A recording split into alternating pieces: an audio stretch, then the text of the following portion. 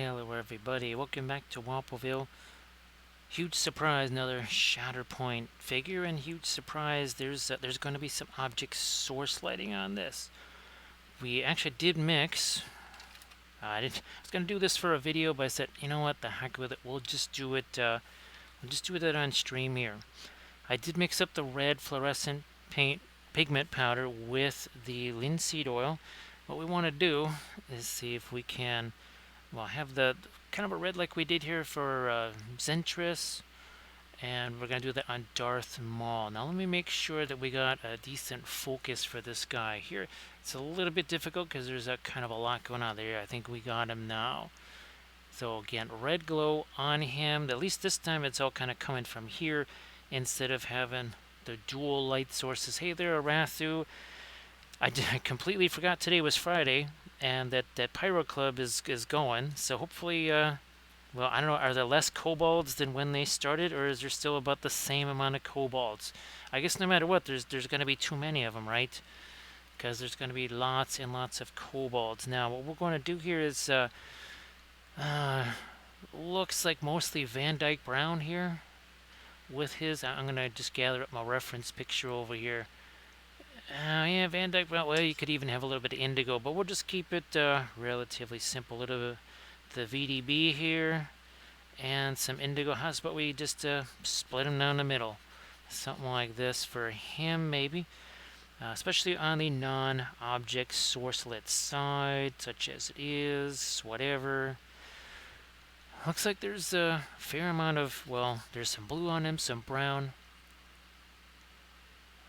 So Rathu says, yeah, that used to sometimes drive a certain person nuts when there would be a 40-minute conversation about how I'm going to tie my shoelace. Nice to see you again, Paint Liquor. No problem, Paint Liquor. We're just getting underway, right? Hey, Sage Mountain, thanks for being here. Appreciate that. We're starting off with, well, the super ugly stuff. That would be the pre-glaze, which of course we think is glorious. Hey, Painterly Git, a little bit of a crazy day, just trying to get things done.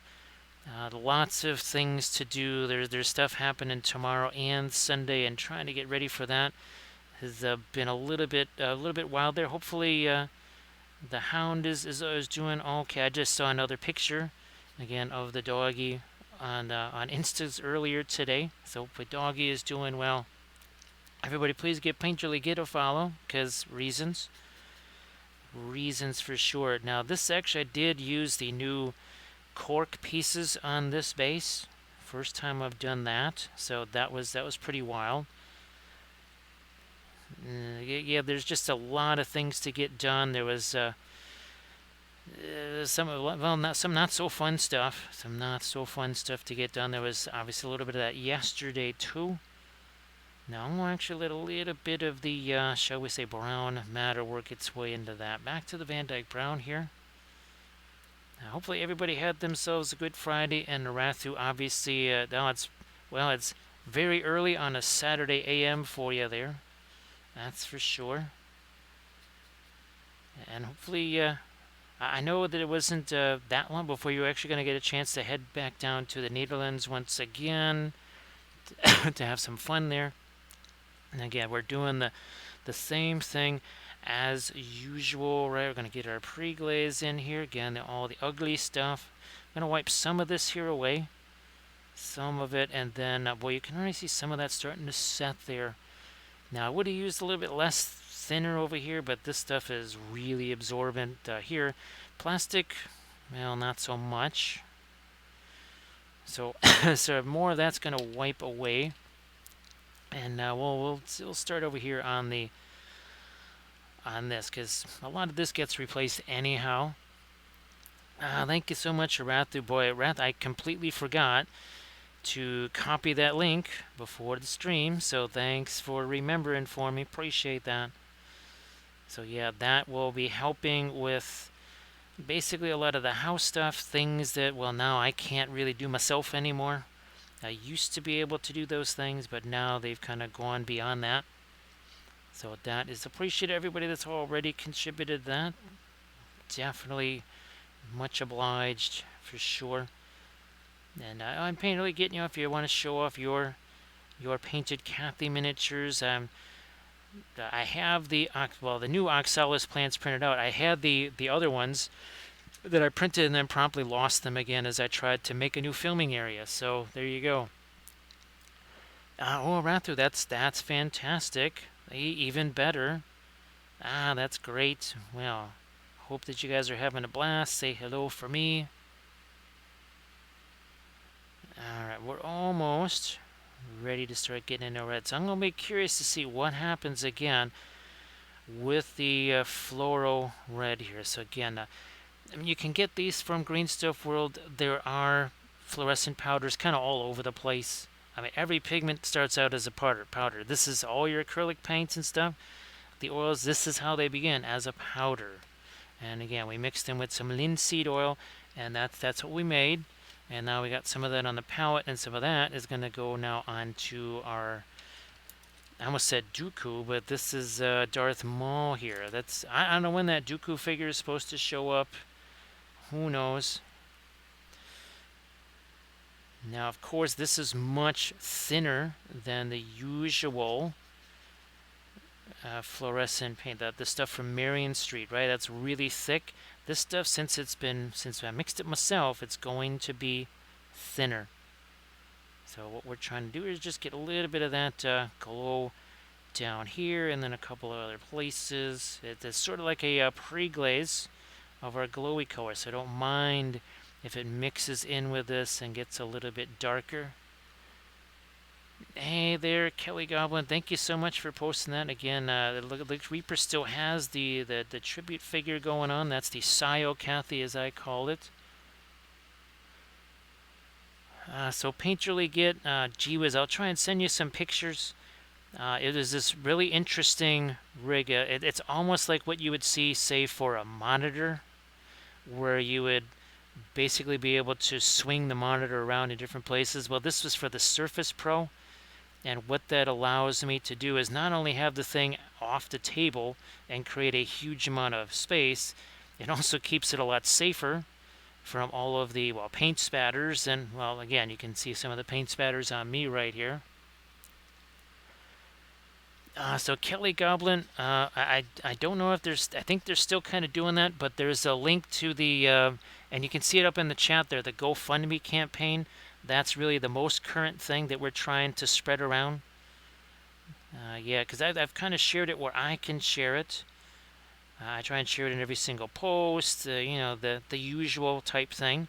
But eventually everybody has seen that, for, well, at least who knows me, right? So that is, that's the thing that we're trying to now get pushed around there, is that. So Paint Your Get, it allows me to do both things. So, because I was wondering where in the world am I going to put the Surface Pro when I'm trying to do things like either the live stream or the battle reports of those games. What this does is it basically swings out over the table now. It literally actually swings out over the table, so I can see what I'm doing. If I'm doing XSplit, I could see the chat potentially. If I'm doing Twitch. So it's, well, yeah, I keep forgetting the Wrath. Yeah, it's might be 8 o'clock here. It's was it 3 o'clock in the morning there, or is it 2 o'clock in the morning? Gotta be one of those two things.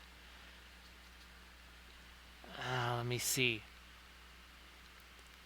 So everybody, please check out again the link to Paint Your Get shared. Also, please give Paint Your Get a follow while you're at it. Well, this is the very first time seeing the fluoro red in action. So this should be in how different, or is there, and just, it is gonna be different. Yeah, that does make a difference. So it is 3. Okay, I thought it had to be 3, because 7 hours ahead, right? I am gonna use a smidge of that naphthol red there. So we're doing this. I'll wipe some of it away. Hey, Thranuel and Elite, how you guys doing? So Thranuel, I know it's pretty late for you. Sorry about that. I was hoping to start about 15 minutes-ish sooner, but, well, all of a sudden there was a couple of things that I had to do first. So yeah, this floral red. Well, again, I was going to do this as a tutorial video, but looks like we're going to be doing this right here. Again, this is with the floral red powder mixed with some linseed oil, and just a little simple, stupid. Oh gosh, what is that? Just a blister pack. That's all. Just a blister pack. Thank you so much. Hey, Crypt Shadow, how you doing? Nice to see you. There we go. A little bit of that right there. Thank you so much, Crypt Shadow. Yeah, right there. We're on the Central Time Zone. Those New York folks, those are left. No, those are right. Those are East Coasters right there. Sometimes referred to right and left coasts. Oh, there's my makeup sponges. So thanks, Crypt Shadow. I hope that you're doing well. Happy Friday. Again, I'm just going to try and get rid of some of the excess here, because then we can start to dry brush on our red. Then after that, we're going to be hitting it with our a couple of, well, you can almost say pin line washi type things. So thanks, Crypt Shadow. As I will not mind. I do not object to having a little bit of medicine right there. So again, everybody please check out the link to Painterly Get shared. And of course, everybody please check out Hack and Slash Miniatures. So Kelly, yeah, this week was really crazy. People came over. They were trying to help me work on the house and stuff. So I will try to get the figures packed up for you next week if that's okay. Sorry, I just was not able to do that this week because, again, essentially there's, for all intents and purposes, a pair of memorial services happening this weekend here. Now let me just grab more of my red here. This is again the floral red.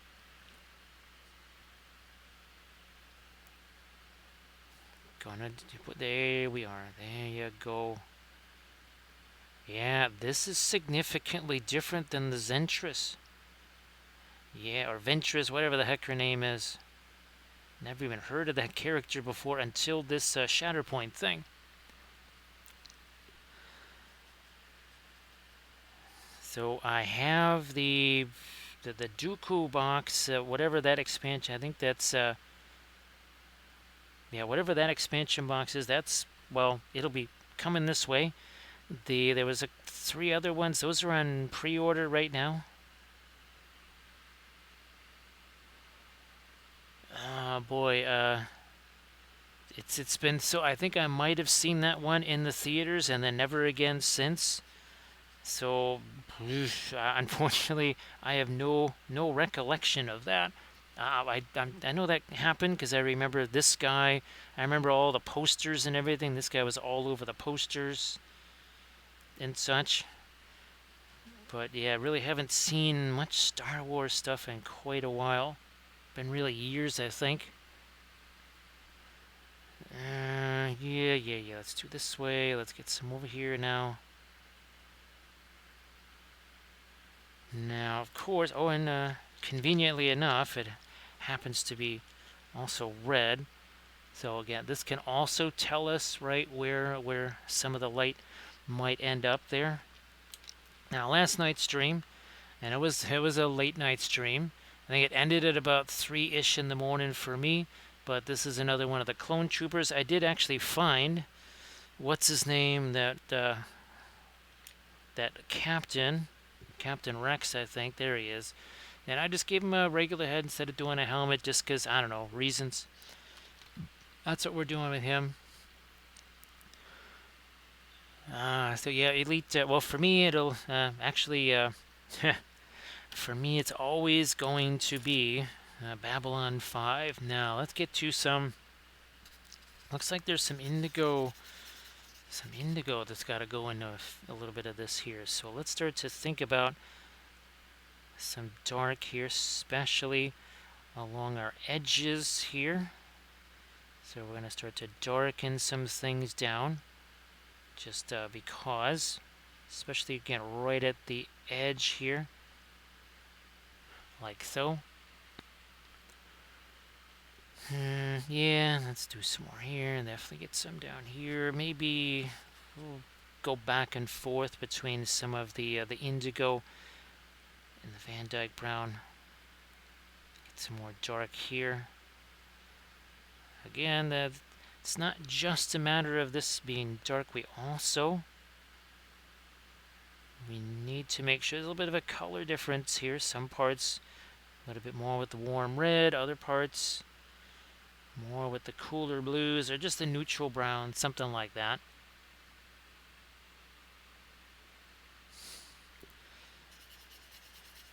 And of course, your first season there, I know most people, they're not a fan of the first season. There's actually, ironically enough, one or two of my favorite episodes in that first season, even though I wasn't a huge first season fan either. But of course, I was fortunate to meet most of the actors from that show. There's very few that I didn't actually meet, because especially now that most of them, they are not with us anymore. So I'm definitely glad that I met them when I could. Hey Roger, how you doing? Wolf Parable, nice to see you again. Nice to see you again there, Wolf Parable. And again, everybody, again, please check out Hack and Slash Miniatures. We painted a couple of those on stream. So some really nifty STL files to be had there. Oh, that's going to need to, ooh yeah, we're going to need to carry some of that back here for sure. So yeah, Elite, I believe it's going to be a Babylon 5 movie. Again, it'll be really weird given that most everybody is not around anymore. So I'm not quite sure how they're going to do that. Or just how B5-ish it's really going to be. Now, one of the, I guess, apparently where they had the original video and such stored, that facility burned down or something, and all the original stuff was destroyed, so they can't take it and remaster it the way they've done with other shows. So everybody, please check out the links that the Kelly Goblin posted for Hack and Slash Miniatures there. And at some point, obviously we'll paint the Kathy or the tribute miniature there on stream too. Well, also hopefully maybe as a tutorial video, because why not? Maybe print it out bigger, and then have a blast with it. Kind of show how to base it as maybe a regular size miniature, and then really go to town with something that's nice and huge. There we go. See, we're already starting to create that light. But let me get back to this, because I just realized this, well, how's it not casting some light out here? I painterly get that just, there's so many episodes that I still remember the title of them to this day. Actually, I had just gotten the 5 seasons on DVDs with the hopes that, well, we'd either be seeing them while she was doing her treatments, because again, those, well, they didn't last as long once we started to get certain things under control, but they were still going to be at least 5 or 6 hours. Thanks, Kelly Goblin. Yeah, unfortunately, speaking of prints, I can't find the Wapelius figure, so I may have to try and, I don't know, print that thing tonight somehow. Yeah, for whatever reason, I can't find the one that I printed out, so I may just have to somehow print that out late tonight. I guess I have a bunch of other things to do anyways. Boy, Painterly Git. I'm not gonna say anything then that might give stuff away. Yeah, I don't want to do that. My goodness, there's just so much amazing stuff that happens. Characters that really undergo dramatic changes, and yeah, there's really some amazing stuff that happens with that. Hey there, Kagomi's Fury, how you doing? Everybody, please also give Kagomi's Fury a follow if you could. So happy Friday to you there, Kagomi's Fury. Alright, I am going to throw a little a little bit of our violet in there. And that now we'll do a little bit of a pin line down in here.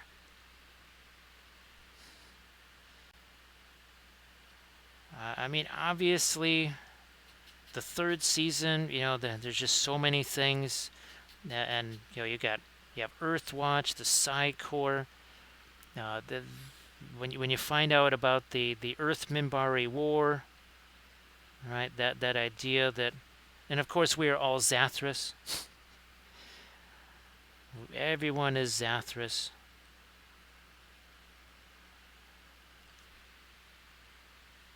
Yeah, Painterly Git. I knew something told me because that was on CBS and it was on Sunday night. So every time NFL football ran late, which was getting to be all the time, it got preempted. Actually, that's another show that I was thinking about getting. I actually did some, I even had a cosplay thing for that. We actually made the patches.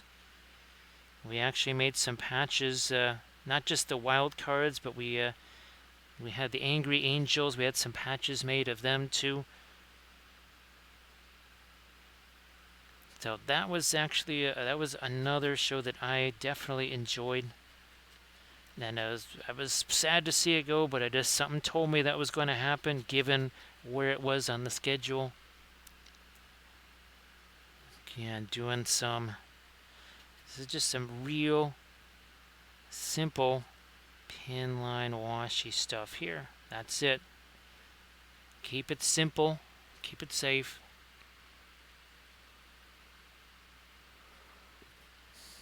Well, I hope that you get that. Now, okay, are you going to be streaming that tonight?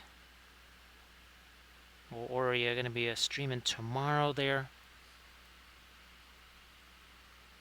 Painterly Git, and it's kind of funny because they ended up doing something similar to this on the new BSG show. Well, new 2005, but remember the one enemy craft that something like abandon all hope? Wasn't that? Didn't it say that on the side of it, Painterly Git? And then then the one where they're stuck on that moon for what, 70 days or something like that? And they keep making their daily reports there, and it actually made the aliens think that there was an entire army down there, or like some kind of a functioning base.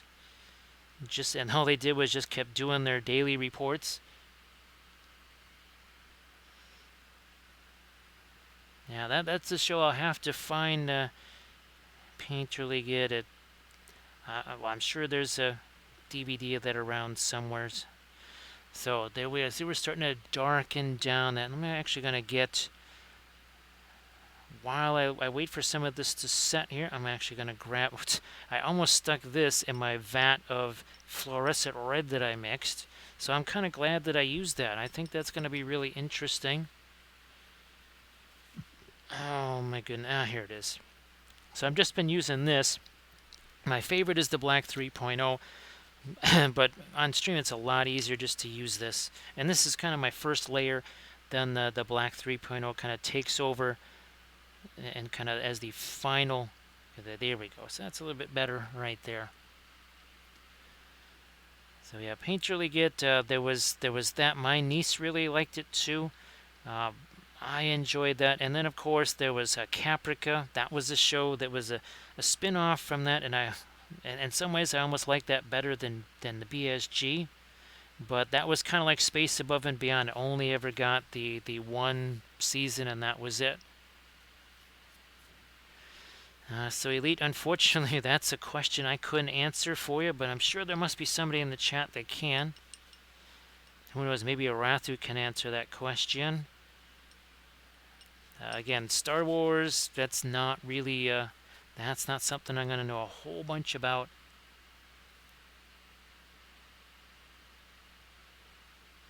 Oh, Kikomis Fury, I believe it or not, I actually read that as you have an undead mermaid, which I guess you could paint one of your mermaids as undead. Now here we got the Radiant Red.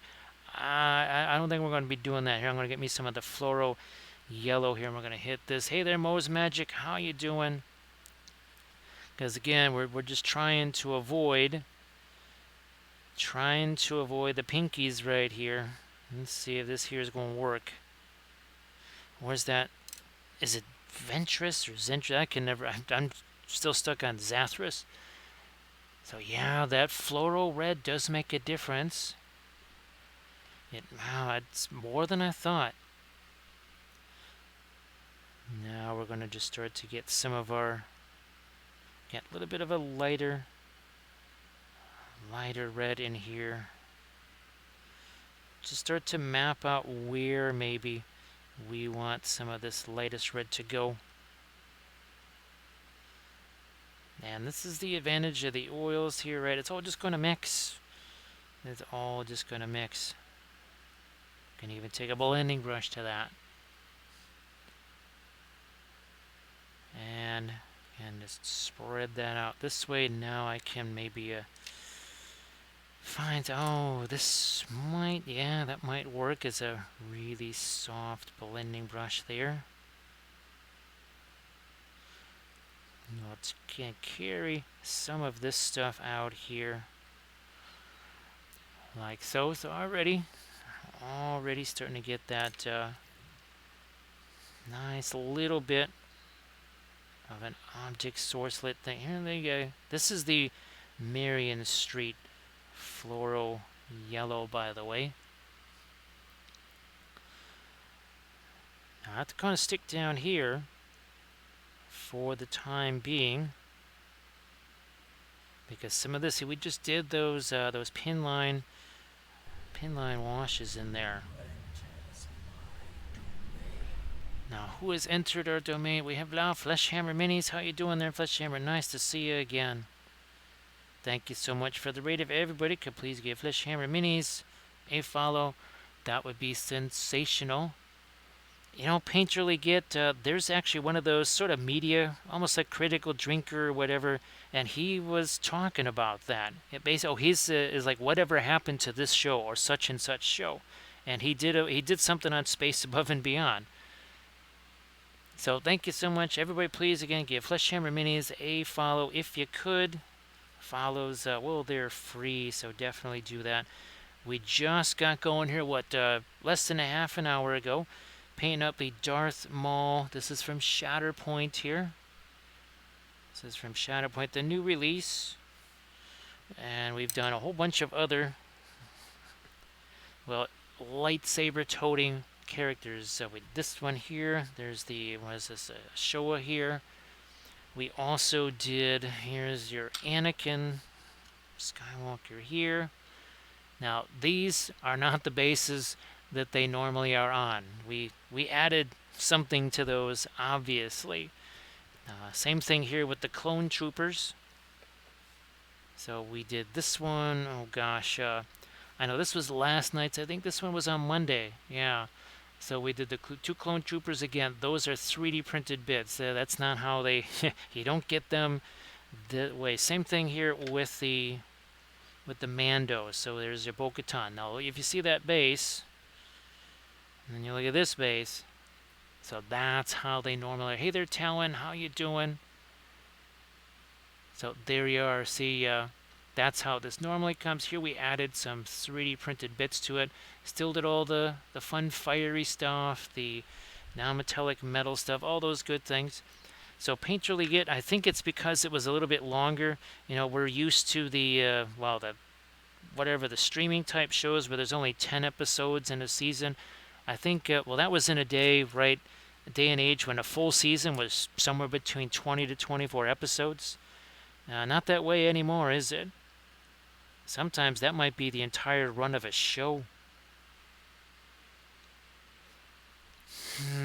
Yeah, again, we're working with some fluorescent oil paints. Believe it or not, I actually hand mixed some.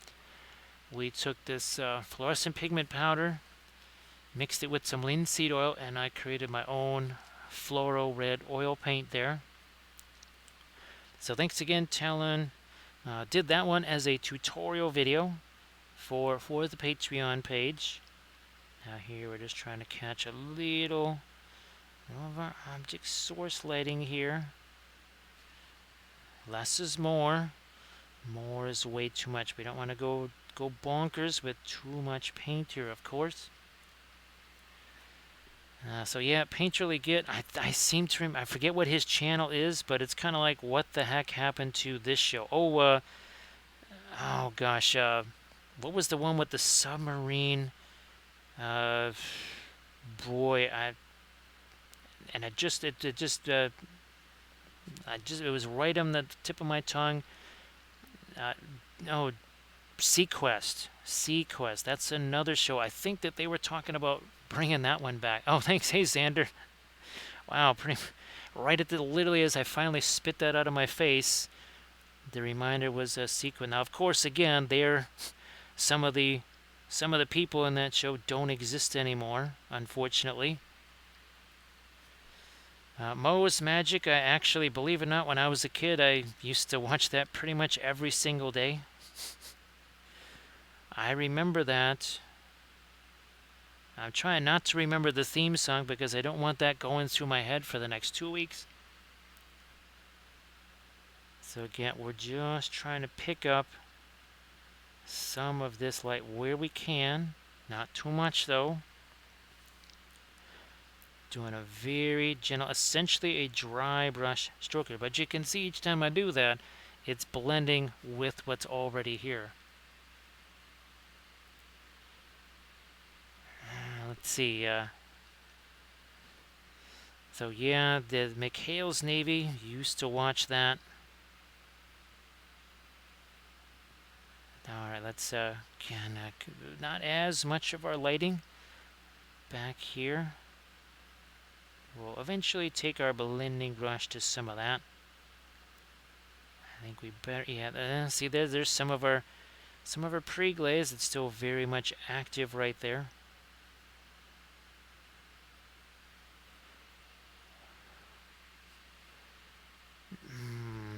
Yeah, we'll keep going with this. Again, I might still bring in some more of my darks because can't sleep on those darks. We'll also be adding some darks there too. Now, not all of his face should get the most intensive object source lighting because there's a little, in some ways could say there's a bit of shadow being cast. So the oil paints that we're using, traditional oil paints, essentially right out of the tube when we're not mixing our own pigments there. So we have Gamblin and Winsor Newton. These are very similar in price and quality. Good solid stuff. Good solid stuff, I have to say. Now the other, basically third of my paint is the Williamsburg stuff, and the handmade label, that is legit. It is done by hand. That means it's gonna set you back some more though. And of course, the fluorescent oil paint, only one company I know that makes fluorescent oils. That's Marion Street. They only are in the U.S. Can't get them outside the U.S., so that's why I recommend you get the pigment powders and then some linseed oil, and you make them yourself. Grey Wolf Studio, how you doing? And nice to see you again, Chris. Chris, now how big was that action figure? Was it 7-inch tall or something like that, or 8 or something like that? Well, Grey Wolf, I'm glad you got to do that because, yeah, that's not, well, we don't always get a chance to go to those type of conventions and such, right? You just never know.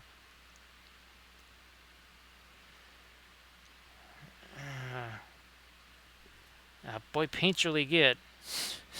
Now you got me. You got me really. I have to try and find that now. Actually, all I keep thinking of were the AIs. Take a Chance. And wasn't Brent Spiner? Wasn't he running a casino? Because obviously they loved gambling. Because Take a Chance. That was what they were. That was basically their religion, was gambling. There, let's again bring in a bit more of our light, especially on any potential shiny surfaces here. So yeah, I know there was the one that took place at that casino or something like that. It was sort of their shore leave, I guess it was, right? They took their shore leave there. It was really weird to think that the guy who was, well, he was all about Chicago, and there was another show, I forget what the heck, a more recent show, and he was on it, and it was driving me nuts because I recognized, I've seen this guy somewhere before. Sure enough, it was that same guy who was about 20 years older now, or almost, yeah, 25 years older or something. Now we're gonna, yeah, you know, we need to get a little bit of our lighter red there. So Grey Wolf, I hope that things, I know you've had a lot of stuff to do there. Hopefully you've been able to kind of do all the stuff that you needed to without too much hassle.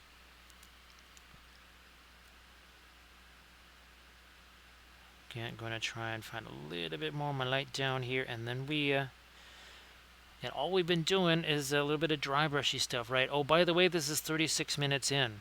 Yeah, 36 minutes ago, there was nothing to see here. Yeah, absolutely nothing. Now we're going to try and make these lighter in a couple of ways. I think what we'll try first is, brilliant yellow, pale, and this, and then maybe some of our, no, boy, but well, no matter what, this is going to kind of become a little bit on the peachy side here. There's kind of no way around it. Where's that Ventress, or whatever the heck her name is? So you can see how much lighter we want to go. But boy, that fluorescent red does make a difference. Wow. Now, do I need to thin this down some more? Let's see what happens with this. Let's see what, yeah, I need to, I think, thin this down here some more. Thinner paint sticks to thicker paint and vice versa. And of course, what we have on there is relatively thick. So, thinner paint now. No fuss, no muss on the blending of this, right? Because, well, it's oils. That certainly makes it a lot easier. Now, we're also going to have to put some of our ambient light on the non-object sourcelet side. Ah, your Wonderfast, that's right. Now, was Blackheart Models was there, right? I don't know if George was there, but hopefully Blackheart Models was. Actually, I need to send George a message just to say hi, see how he's doing.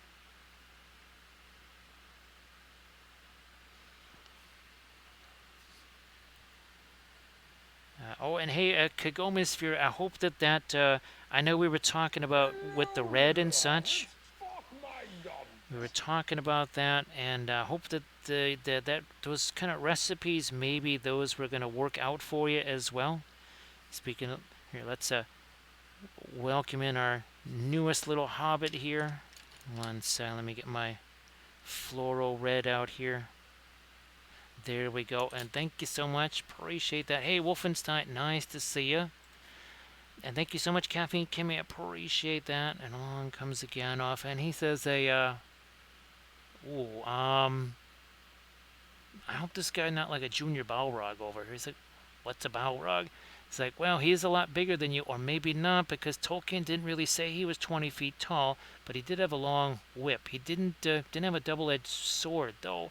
It's a really interesting light-up stick he's got there. So thank you so much, Caffeine Kimmy. Appreciate that. So Wolfenstein, sorry that it's been a wee while there. Hopefully things are okay there. Now again, we're going to have to thin this down too if we're going to start to add some of our really lightest light to this, so that that's actually going to stick. Yeah, I guess we better. Yeah, we better do that thumb. I mean, it's right where object source lighting is, so we should do that too here. Let's as light as I think that is, that's actually fairly dark right there. So say hello back for me, Wolfenstein, or I can just say hello. I can say hello to Dad. Again, I hope that things are as good as they can be.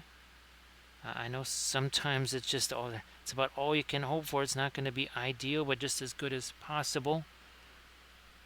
And thank you so much, Arathu, for posting the GoFundMe link. Again, that's what's going on right now to try and help with some of the recovery mode here. That is appreciated. Everybody that already has donated to that, much appreciated. That really does go a long way to, again, trying to recover all the things that pretty much just had to be abandoned for the last year. So thanks for posting that, Arathu. Appreciate that. Let's see. Well, it's 8:42, so Pyro Club is definitely still going on. So everybody should also give Pyro Club a follow too. And of course, Kagome Sphere, if you haven't had a chance to post any of your stuff there in the chat. Oh, and hey, same thing there, Grey Wolf. If you wanted to post, I know you have all of your tons and tons of your the zombie side figs to post there too. If you want to get those posted, again, trying to now work in some of those exciting lights there. So Thranio, hopefully you're still awake there. Hopefully you're still awake. I know it's pretty darn late. It's pretty late for Arathu. It's not so late for Blades. Everybody please give Blades a follow too. Thank you so much, Blades. Appreciate that.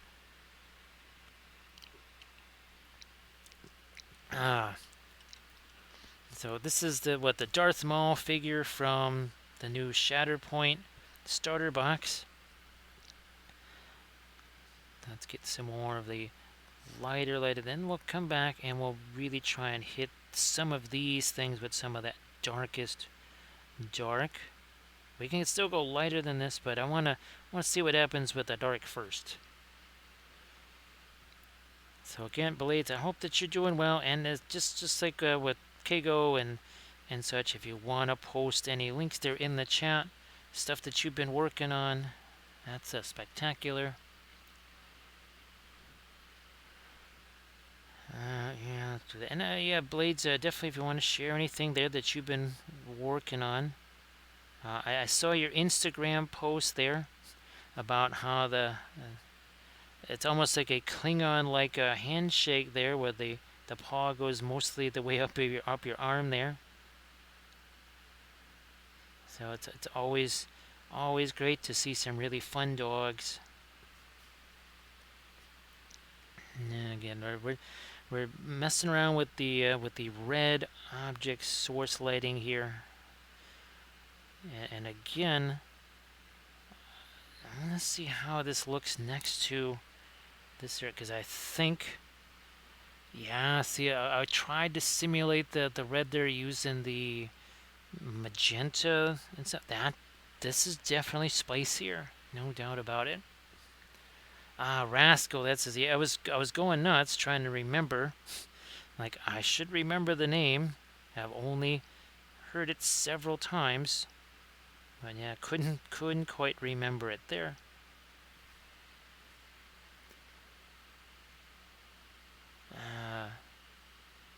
So Wolfenstein, it's been definitely challenging here for sure. The last 5 weeks, the last year, not the most fun, and then of course the last 7 or 8 weeks really not so cool. But it's cool to have Deck Knight here in the house. Deck Knight, how you doing? Nice to see you again.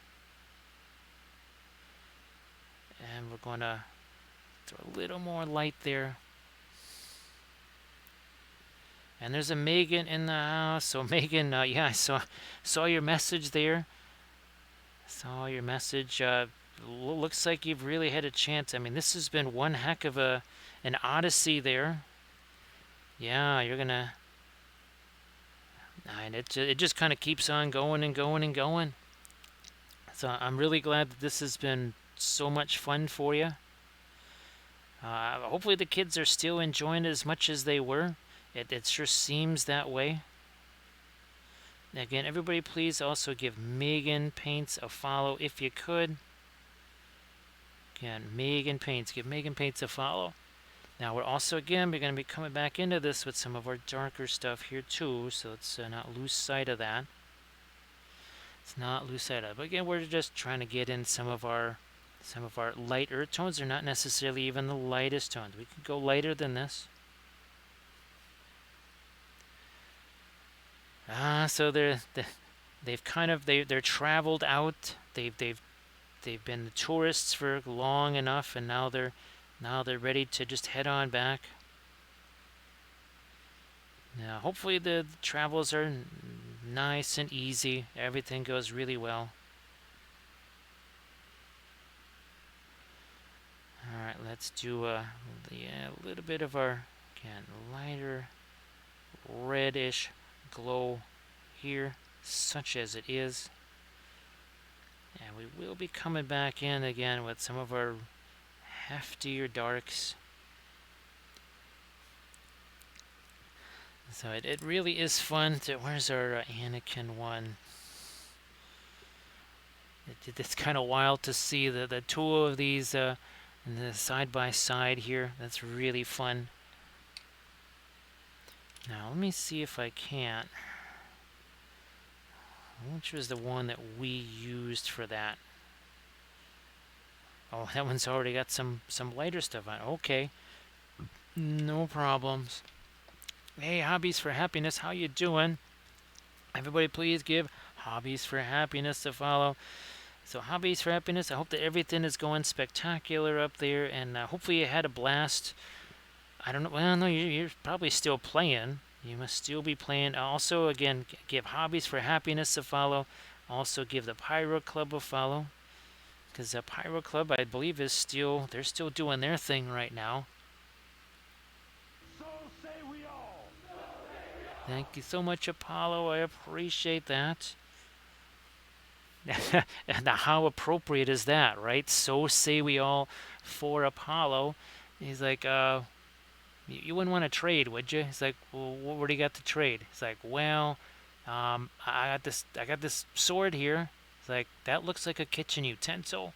Is that like, is that something you eat with? He's like, well, that's kind of insulting. So say we all. Thank you so much. Appreciate the hey Queez. So thank you so much, Apollo, and thank you so much, Queez. So Pyro Club just finishing up. And well, I guess do you have as many kobolds as you started with? I guess that's always my question. Is there's an excessive amount of kobolds, but do you still have as many as when you started the evening? And that's always going to be my question every single time. And again, everybody, please give Hobbies for Happiness a follow too, if you could. So, Queez, nice to see you. I guess the kids they're pretty much ready now. They've been touristed out, and they're ready to head on back to the casa. Now we're going to start to get maybe some of our sharper dark colors. We're just going to take, well, why not, a little bit of the, that's a little bit of our Egyptian violet, some of our Naphthol red. Jarrett's Terrain Minis. Thank you so much, Jarrett. And hey, Sibling, how you doing? And Nurgle Matthew, nice to see you too. So Jarrett's Terrain Minis. Everybody please give Jarrett a follow if you could. Thank you so much.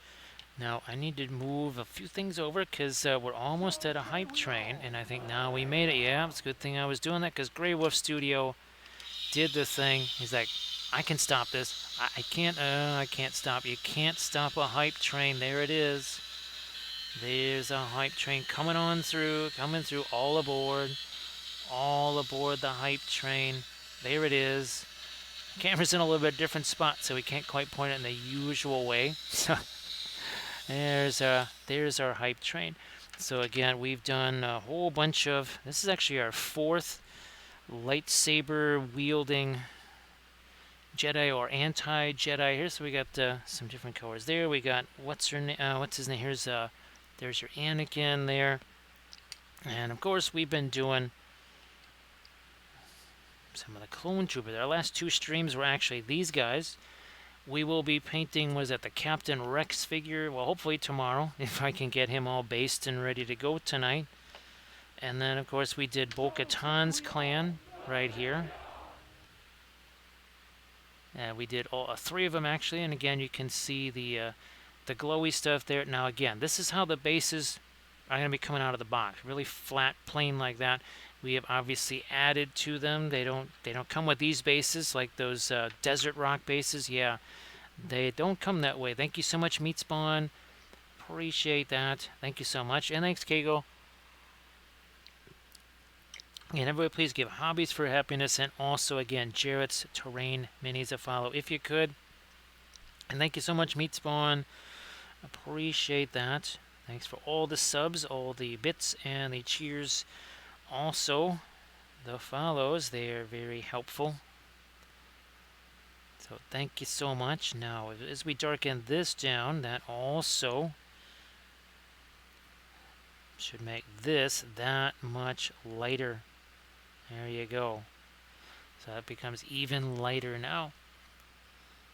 So all of those painted on stream. I did do two of them as videos. That would be the Bo-Katan figure and the, was that the Ventress figure, whatever her name is. Yeah, those two were done as tutorial videos on the Patreon page. This was originally going to be a video on the Patreon page, but I really needed something to be able to just paint on stream tonight, so that's what he's doing here. Now tomorrow's stream will be later, more like this time. I won't be able to do the early Saturday time because again there's sort of a de facto memorial service thing that's happening tomorrow, so it won't be able to do that kind of earlier 4 o'clock start time. And that's again, we'll try and get that Captain Rex prepped for tomorrow. And he should be fun. Now I'm extra glad that I printed out some more of those Hoodoo Rocks. Those are from Make It Epic Basing. Of course, I really want to print out some more of those, but larger.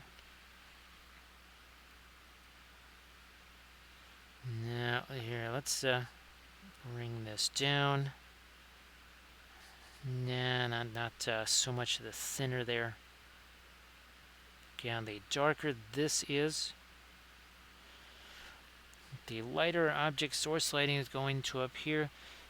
So Jarrett, I hope everything is going fantastic there. And Jarrett, I don't know if you've had a chance to really do much with the painting. I know that you guys have that little bit of a project going on. So I know that's taken up a little bit of time there that might otherwise go to things like, oh, I don't know, painting, miniatures, doing musical projects and such. And of course, Megan, if you wanted to post your link tree there in the chat, that'd be fantastic. You got the resin printer. Boy, I tell you, Jared, I mean, there's actually this June, it's not just my Lord of the Rings guys, but even all the other ones like Lost Kingdoms, Archvillain, Titanforge. They did amazing stuff. Like basically every single sculptor that I support, they all chose to do things that I really, really, really want to print out. And then of course there's Make It Epic Basing. Right, that's where all of these basing bits, I mean this one here I think has 7. Yeah, it's just a regular 32 mil fig on a 25 mil base, and yet there are still 7 3D printed basing bits there. Well, that's fantastic, Jared. Actually, Jared, if you have any work in progresses or anything like that, and you wanted to share those, same thing, Hobbies for Happiness, same thing. But obviously, yes, with now, of course, the kids could also, that is a handy labor force. They have small hands. So doing things like assembly of figures and filing mold lines and such. Now that a crew of 3 of them, you would expect them in an average, I don't know, 18-hour day to be able to churn out, what would you say, a few hundred fully prepped miniatures. Obviously, that would keep them out of mischief and also teach them the value of hard work. Yes, obviously, too, nothing, nothing knocks the mischief aside like a long work day.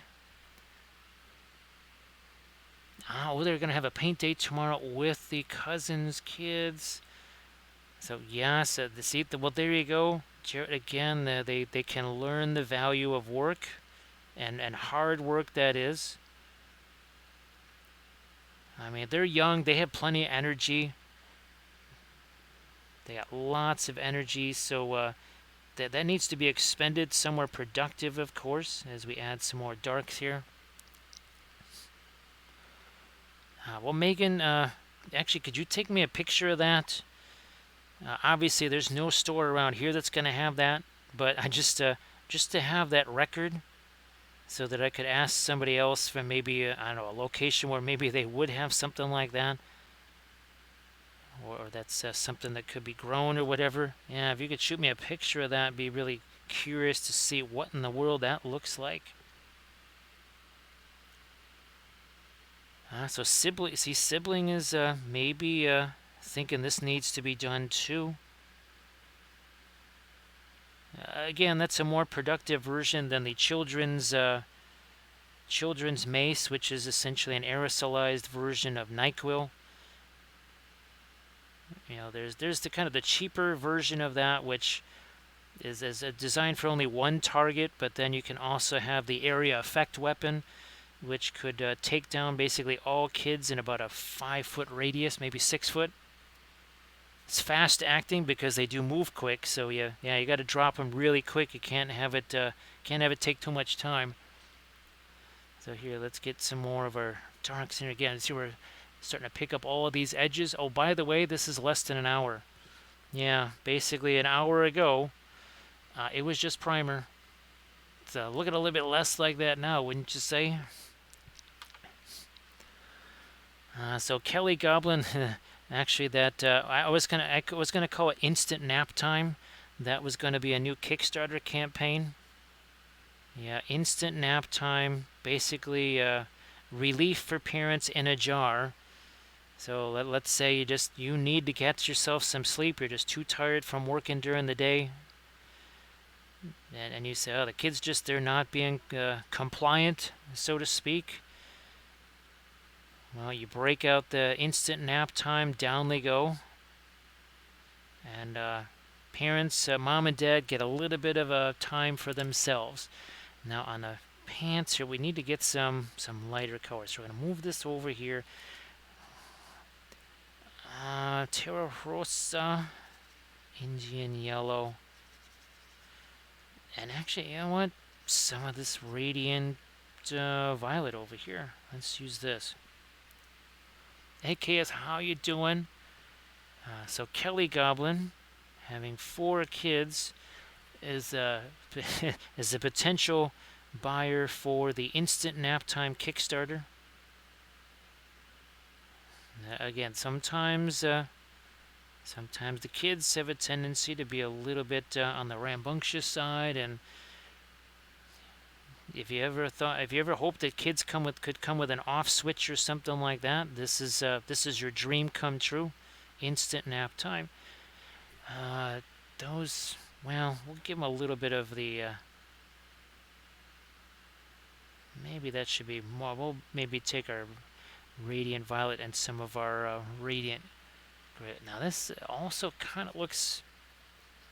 I should maybe go up to the maybe a little bit of our brown. That's our brown matter.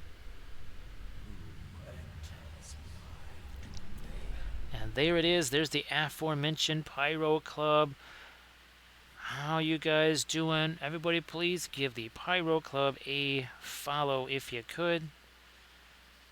Pilot Club doing their kobolds tonight, and apparently they ended with as many as they started with. So everybody please give Pyro Club a follow. Also Big Jim Slade. So Slade, great to see you again. I'm sure the session was really, really fun. Again, everybody please give Pyro Club a follow. Well, speaking of pyrotechnics here, well, look at this. We've got the Shatterpoint, Darth Maul.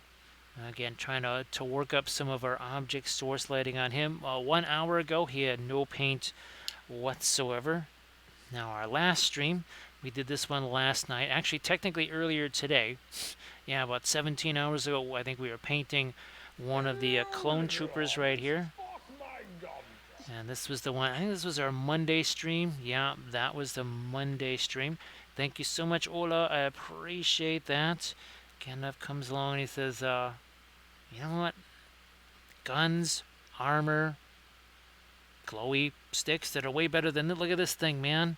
It's like somebody took it and busted it in half. It's like, yeah, that's not going to happen with this. It's like, that makes a really nifty flashlight, too. Could be really handy in Moria. Hey there, Acid Burn. How you doing? Nice to see you. And Eridican Wife, nice to see you, too. And V, everybody please give Vliger Dragon a follow. So V, I hope that you're doing well, and hopefully your piano stream went really well earlier today, being a Friday. So again, everybody please give Vliger Dragon a follow, Pyro Club, Big Jim Slade. So great to see you guys. Now I'm hoping that maybe next week, because this week there's just been too many people coming to the house, and we're doing work on the house and such. I'm really hoping that maybe next week, Tuesday, Wednesday, maybe I can actually, we can do a little bit of a hangout or something like that. So again, everybody please check out Vliger Dragon and her fabulous piano streams. I got a blending brush here somewhere. Oh, what the heck. We'll just use this. We're using our traditional oil paints here. Straight out of the tube. Seriously, straight out of the tube. And thank you so much, Rathu, for posting the GoFundMe link there. So we did Ventress here. Where's Anakin? There. Oh, and by the way, this is how the bases actually come in the starter set. All of these material, those are added on. Yeah, that's definitely not how these things come, especially like our Showa here. Yeah, these are 3D printed basing bits. Those again were added after the fact, much like our clone troopers here.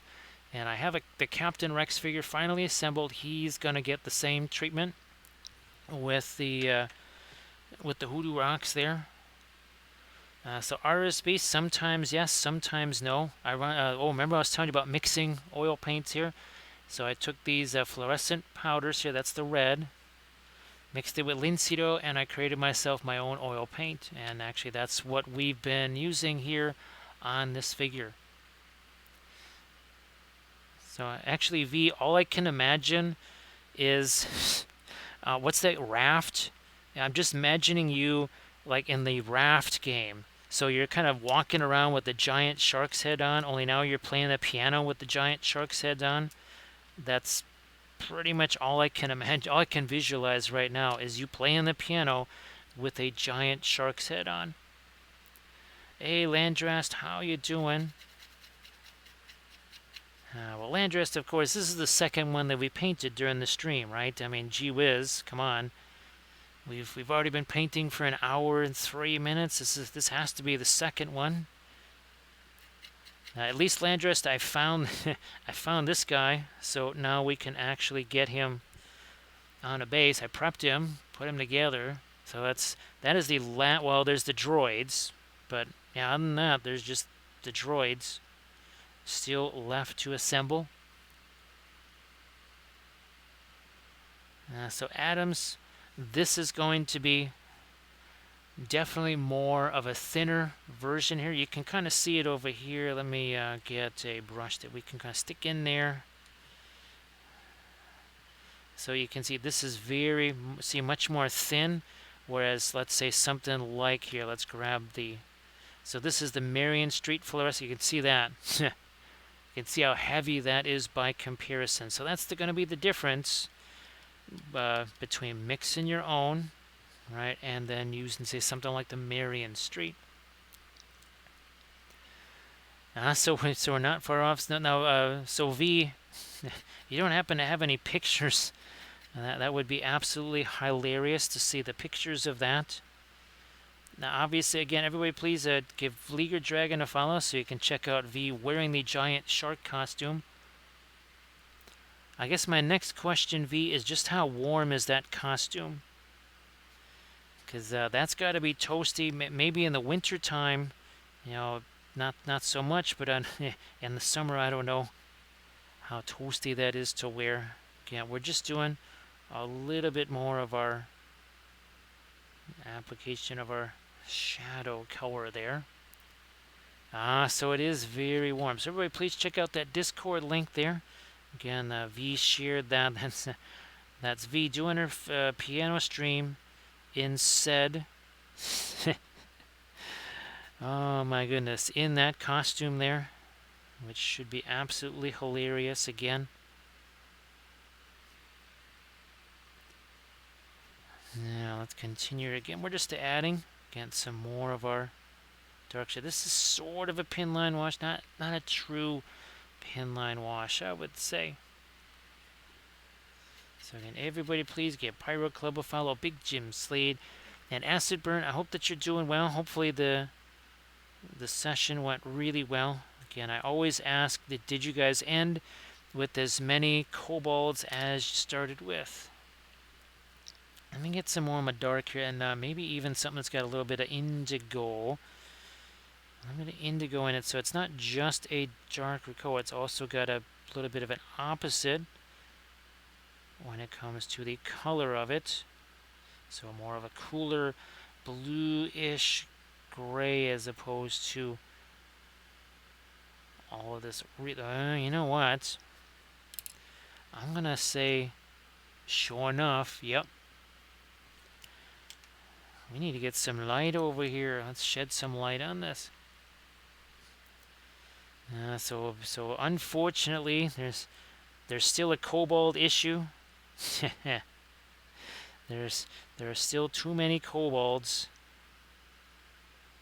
Could not cut down on the amount of kobolds in this particular adventure. One day the GM has a dream that one day there will be less kobolds in that game. Here, let's do some more of our dark there, and we're gonna chuck it a little bit down there to I'll also have to lighten up his eyes there. But hey, again, 1 hour, 7 minutes, and 57 seconds there.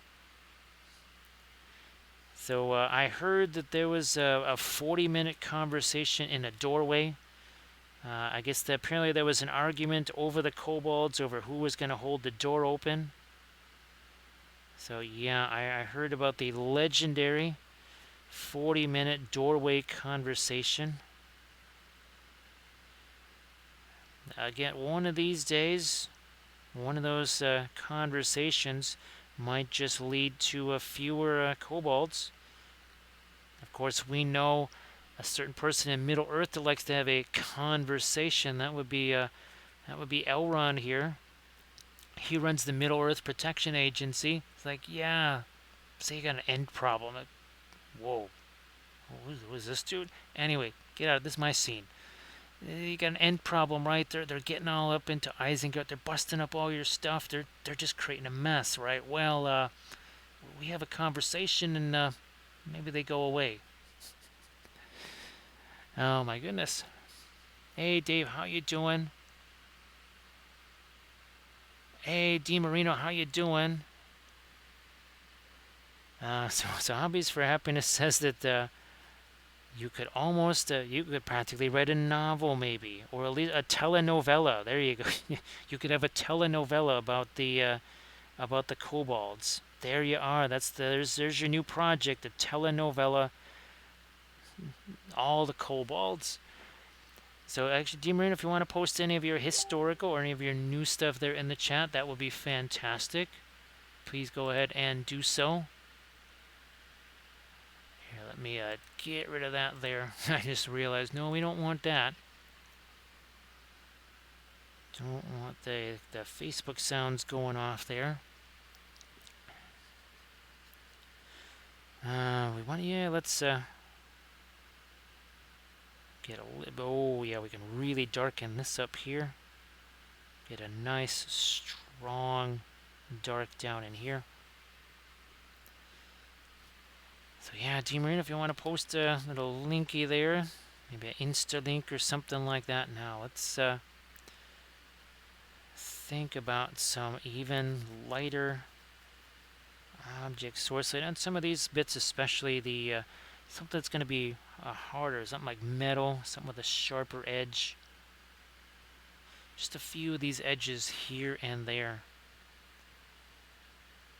So again, just using regular oil paints right out of the tube. Just using a little tiny bit of really high quality odorless thinner. You don't need much. I'll show you how much.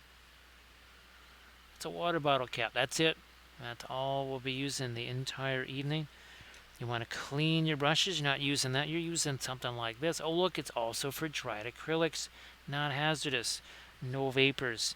Now, unless you combo some chocolate covered raisins, some mini wheats, and some apples, then maybe you have to worry about that. But otherwise, no vapors are involved. So if everybody want to please check out DeMarino's link there to some fabulous painted historicals. Maybe we'll, you know what, we're going to try and bring in a little bit more of our light up here too. Why not? So we got ourselves a Green Fairy Studios. Hey, Green Fairy. Remember the Ventress video with the magenta? Well, I mixed up some of this red here. I was going to do this as a tutorial video, but boy, there's a difference. So actually this floral red, we're going to have to definitely do a video on this right here. Because, wow, that's... I'm actually impressed. Here's... so there's the Ventress wave that we did. And here we had to use the magenta, right? We did not have the floral red, but wow, that does make kind of a difference. And of course, well, especially when you see it up against... When you see it up against the blue here from Anakin. Now, we did another one of the Clone Troopers last night, Green Fairy. Right there. So we did him last night. It was about a 3-ish hour stream. So painting Tentacle in the US here. Actually, you should be able to get this in Europe too, but... so this is the Mona Lisa Speedball. That's kind of the main brand. This is sort of the sub-brand right here. But Speedball, they do all kinds of interesting stuff. Rapidograph pens, a lot of ink and stuff like that. But they also do the... And linseed oil too. So just make sure you're getting that and not linseed oil. Because I've had linseed oil show up on me several times. Now, if you can't get that, let's say you're in the EU or whatever... I have used the, oh gosh, what is that stuff? Oh, the MIG ammo odorless thinner. That's actually what gave me the idea. That's pretty decent stuff. And even the AK Interactive seemed to work out okay. Again, you want a high quality odorless thinner. High quality.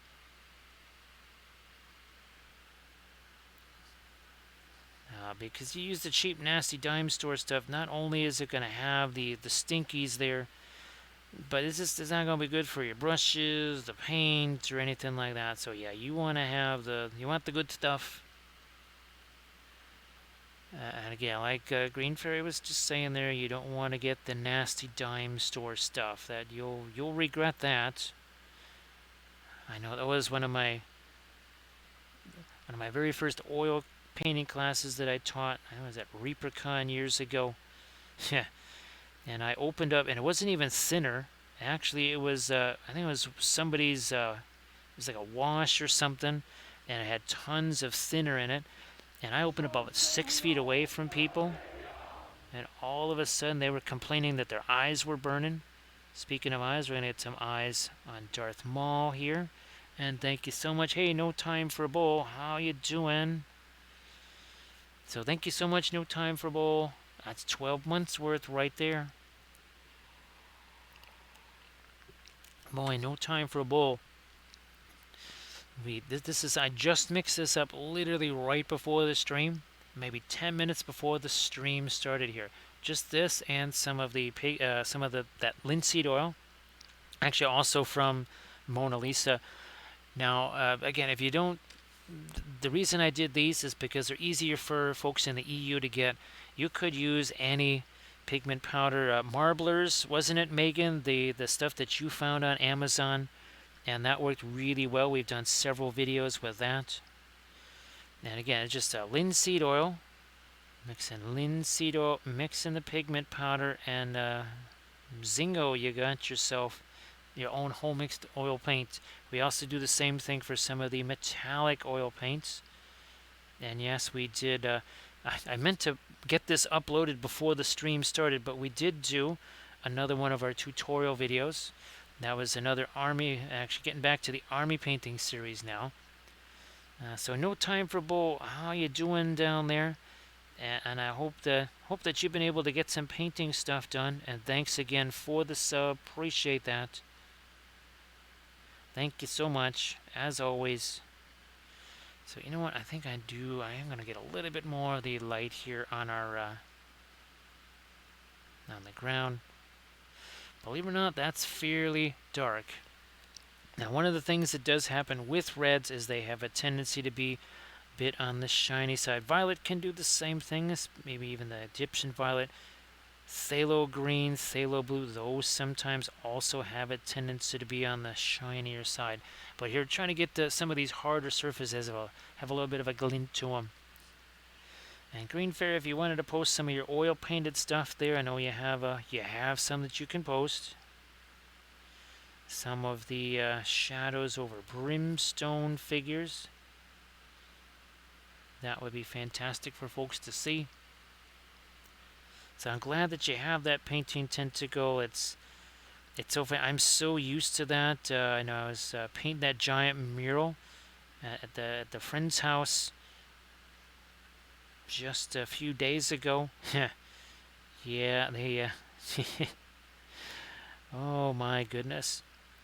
They were not as accustomed to the oils as I was, and of course I'm painting a 134-inch by 90-inch mural on the wall. So even as minimal as the paint was, there was a wee bit of it.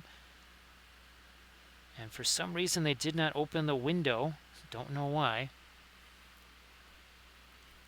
And again, and thanks everybody for all of the bits to cheers, the subs, the follows there. We had ourselves a little bit of a hype train. So thank you so much for that. Here, I'm going to get a little bit more of my light down there. Get where this stuff might actually be hitting the rocks here.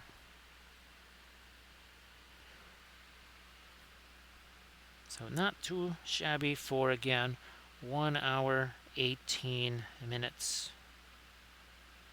I think there's a few folks that wouldn't hate being able to churn something like this out in a little over an hour. But again, you have to be willing to let the oils do the work, though. Hey, there's Spill Paint Pot. So Spill Paint Pot, look at this. We actually mixed some paint, which we did not spill. Well, at least not yet. This is eminently spillable. Eventually, it needs to go. And I was actually going to use a container like this, because these, as you can see, it's kind of hard to knock it over. It also has a handy dandy little brush. Can still chuck some of your little chunks of metal in there. I just use pieces of sprues, some metal sprues, and tends to work really well. So everybody please check out Green Fairy Studios. His links there again to some of those fabulous oil painted miniatures. Let me get a little bit more of that's just my red there, like so.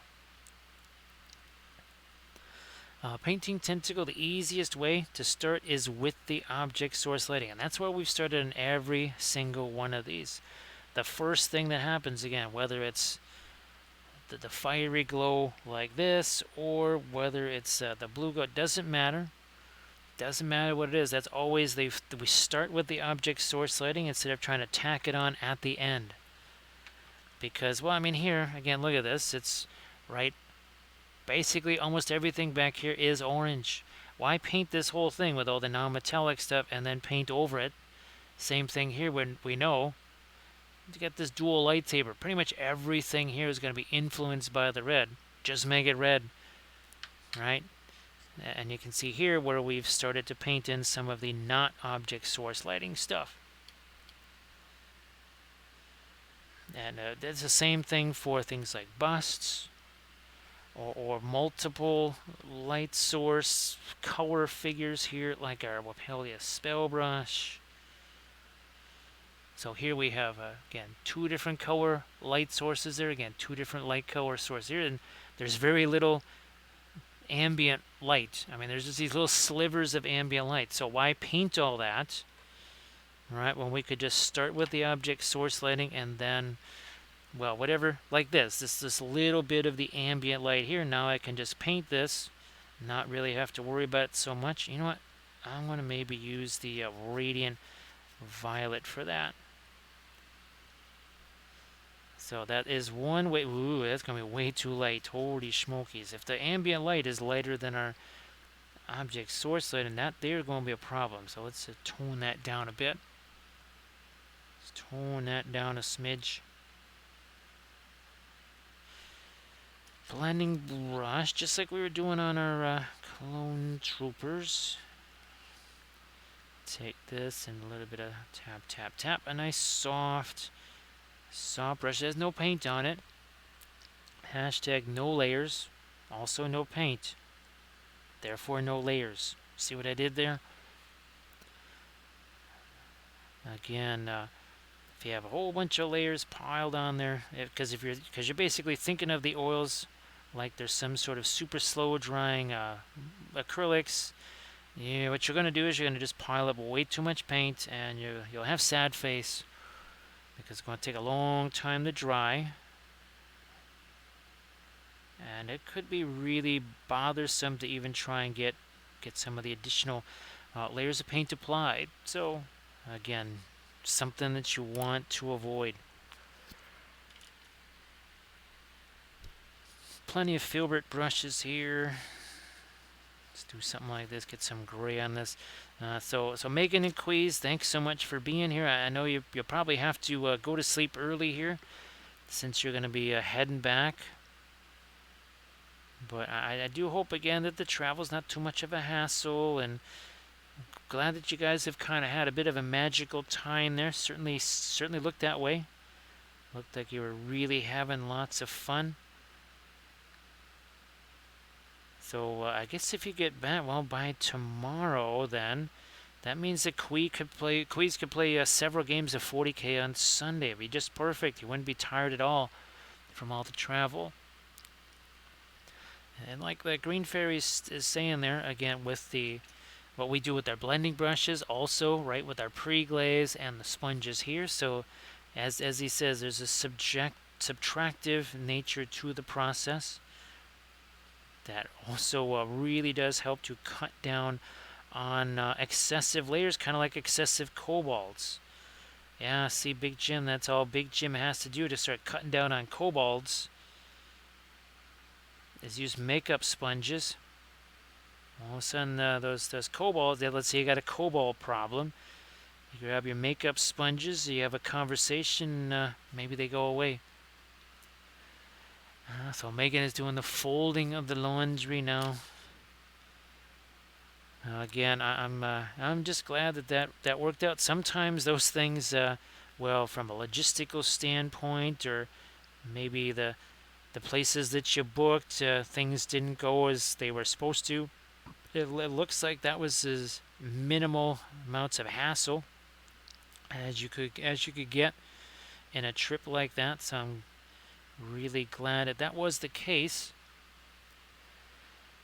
And again, everybody, please check out the works posted by DiMarino and Green Fairy Studios. Green Fairy Studios has some oil painted stuff there. So please, again, check that out if you could.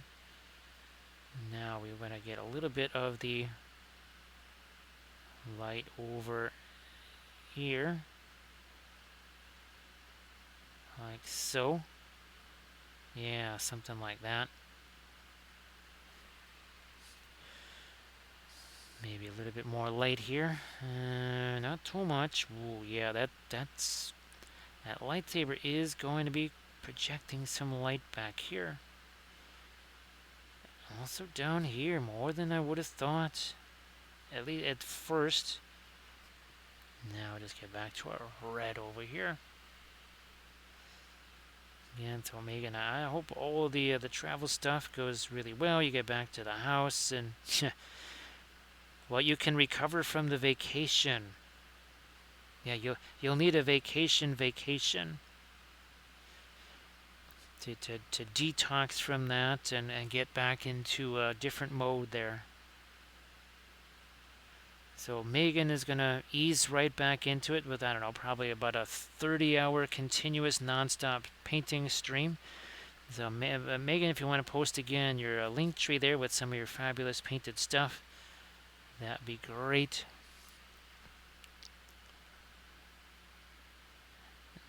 Yeah, that could definitely use a bit of a shadow there. Maybe here too. Yeah. More of my red into that. There we are. No. Gotta thin it down, it looks like. And it sticks. There you go. See, thinner paint sticks to thicker paint, and vice versa. That's going to be a quick little turnaround right there. That is definitely going to be a quick turnaround. But again, hopefully, again, that transition back is not too intense, too difficult. Hey, Grand Oracle, how you doing? So Grand Oracle, hopefully that's the setting of the bow, all that kind of stuff has gone well, and that won't be too bad for too long. Again, sorry that you have to deal with that there. Glad that you're doing okay. So Grand Oracle, again, this was the thing I wanted to do as a tutorial video on the Patreon page. What are you going to do? But here we took the fluorescent powder, mixed that with the Hello, little hobbit. Spark my ganja. mix that with our not thinner, but our Mona Lisa. I think it's the not refined. Yeah, it's unrefined linseed oil. Thank you so much for that follow. Nilix Web, how you doing? And along comes again up and he says, "You shall not pass." He says, according to my nose, that ship is kind of sailed. Dude, you should never combine the chocolate-covered raisins and the pipeweed. Actually, it's the lambus bread. Kind of wrecks me every time. Oh, yeah, like the troll, huh? So thank you so much, Nilix Web. Appreciate that. And glad that you don't need to do... don't need to be doing the surgery thing. That's always a plus. Definitely. So here, we'll take some more of our dark here. A little bit of our not Fanchon Red, also known as Naphthol Red. That's the one cheeky thing that Williamsburg does, is they kind of name... they will name paint colors that are very common something different. So that's a little bit of a cheeky thing. But is what it is. Oh, and those new paints are ordered now. I don't know when they're going to get here. Probably 5-ish days or so. But a couple of new paints on the way here. They're really meant for things like skin tone stuff. So be sure to give those a try on some skin tone videos. So Grand Oracle has opened up their own pharmacy. Yeah, it definitely felt like we had a pharmacy here.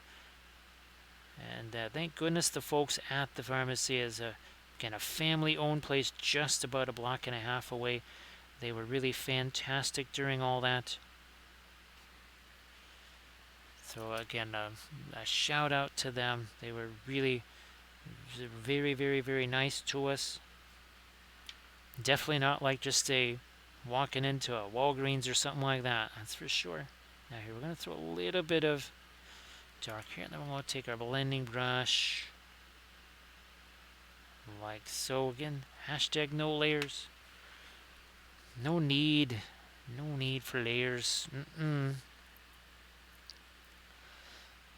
you can see we're starting to build up some of these darker tones here. And what that's hopefully going to do is make all of our lighter stuff, again, start to stand out that much more. You know what, I might even, here, let me see what happens.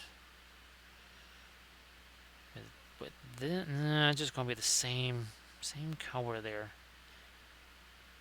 Let me try this. So the Radiant Magenta mixed with, yeah, we'll do that. With the brown matter, let's take our blending brush to this again.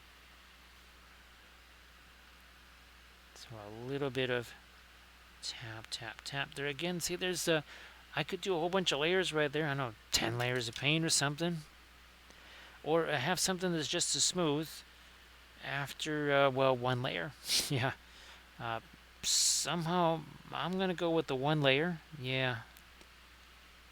Just go with the one and say, good enough for me. Hashtag no layers. Do the same again. And just take the edge off of this a little bit here. Let that mix with the pre-glaze or whatever the other darker mid-tone is in place. So Green Fairy, we're going to have to write down all the different iterations of that. Splat and smooth, plop and push. That's, we have plenty of them, don't we? There's many different versions of it. I'm not quite sure. Not quite sure what we could do merch-wise. That would make for a really weird T-shirt. Might be more of a depends undergarment or something like that. The plop and push. Oh yeah, and the glob and blend. But yes, I don't know. Depends undergarments that are all that I have the various chapters of the Book of Wapple on them. I'm not sure. Now maybe for some streamers that would be very popular streaming gear. Because again, you know, sometimes, you know, nature is undefeated, and that also applies to the call of nature too. Now, this has a little bit, again, of not red object source light. I don't want to go too light with this. It is just ambient light after all. If we find that's too light, I'll grab my blending brush here, and we're just going to take some of it away. We have a conversation with it. Maybe it goes away. Because now over here, there really shouldn't be any sort of a red glow over here. Hey there, Comp Native. Nice to see you. Comp Native, I hope that you had yourself a really good Friday. I hope people are having a good Saturday morning too. Now, obviously here it's still only 9:34, so we have a little bit of Friday left to go here yet. Just a smidge left of Friday. So nice to see you again, Comp Native. I was editing the latest video. We'll get that uploaded and then stuck onto the Patreon page later tonight after the stream. Get a little bit of our little bit of bluish tone here. Just something that's not just as tan and not just the red. Thank you so much, Rathist. I appreciate that. Rathist, thank you so much. And Grand Oracle, also, thank you so much. We might need to go get ourselves a refill there. So, Raytheus, thank you so much. This is... Oh, and Grand Oracle, again, I wanted to do this as a tutorial, but there is a difference. So, the fluorescent red definitely makes a big difference. So, that's something that I will have to then, again, make a video based on our mix right here. Again, the fluorescent pigment powder mixed with linseed oil. Boom, you get that. There's none of the alkyds in there. I had thought of experimenting with that. I mean, I could still chuck that stuff in, but that's not something I'm going to do right now. So, again, I might try and throw some of that in a container, or I'll just mix some more.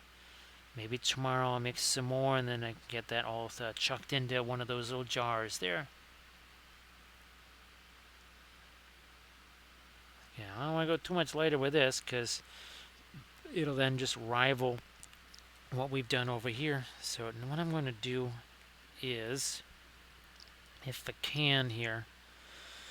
Oh, and again, this was our stream from last night. Another one of the clone troopers. Now that I've got Captain Rex assembled, I will try, if possible, to get him on a base and then make him so we can be painting him tomorrow on stream. Again, tomorrow's stream going to be a later start because I have to. It's basically a de facto memorial tomorrow. Not really. It's not a formal type of thing, but that's kind of how it's going to play out. So not quite sure when I'll be getting back from that. So it'll definitely be more of an evening stream. Alright, let's do more of this. Like so. Maybe a little more darker Van Dyke brown, some of our Mars black even. Yeah, the darker this is, the more our red is going to stand out too.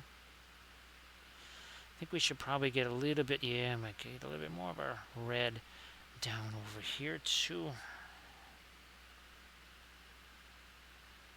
Something like this, and maybe we'll even darken that up as well. Oh, and this is also I did a few experiments with that cork stuff. This is one of those experiments. Where did that one brush go that I was using? There you are. Now I see ya. Back to some of our lighter red. It might be too much. There. Now some of this is dried a little bit. Well, not dry, but set. Makes that a little easier to do, but you can see there's that dark color on the end of the brush. Means we got to come back here and get some more. And thanks, Grey Wolf. Sunday there will also be kind of a similar. That'll be more of a family thing. There's some folks coming in from out of town that weren't here when all the stuff happened in May. So it kind of is another one of those two. So, and obviously there will be, these are the kind of things that are going to be happening sort of over and over again. Pretty much over the course of pretty much the rest of the year. Yeah, okay, I'm glad I'm bringing this stuff down here.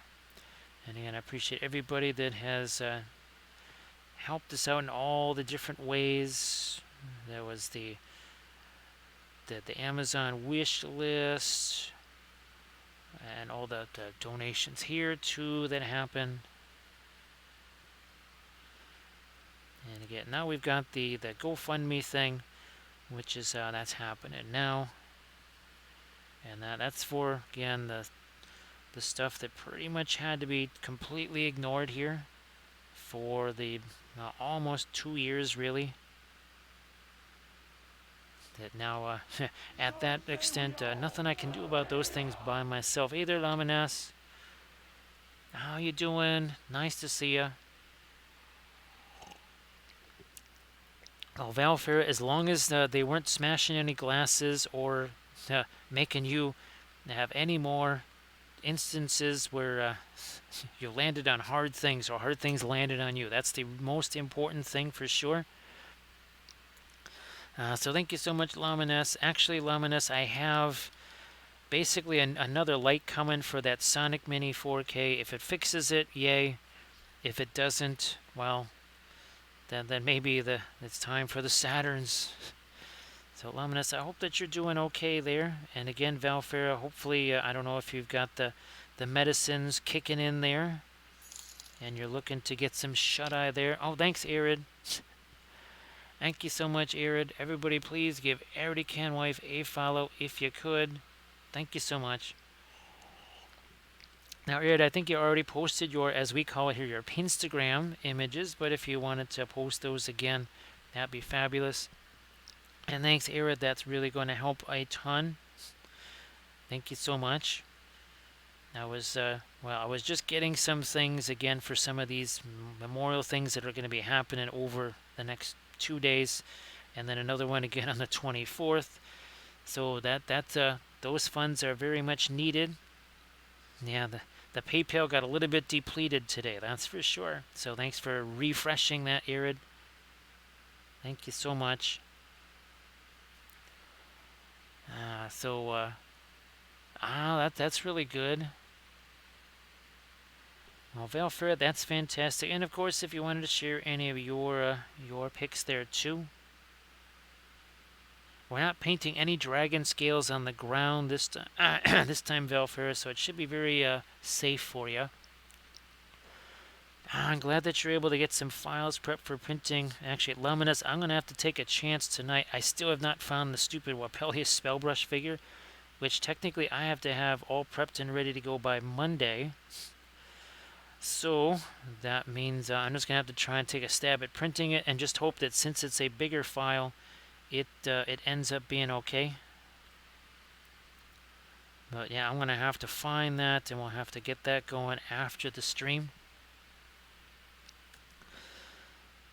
Also, to everybody, please give Blades a follow if you could. So Blades, again, I hope that you had yourself a really fun day today.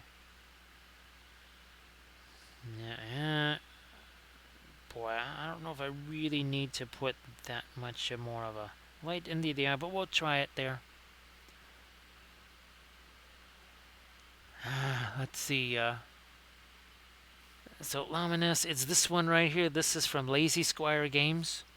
So I did a larger version of this. I just can't find out where the heck it is. It's gonna be just like the. Oh gosh, remember the Faramir one? Which seriously, after I finished painting this, it was maybe a week later that I found it. So yeah, so that Faramir figure there. Of course, I found it since. Couldn't find it when I needed it. So I'm just going to have to try and print this one out and hope that it at least does a good enough job on that so that I can paint it. I don't know, Lamines. I don't know. I don't know if it's a printable STL file. I think it's just a miniature as part of one of Lazy Squire's board games. I could be wrong, but you could always, I guess you could look on their My Mini Factory or whatever Lazy Squire has, see if it's up there as an STL file. So yeah, I've got to basically try and print that tonight because it's going to take at least, if I remember right, that was a 4 to 5 hour print, maybe almost close to 5.5 hours. Then obviously it's got to dry thoroughly, and then I've got to also cure it, then base it, and all that other stuff. So there's quite a bit to do on that. And not a whole bunch of time. Alright, can I get some more dark? I think I can. That's actually my Egyptian violet right there. Yes, I can add some more dark. So thanks again. Appreciate that, Arity Canwife. And again, check out her Pinterest right there. Fine examples of jewelry. Oh, actually, Arid, when's your next stream going to be? Because Arid streams the jewelry making there. So yeah, again, Lazy Squire Games, their stuff tends to be, well, obviously more of the board game type miniatures. I think I got a few of them here. Oh, let's see. Nope, that's not Lazy Squire. that's not them. I thought I had a whole bunch of the... I might have... Oops, is that them there? Nope, not them. Not there. So I guess we don't... Oh, there they are. Yeah, we've painted one or two of these things on stream. Some with the object source lighting, and I think... yeah, there was a... I remember that one there. So yes, Lazy Squire Games, we painted a bunch of those. And as I said before, really more of a board game style miniature. Obviously, love me some 3D printable stuff, right, right, Laminez? Well, I tell you, Laminez, this month there was a part of me that was almost just going to say the heck with it and get another Sonic, and then see if, well, if that, whatchamacallit, that light fixes this Sonic, and then have two of those going with all of the build plates that I already have, just to try and work through things as quick as possible. Now here, with the Darth Maul, I don't really have... Are the cards easily available here? Let me see if I can grab one of these, if it shows me anything on him. Nope, nope, nope, nope, not Darth Maul. That's Vent. There he is. There he is. So the skin is, I'm going to imagine, really, really dark on him. Also red. However, yeah, so we want to... and there is a bunch of tan there. So we've, again, certainly got the red going there. I think we have this relative... Oh, yeah, we have some decent dark on the brush right now. We might even put a little bit more into some of our shadow areas here. I think we're good down there. I think we're at... Or, nope, let me grab some indigo, maybe.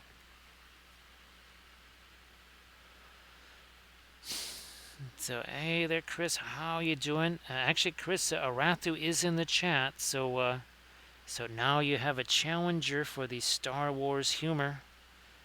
Yes, indeed, you were able to kind of own the platform last night, but now Arathu's in that chat somewheres. So Arathu might contest the trophy there. He's a title contender. I want to just make that overall darker up there. Maybe it's just mostly Van Dyke brown. And something on the more neutral side.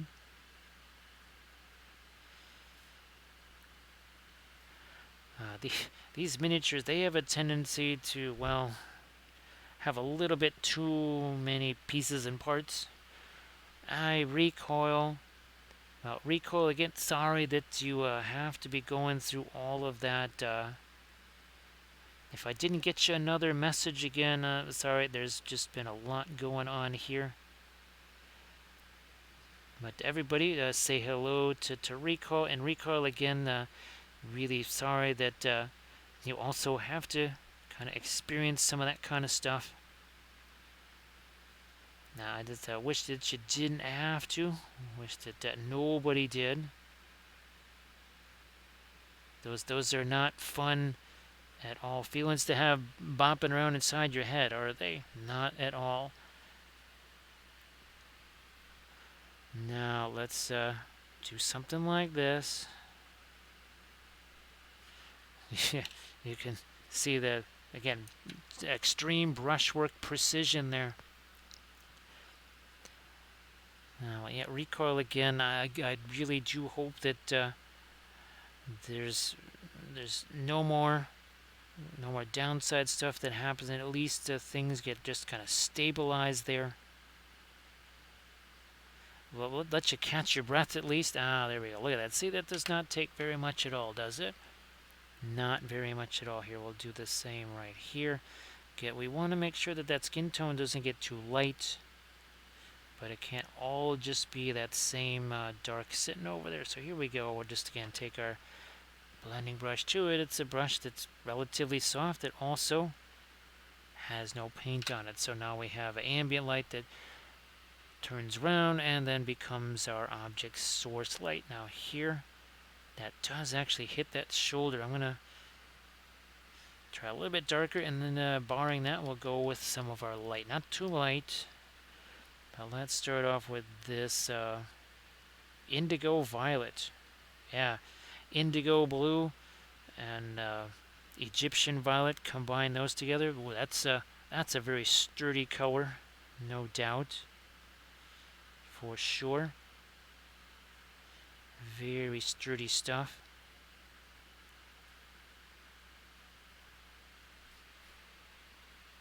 Go a little bit more with our, maybe that indigo down here. More this away. Guess we can darken that up a little bit. I think we're getting a good distribution of our darks here. Oh, and by the way, 1 hour and 50 minutes ago, this had no paint on it. Yeah, he was just primer. Looking just like this one right here. So I think, let's see, so we based 8 of these things. I think we painted something like 3 with no special bases on them. Then this, so that's 4 plus the 8. So yeah, we're going to have a dozen of these. I think on Captain Rex, we're going to put him on a base later tonight. Put him on a base later tonight. Get him ready for tomorrow's stream. Hey, Sarge, how you doing?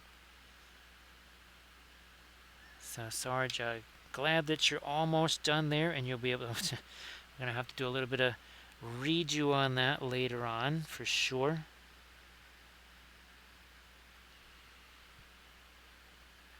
Let me get to my... You know what, let's do some more of this dark down there. Again, that's our...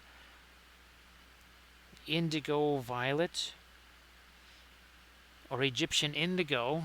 That's how maybe Egyptian violet would like to hear that.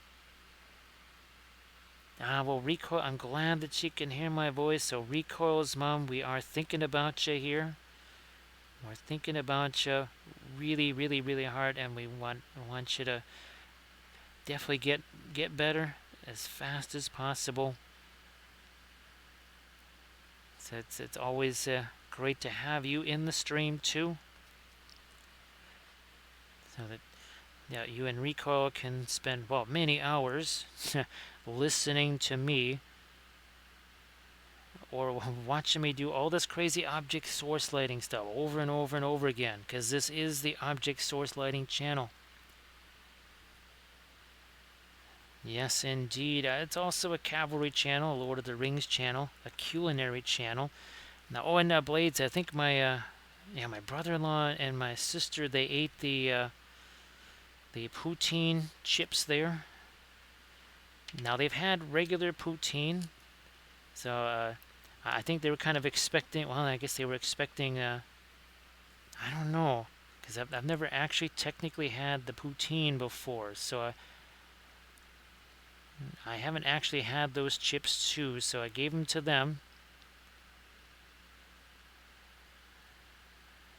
Of course, they're the ones that usually get to enjoy the maple cookies that you send. So can everybody say hello to Recoil and Recoil's mom as well? Recoil and Recoil's mom have been in the stream many, many, many times over the years, so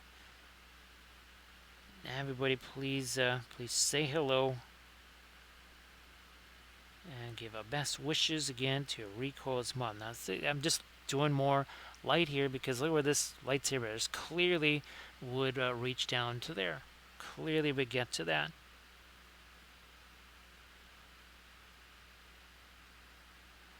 Alright, we'll do some more of our light here.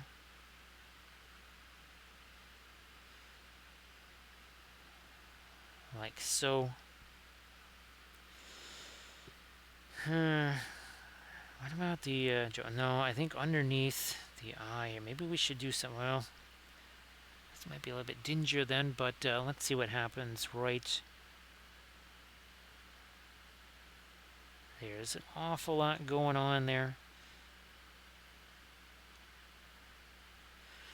Now, the one thing, again, about just reds, violets, that sort of thing, they tend to be a bit more on the shiny side. You can see this is not quite as shiny over here. Now, where's our interest here? So this one also had quite a bit of shine to it. Doesn't have that anymore, and I haven't hit it with the anti-shine yet either. Now, it's just that, again, the reds, the violets, those tend to be a little bit more on the shinier side. Again, phthalo colors do that too. They will also do that. And Blades, again, thanks for sending all the care packages, of course. Those are appreciated.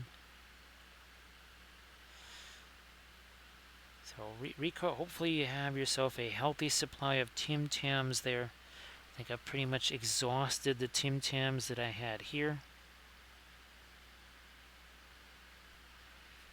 So we'll have to somehow resupply on those.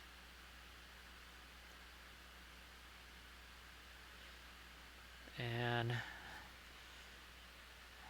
again, this is not a super light color. It's definitely a little bit more on some of these edges here. So Laminessa, I know I was asking you about, was there any good ritual castings?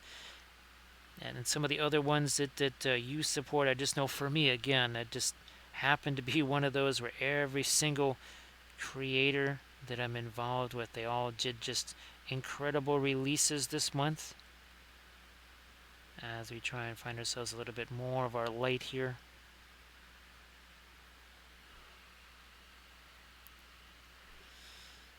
Now, I understand their recall. It's almost it's kind of been a little bit of an inside joke here for for longer than I thought. Actually, it goes back to, I think it even goes back to Gen Con of something like 8 years ago, but definitely also ReaperCon, where once Victoria from Victoria Miniatures heard that I really liked Tim Tams. It's so many of our Australian friends sent those to me. And it's one of those things. No particular reason why it happened. It just sort of did. And Kathy, she had her favorites. I the mint chocolate, obviously, that's going to be my favorite for sure. I still need to. Let me see if I can find a little bit of my touch of the object source lighting there. Some here.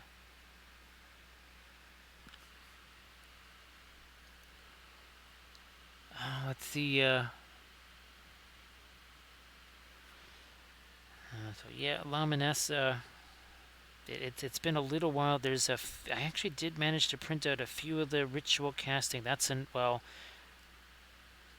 think that another thing I was trying to save some of those for the larger printers, because some of those are really fantastic larger prints or larger sculpts. Let me go again. I'm going to look at the okay, so that's what it was that they were showing there. All right. So again, Recosma, we're all thinking about you here, and again, hoping that you're gonna definitely be much better moving forward. What about a little more of our light there? Yeah. Ooh, this one too. This one right over here. Let's get to that. Thanks, Gothmog. We are all Gothmog. Seriously, we're all Gothmog. There you go. That just happens to be Gothmog the Balrog, but there's Gothmog the Orc, there's Gothmog the Elf. We are all Gothmog, right? Thank you so much, Gothmog. Appreciate that. Thank you so much. Now, Lamines, actually, I have the dragon. Now, I started putting that together for that, just the thing that you're talking about there, that new big area.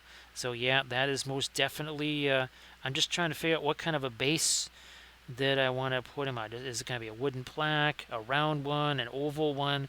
It's just more the logistics of him now, actually, what to do basing wise on him and such, and color schemes.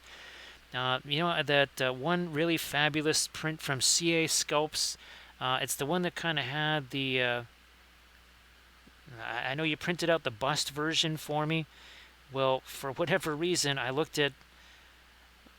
I somehow lost the head to the miniature version, the full miniature version. I have no idea how, but I was going to assemble that and I had all the pieces. I'm like, where the heck is the face or the head? All right, well, Recoil, thank you so much. And again, Recoil's mom, we're all pulling for you here. You have lots of folks around the world thinking about you, and of course, Recoil too. So hopefully that helps both of you out. Now, thank you so much, Shenanigans. Again, now that we've gotten this far, yeah, it's well, I mean, it's sort of similar. It's just out here on the end of this, where I was trying to keep it from getting too magenta, because here I was using the fluorescent magenta and such uh, from Marion Street, but here I mixed my own. I took the Green Stuff World fluorescent pigment powders, mixed it with linseed oil, and that's what I made for myself. So that is oil paint in there. Thank you so much, Blades. Appreciate that. Oh my gosh, Blades, look at this. Oh, what does that mean? It means we're going to have to replace some of that here. Let me see if we can get to that here. And thank you so much, Blades. Here, let's see if we can get some new stuff in there. That's better. Thank you so much, Blades. And of course, well, thank you so much, Grand Oracle. Grand Oracle wants to start a bit of a Blitzkrieg there. Because that can never have too much medicine, right? Now again, here's and of course they don't come on bases like this, right? They're usually just on very flat bases like our Anakin right here. So that's the kind of stuff you're going to get out of the box. Now it was nifty because it let us do a shadow there, but as you can see, a little bit of difference there from the blues to the red of Darth Maul, and of course that's different from the orange. See, now this is the other reason why I really was wanting to do these, because we have these different colors of object source, so you can really see the difference, right? All of these we did on stream. This one was a tutorial video right here. And of course, well, let's see. I know we were showing this just the other day, and whether it's 2D or 3D, same paint, same principles, same idea here. He's like, now that is what I call a crack of doom. And this is what I call a tower. Okay, so it falls down a couple of times. I mean, hey, it was like a big siege and everything, lots of dudes knocking it down. What are you going to say? Oh, fine. Okay, so the Ents couldn't knock down Isengard? Well, fine. Ents, here, have a go at this. So, yeah, that's, again, the object source lighting really does provide so much fun. So yeah, Grey Wolf Studio, I'm gonna have to resupply it soon because, well, the stuff that I had gotten, that's gonna be going to, that's gonna be for a family thing on Sunday. So yeah, a lot of my stuff that I've been hanging on to, we're gonna have to replace that. We're gonna start running really low on medicine really soon here. That's no good for the voice, right? And Rico, actually, Rico, I gotta grab the Sauron figure out of my carrying case there, because we also like to do a little bit of an Isengard skit when that comes up. We have the Isengard painting.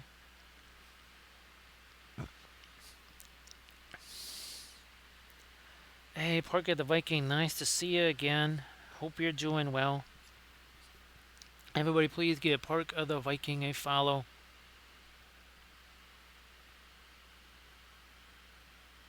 I definitely do get that, Grand Oracle. That's for sure. So a little bit of light down there. What's going on up here? Maybe there's much more happening on this lightsaber up here. And thanks again, Eric. Appreciate that. And of course, we appreciate all of our folks that are helping us out with the donations there. And of course, again, Gothmog, thank you so much. I hope that you are doing really well. We've been doing an awful lot of the Shatterpoint stuff, but now we're starting to get down to the end of those. There's basically there's the Captain Rex, one of the other Mandos, and then the droids, and then then the terrain. Thank you so much. Appreciate that, Park of the Viking. Thank you so much. Again, a little bit of medicine helps the medicine go down and keep the voice going. Especially well now that we're past the 2-hour mark here. But again, 2 hours ago, Darth Maul here he had no paint on him at all. He was just primer. That's it. And of course, he's a little bit of an experiment to see if the homemade red fluorescent paint could be effective, and it certainly seems to have been. It definitely seems to have been effective. Now let me get a little bit more of my light here. That would almost extend all the way over to here. Gee whiz. Is this too light for over here? I think actually what? No, I think maybe my hand hit that or something. Maybe it took some of that away.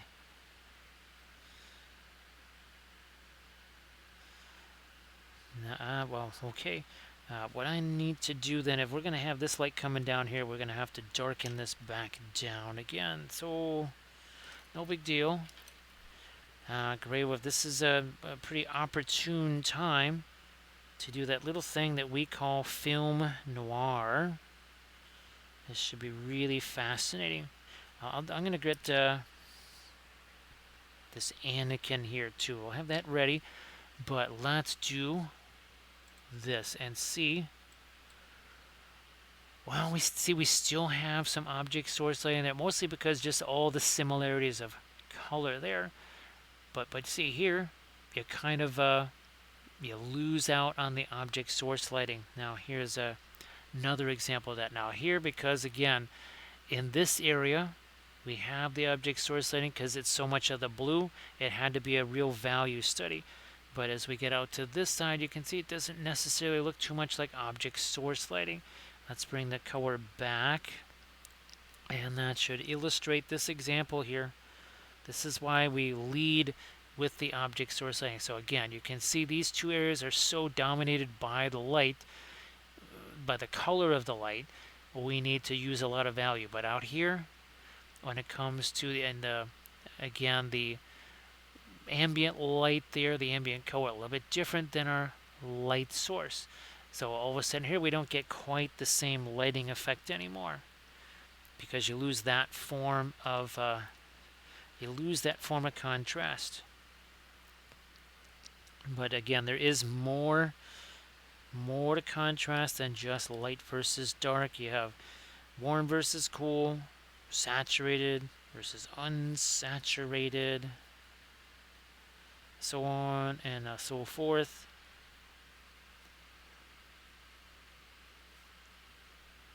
So yeah, Chris, it's always fun to see, from that part where the light kind of transitions into the ambient light.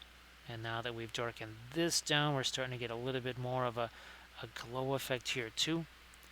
Hey Clover, nice to see you again. I hope that you're doing really, really well. And thank you so much, Grey Wolf. Now Grey Wolf, well, gee whiz, I know you have a million figures still to paint and so many other projects that you want to do, but I wasn't sure if any of these were kind of piquing your interest at all. If you thought, maybe I could do something with those, or you thought, I have so many other figs to paint, so many other games that I'm already doing. like the zombie side stuff. So Clover, great to see you again. I hope that oh no, it's still Friday here for a couple of almost a couple of more hours. So Chris, this is it goes back to my days of 2D art.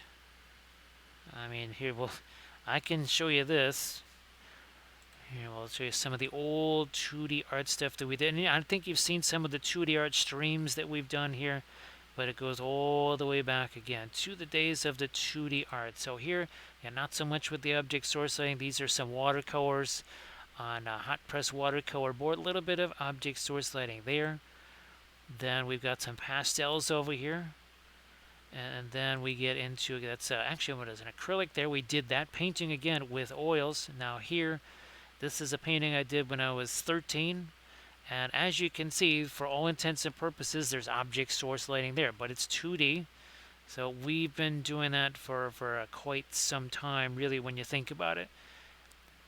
So we've, of course, it would have been a lot easier if I knew then what I know now, but I didn't then, so I had to learn the hard way.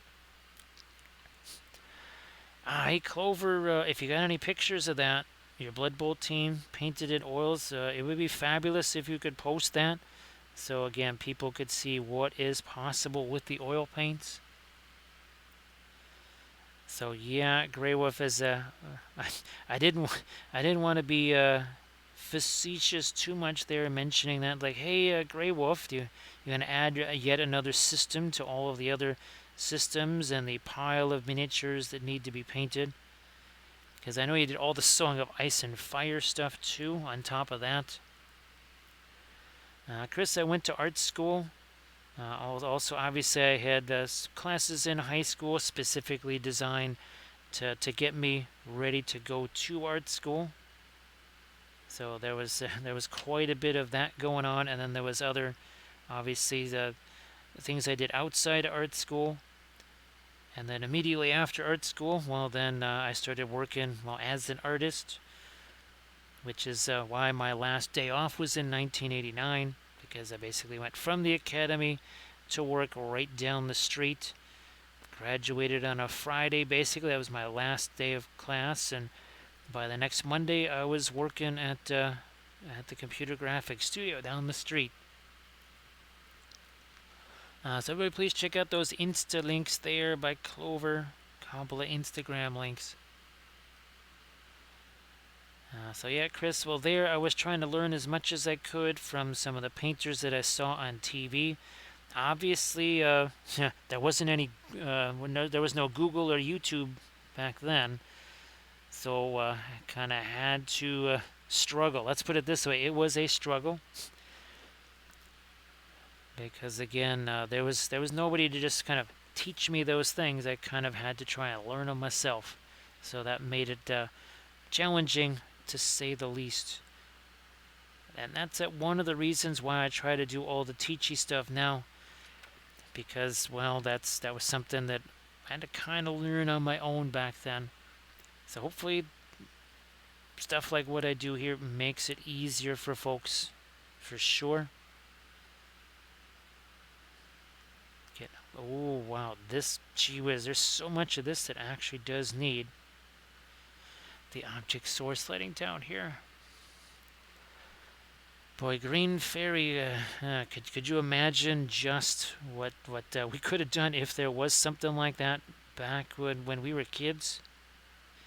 Of course, obviously, kids have other other things on their mind and other goals in mind than necessarily the acquisition of knowledge.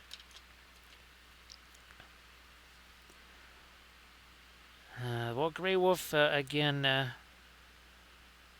just like here, right, there's a ton of song figures that actually have prepped, that are all primed and ready to go. That just with everything that happened here, right, life does life things. But they're here. They are here, and there will come a point where I can just say, okay, here's my opportunity. I can try and paint these up now. Yeah, and of course, I didn't have this. I wasn't doing the miniature painting stuff. So I was really kind of on my own there. Although again, the academy teachers, they were really, really, really good. And let me do a little bit more of my light over here. Maybe, yeah, we're gonna either get more light on his cheek or darker. Now we have already some dark there in place. So Chris, one thing, and this is something that my parents actually, when I was a kid, getting really frustrated, they told me, they said, look, he's done that same painting 400 times, maybe more. So yes, the reason, well, again, this object source lighting stuff, I have done this hundreds, if not thousands of times. So when for you it doesn't quite go this smooth, it's because you haven't done it that many hundreds, if not thousands of times. So yeah, Chris, that was I was extremely frustrated as a kid. I just said, why does it not doesn't work like the way his works? Why doesn't it look the way his looks? And that was Bill Alexander, of course. But I didn't realize that he was using completely different materials than I was using. So, go figure, right? Boy, Grand Oracle, yeah, it's weird. It's a relief in some ways. Because, man, that just would have made things, that would have made challenging things that much more challenging. Hello, little hobbits. Spark my gumdrop. And thank you so much, Moose. I appreciate that. It's our newest little hobbit. And, of course, we never run out of Gandalfs. He's like, ooh, that's not a... what are those critters again? I keep forgetting what they're called, because mostly because I killed them all. It's like, oh, yeah, those weird dinosaur things, not really into riding those. He's like, oh, but you'll ride me. Yeah, I won't ride the stupid little dinosaur things, but you'll ride me. This is an insult. I still think we should be called Shandofax.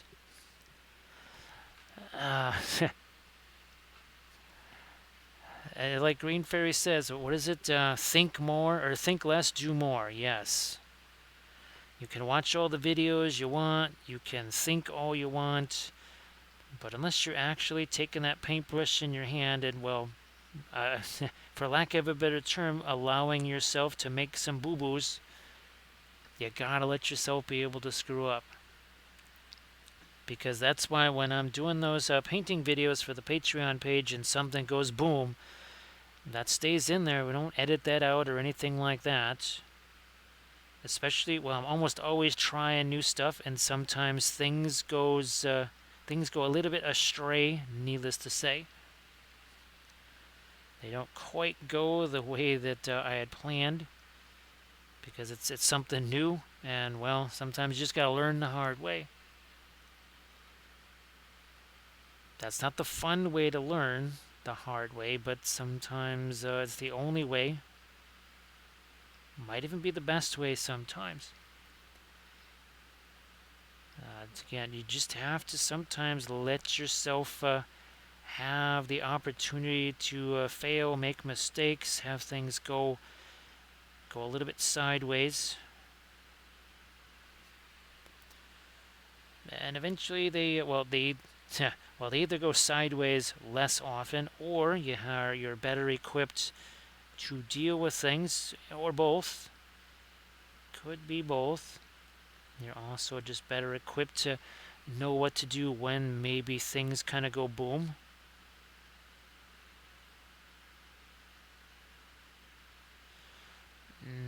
Maybe a little bit more of my light there. And I'll bet you, let me do something here. Let me do a quick little gratuitous film note. Yep, we need to have some dark on the other side of that elbow there. We sure do. Here. That won't take very long. Let's go with some of our Van Dyke Brown here. So on the other side of this there, that's what we needed to do. All right. So now, what we've got here, see, we have a little bit of a value difference there. We had a deplorable lack of value differential there. This thing probably should just be a little darker. A little darker. We'll hit this again with our blending brush. So once again, 2 hours and 19 minutes ago, Mr. Maul over here. Now, he was looking quite a bit different. Now, here's his shoe there. I still think I could get some kind of a lighter something on that. Now, the other thing, too, with the homemade version, sometimes it can take a little longer to dry because, well, we are using the linseed oil. And depending on how much linseed oil is in that mix, this could take longer to dry. But then this took a decent amount of time to dry as well. We had Egyptian violet, we had the naphthol red. Those aren't exactly the fastest drying colors in the universe. So I think it all is going to pretty much end up working about the same drying time-wise.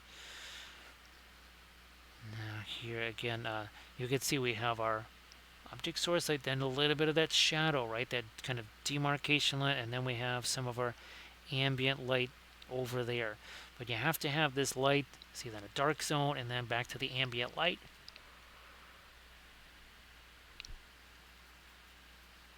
And I do think we're definitely going to have to try. Well, of course, it looks like next month Archvillain is doing another chapter in the Speak of the Devil series, so who knows? We'll have to print out some of those chaosy things, and maybe we'll do red glow on those guys too. Here, let me get my light back in a couple of these spots right here. And that's some of the closest stuff to the light source here, so we need to make sure that that's got enough light caught on it. I still did use some of the fluorescent yellow. Now that's the stuff from Marion Street, but of course you can do the same thing that I did here with this. We've done a ton of the homemade fluorescent oils. This was the fluorescent magenta homemade oils that I did. Now we've done green, blue. And now the first time you do it, it could be a little tricksy and maybe even a little bit messy. There's a few types of containers that you can use. You could just use like the little squeeze bottles like I've used here. I've put plenty of the fluorescents in those.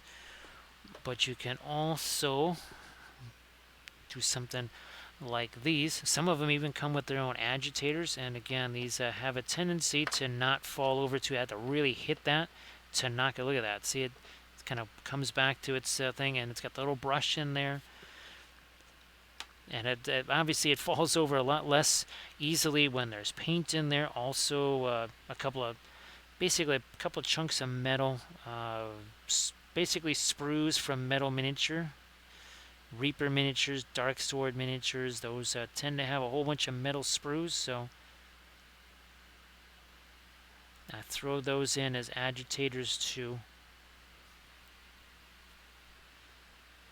Again, we're hitting our little bit of that lighter red over here, and no, that's too much, that far away. Too much. Of course, it would be ideal to have maybe a couple of miniatures to be painting here tonight, where we could let this have more of a chance to set. Now it's been almost 2.5 hours. Let me see what happens. And this is the phase that I'm always testing when it comes to, say, the Marion Street oils. Does that stick there? How is that doing? Oh yeah, so that's not too shabby. Yeah, so okay, here again, this paint has had a chance to set for a bit here. and set is sort of that concept of, okay, you've got your bread dough that you just made. You don't stick it in the oven right away, do you? You actually let that prove for a little bit, and that's some of the things that we try to do with the miniatures is allow that paint to prove. So maybe if you're not working on multiple figures, maybe you either prep some other ones, base some other ones, walk the dog, do the line, or do something else while that's set. Maybe 15, 20 minutes. Come back to it after then, and usually works out pretty well. So here, yes, I can start to put some of this red in here. That would not have worked terribly well, even as recently as maybe a half hour ago. So yeah, here there's where things got a little bit more on the magenta / pink side. Gonna try and do a little bit more of the red here. And this is more of, as you can see, sort of a stippling type of a stroke here. And as always, we could, in theory, too, throw some texture on the cloth if you wanted to. Now, we did that on that Ventress figure, and you can see that it's kind of handy with the object source lighting, right? Now, again, she was just as shiny as Darth Maul is. I mean, that's wet paint. Now, if it was, say, colors like Terra Rosa, Perline Black, Van Dyke Brown, those tend, and that Williamsburg Ultramarine Blue, those colors tend to be really matte even as you're working with them. There are some colors that just happen to have a little bit more shininess as you're working with them.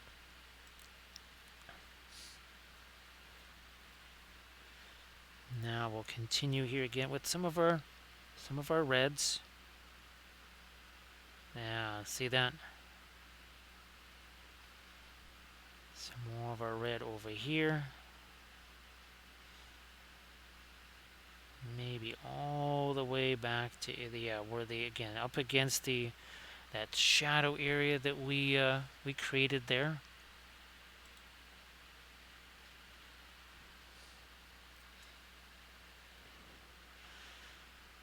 Yeah, that's a little bit too much of the magenta / pink down here. I'm going to take my red, throw that down here, and there you are. Yeah, something like that. Down here too. Grey Wolf Studio has a Bob Ross paint along. It is kind of funny that I never really saw Bob Ross very much. It was always Bill Alexander. Basically, that was his mentor. He used to work for Bill Alexander, and then he kind of went off on his own. Thank you so much, Zach. I appreciate that.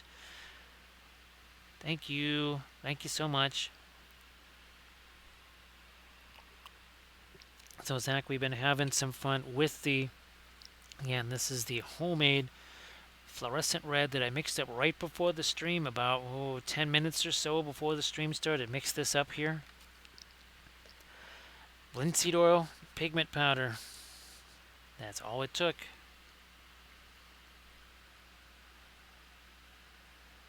Well, Grey Wolf, I hope, Rico, I hope that you can get yourself some sleep there. I know that everybody involved could use some of that over there. Now again here, I need to get away from all the red here. We need some kind of ambient light down there. So what I'm going to do is take away this, something more like this, something a little bit more neutral there. And yes, we've done I think I've pretty much taken almost all of the powders now. There could be a project coming up. Now, remember I was telling you about that bag end mural that I'm painting. What is it, 134 by 90 inches? Well, they might also want the east gate, and I might also try to paint that with glow-in-the-dark paint, which also Green Stuff World makes. So I might have to be mixing that. I was thinking about doing it anyways. Again, I don't want too much of the ambient light down here. Not too much of that. So a green gray wolf, and all those zombies, the Black Plague figures, right? Those were the ones that you were really working on. Ooh, that needs to be. Jeebus, we're missing some dark down here. Let's get some of that in here.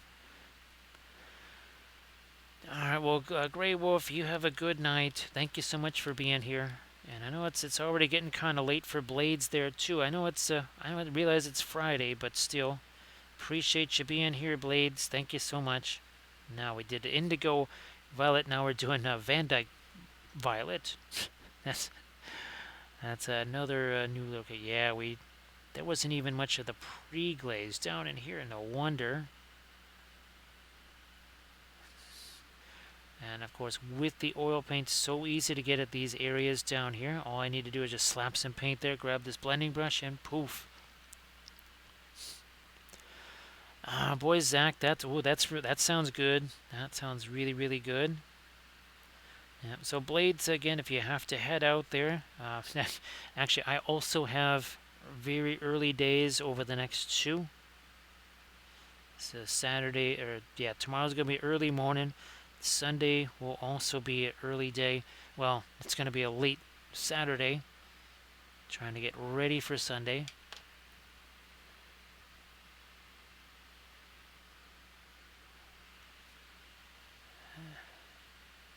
So again, Blades, you have a good one. Well, now, did you do that stream tonight? And sorry if I missed that stream. Everybody, please give Blades a follow if you could. So I apologize if I missed that stream. I only just saw the picture of the 3 of you there. So again, I hope that went really, really well. And everybody, please give Blades a follow. Okay. Sorry, I'm always kind of so out of the loop these days. I don't quite get to look at the social media stuff. I'm hoping that, as time goes by here, that will change. And I'll get to do that more like I usually. Oh, so it's tomorrow. So, actually, Blades, if you want to kind of talk about that in the chat there, say who you're all going to be doing the co-stream with the mic and stuff like that. And that again, everybody, please give Blades a follow so that you can check out that fabulous co-stream there. I'm just going to darken that down a smidge here. Take the blending brush, do this. There. And we're not actually smearing the colors together. What are we doing? We're actually doing this. It's basically a straight up and down. Since there's no paint on the brush, what it's actually doing is removing some of the excess paint. And in the act of doing that, it actually smooths things out. It also gets rid of some of those brush strokes. I know so many times people say, how come mine always looks like it has all these brush strokes on it and yours doesn't? And that would be one of the big reasons why. And so everybody, please check out Blades if you could. Blades going to be, again, doing the co-streamy thing tomorrow. I'm going to see if I can't darken down some of this too.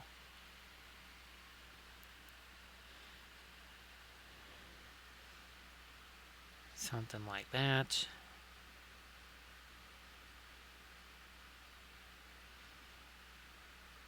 So I think it's one of the other things I'm going to add to the list of all the things that I have to do tonight. That is, print up another Wapelius Spellbrush figure, since I just cannot find the other one. I know as soon as I get, if I can't get this other one printed and based, I will find the Wapelius figure basically instantly, as soon as I don't really need it anymore, because that's how it goes.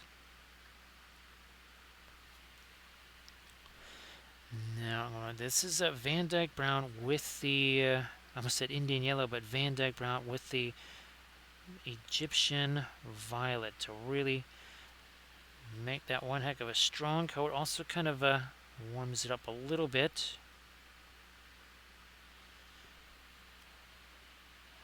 So I think now we're starting to see a little bit of a difference here in our shadow area from our red glow that's being cast this way. Now this way, keep hitting that with my thumb or my finger here and wiping some of that away. That's no problem. Sometimes with the oils, especially the more complex a figure is, something that's small like this, not as big a deal. But yeah, sometimes with a more complex figure, I actually have to basically just designate a spot and say, all right, this area, I'm not going to even try to put any paint there, because all I'm going to do is just wipe it away with my finger. Once I don't need to be using that area to balance my hand, well, then I can go ahead and paint that part. So here, now I'm starting to use this as a micro blending brush. And all that means is, again, here doing that same little tap tap thing. What that does is get rid of some of those brush strokes.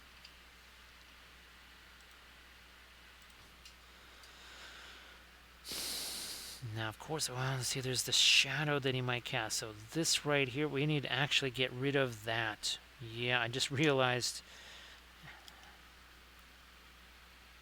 So yeah, well, there's a little bit that gets down over here, but no, I'm gonna take some of that away. Yeah, let's just take some of that away. It's all good. It's all good. We'll do this. Take some of that away again, and just kind of make that more of a shadow over here, like this. It's casting a shadow there. Where is our Anakin? So sort of like what is happening here. So we have that shadow right there being cast by the lightsaber. I did the little light thing, right? And of course, what's nice is there are 4 different colors of these. So here is the blue one. So basically, I did this and I said, oh well, look at that. There's a shadow there. So I painted it based on what I saw with these. These little party lights here.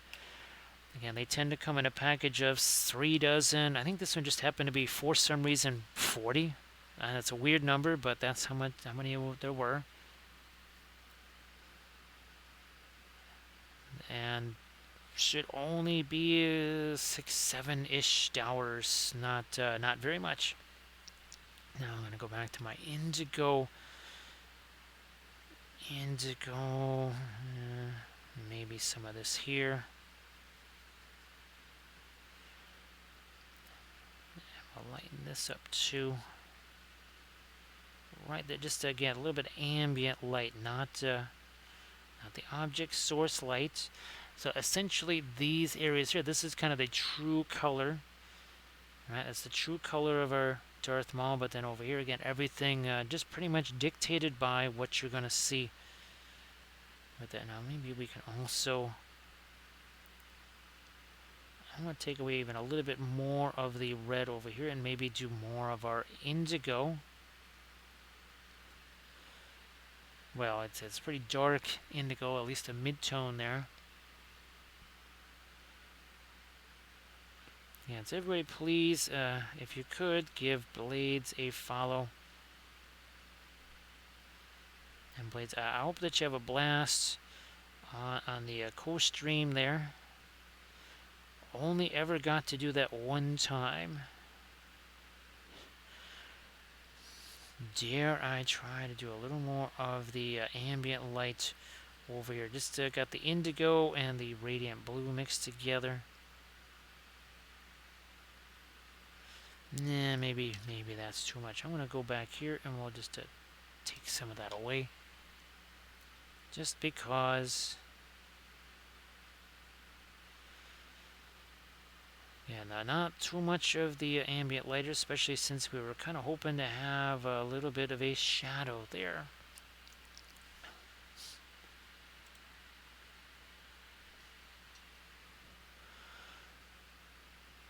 Same down over there. Now this is all, well, no, that's affected by that. This here and this here too, so I keep thinking it's the lightsaber here, but we've got two of them, which really, as you can see, kind of extends the reach of that light. I mean, he's literally almost holding it like a flashlight over the top of him there. And let's see, I'm going to take some more of this. Let's go here. We might try a little bit more on the head to move this ambient light forward tiny bit, not too much. And I don't want to lose the dark that we established here. But there really is no object source lighting up there. And again, you can use the little flashlights to help you determine that. I mean, you could use any light, really. And you could do that, shine a light on there, maybe in your photo booth or something like that, but maybe turn off any of your photo booth lights and just shine the light on there, take a picture of it, and then maybe you would have a really good idea of where you need to have your object source lighting. And as always, we start with it. The object source lighting, that was the first thing that we painted on this Darth Maul figure here. Again, this is from Shatterpoint, the starter box.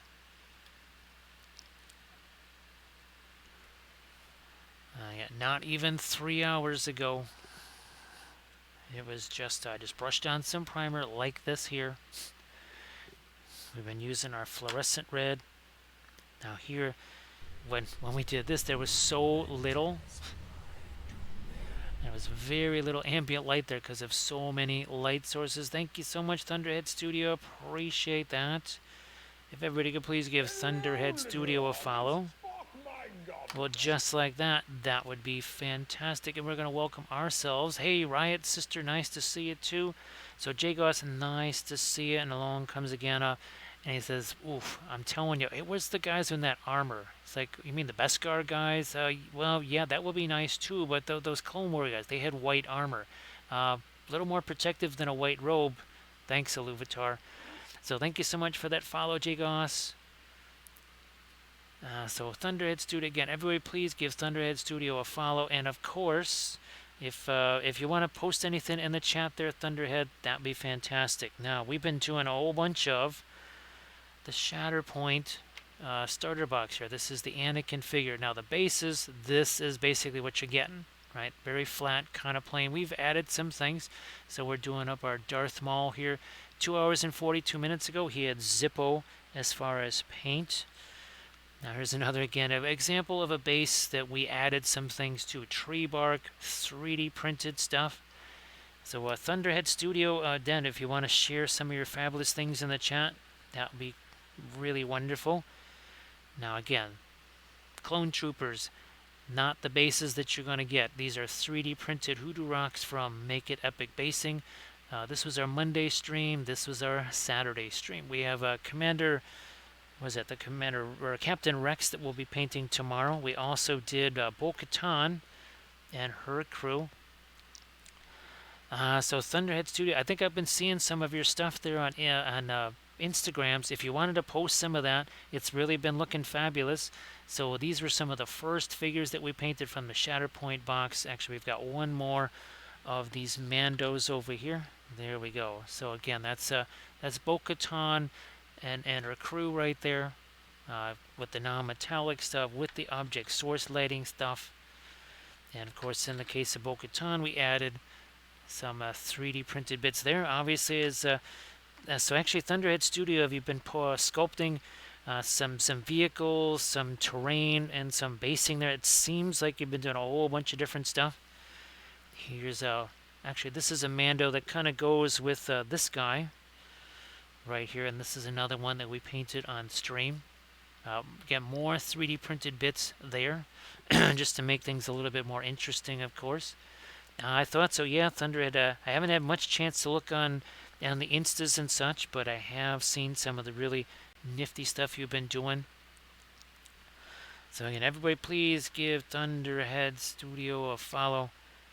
And of course, Thunderhead Studio, if you want to post links to those things, that'd be great, so people could see all that nifty sculpting. It's always great to see the sculpting, especially when it's terrain and bases, right? Because we Hello, all little need hobbit. that. Spark my gun. We also need to welcome our newest little hobbit. Thank you so much, Pelcom. I appreciate that. Now, of course, there's one Gandalf we haven't seen. He's a much grumpier version of Gandalf here. He's like, ooh, hey, watch where you're pointing that thing, huh? He's like, oof, again, watch where you're going to poke my eye out with that thing. He's like, well, that is kind of the idea. He's like, seriously, first the Balrog, now this guy. Everybody's a wise guy. They're all out to get me. So that's the grumpier version of Gandalf right there. Landrast, yeah, there is, well, where I've been painting that mural, he is bound and determined to have me sculpting some stuff there as soon as possible. Obviously, it'd be really handy, right, for all the things we need to do. So yes, we need to be doing that sculpted. That's something I wanted to be doing years ago. Obviously, a few things kind of interceded there, so we'll have to pick that up somehow. I may have to just start watching some how-tos or something like that on the YouTubes. Well, when there's time for that. So everybody, please check out those BattleTech buildings right there. But they also the buildings also double as locking storage boxes. So again, everybody, please check out Thunderhead Studio on the Instas, and then also give Thunderhead Studios that follow on the Twitches.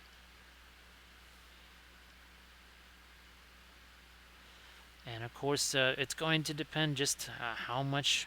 Like here, obviously not as many areas impacted by the yellow. Here, virtually almost the entire figure impacted by the red. Sort of like the Zentris or Vent, whatever her name is, having the two lightsabers there, you're going to have an awful lot of red to work with. Typically, you only have one light source, so say something like, again, this here, where there's pretty much one area that's going to be influenced by it, and then a whole part of the miniature not.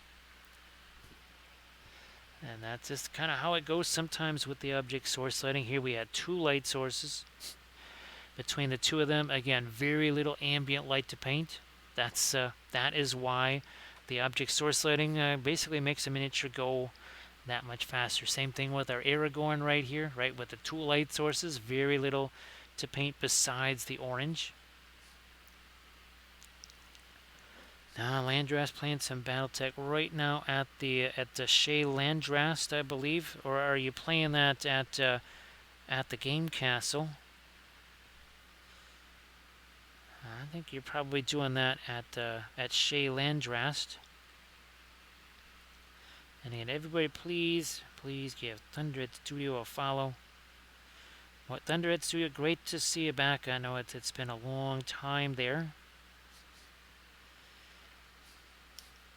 Yeah, let's take our blending brush to this. That may be also a little too dark. Take the blending brush to that. So they are at Shea Landrast. So, oh, hey, Landrast, you don't have, I don't know if you have any more of those early days Marines that you could try and paint up, and base, knowing what you know now, and then take that side-by-side picture that we were talking about. That would be really nifty to see.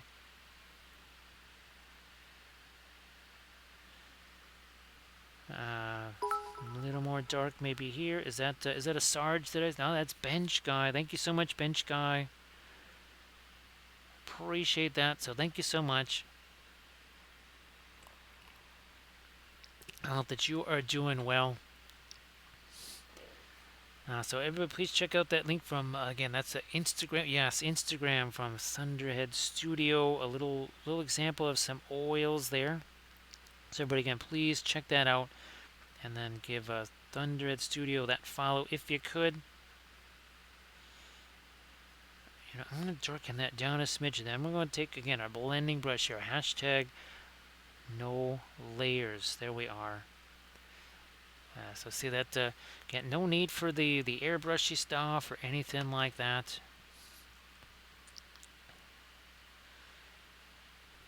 Yeah, hey, Landras, definitely do that. Definitely give that a shot. Because it would be really neat to see that sort of then and now. All the stuff that you've learned since then. And of course, I'm sure it'll go, well, a bazillion times faster, right? Yeah, let me get some indigo in with the Van Dyke brown here. And I'm really going to try and build up our shadow area right down in here. Like so.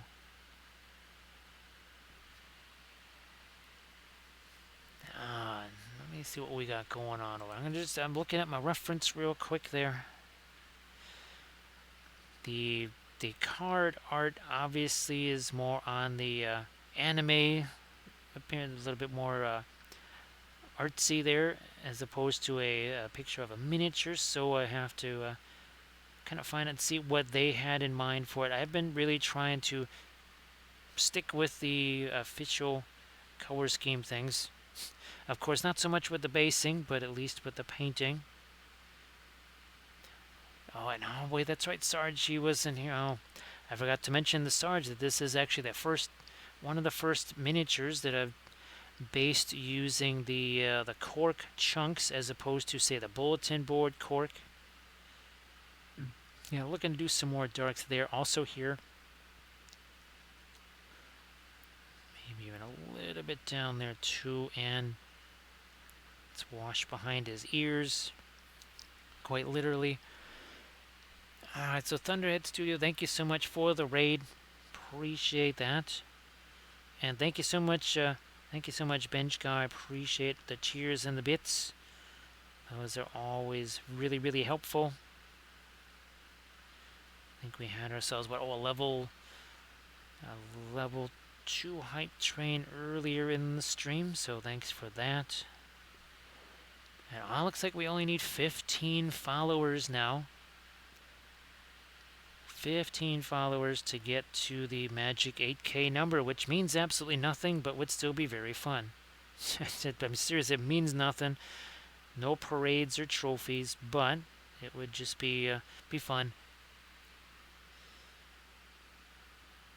Did not expect it to go to that level at all when I first started doing this a little over 3 years ago. Well, I guess closer to, well, not really a lot over 3 years ago, but still. I keep thinking that I did my stream anniversary in April. We never did that. We still have to do that. We'll just combine it with my birthday stream this year, but that'll be this Monday coming up. As I had a little dark there. And then some of these elements here we need to firm these up. They all just kind of look like little round things. They're actually very rectangular. Not sure if I really need to. I might hit them with a little bit more on my light here. Might as well do that. We'll just, but we never did get any lighter than this here, did we? I think that's about as light as we got. Thank you so much. Appreciate that. Hope Mini Paint. Well, someone who also has things they can share that they have painted. Some of those in ours too. So Casey, Hope Mini Paint, thank you so much for the sub. And please, again, I know you got links to share of some nifty painted stuff. So if you could please do that, that would be great for people to see. And I always like it, especially when I know that folks have some things that they can share. Painted miniature wise and such. Let me see again. Look at this. See a relaxed grip on the brush. None of this here. First of all, again, miniatures tend to be painted faster when the brush actually touches them. So yeah, Thunderhead Studio. If you wanted to share any links of stuff again where people can access the files and such, again, please post that. Let folks know where they can get to that. Ah, there's Sarge. Hey, Sarge, I completely forgot to tell you when you were here earlier that I have done a couple of miniatures with the cork pieces. This is one of them. So say we all. So thank you so much, Star. And Trash Panda. How the heck are you doing there, Trash Panda? Thank you. Oh, that's no problem there, Thunder. It's to again. We want all of our fellow Twitch folks to be super successful with everything. So yeah, Sarge, I'll send you some pictures of some of the other stuff. I meant to do that. It's just been a little bit crazy and just a little bit mentally very distracted. The last say 8 days or so, just in particular. So Trash Panda, how you doing there? So yeah, Sarge, I did a couple of larger scale figures, maybe 72-ish mil, somewhere around there. Maybe, yeah, right around 72. Did those with it, and this is just one piece. No, actually, there's a couple of pieces. So that's something that I've been learning is how to use multiple pieces of that, Sarge. Again, sorry I didn't send you pictures yet. I really meant to. I was just focused so much on trying to use them, I forgot to actually take pictures. So, but I'll be doing videos on that. Glad that you're able to hang out here, Trash Panda, and glad that this is being fun for you. I always hope that it's fun for folks to watch this craziness happen here. Punctuated by a few puppet shows, right? Trash Panda happens every so often.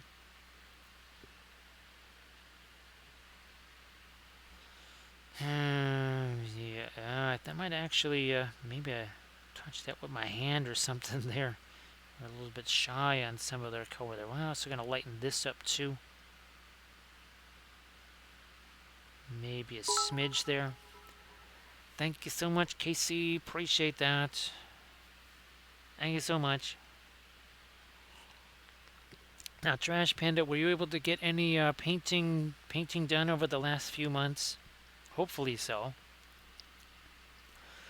Looks like we're at 45% of a level 1 hype train. At least that's what it looks like on the screen there. Ooh, what do we got going over here? Oh, you know what? We should kind of back away a little bit here.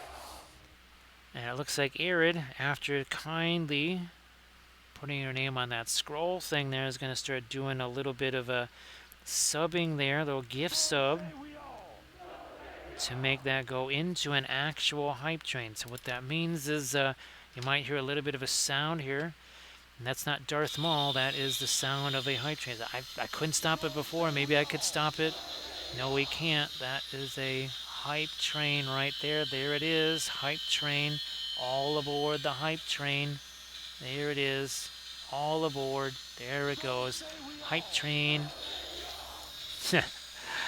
Oi, Foxalotto gets one there too, and Giltos. So thank you so much, Arid. Appreciate that.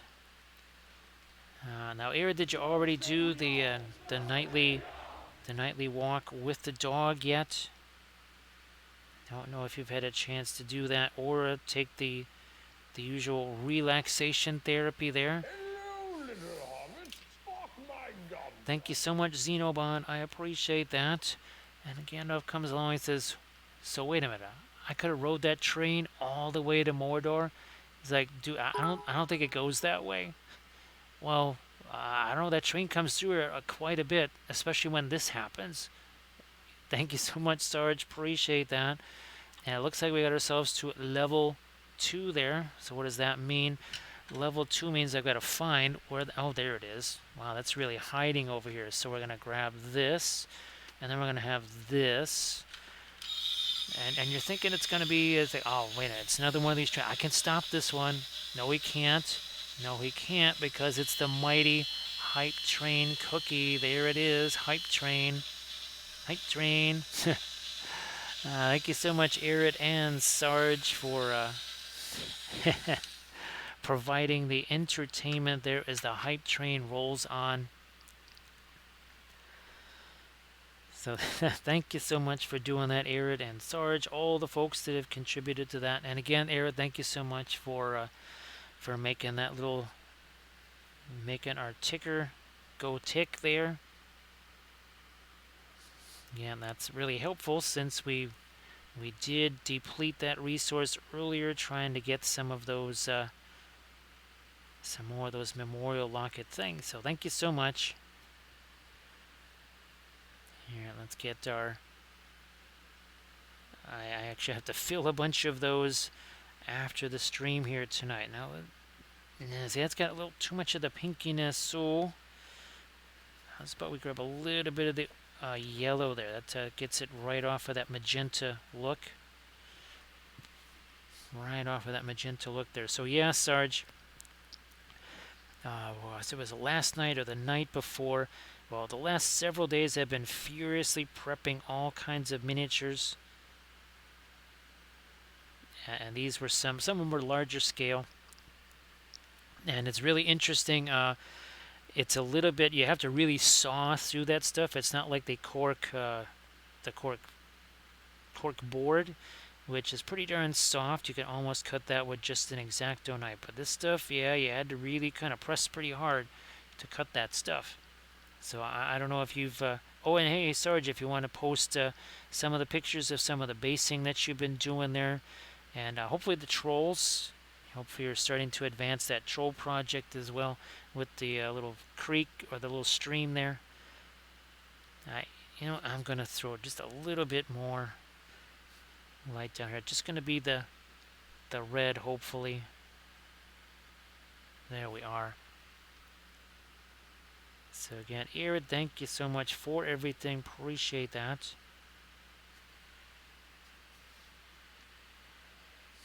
And we just hit the 3-hour mark. 3 hours ago. It was just some brush on primer. That's it. There was no object source lighting, and there was no ambient light or anything like that. So just from this to this, 3 hour, 1 minute, 37 seconds, and a couple of hype trains ago, and some raids too. So we appreciate the hype trains, the raids. Again, everybody please give Erid a Can Wife a follow, along with, again, Thunderhead Studio. We've gotten this looking a little bit for schmizzled there. We're going to try and tighten things up there. Might just take my indigo Van Dyke Brown. Not going to be dark, that's for sure. Instead of using black, indigo Van Dyke Brown. It'll look darker than black because it actually has some color to it. Could be a little bit more blue. Could be a little bit more brown. Either way, more color, more better. Let's see if I can. Some darks in between the fingers there, and then also the knuckles over here. These could, they could use a little ambient light. Maybe even something like this. Let's see what happens here. Yeah, that's another... Again, this area here was looking a little bit peaked, and now I think we've got some fun stuff back there. Hey there, Doji. So Doji, I was going to do this as a video. Well, we'll have to find other things. I think I have a couple of things in mind that might work well for this, but this is the fluorescent red powder mixed with the linseed oil. And Doji, earlier today I did get some of those new colors there that I thought would be really interesting to try out. They are just Winsor Newton, so you can get those fairly easily from Gerstecker right there in Germany, right? So yeah, they're all Winsor Newton colors, and I think they'll be especially part of our well, I'm going to try and do several different skin tone painting videos, maybe busts, in addition to some miniatures. So yeah, there's going to be a color theory and oils episode coming up pretty soon. And there. So Doji, I hope that you're again having a fine Saturday morning. I'm sure the bread run has already been done.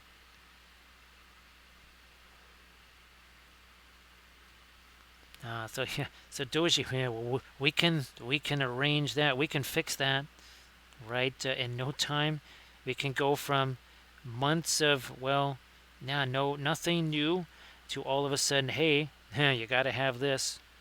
Look what this can do.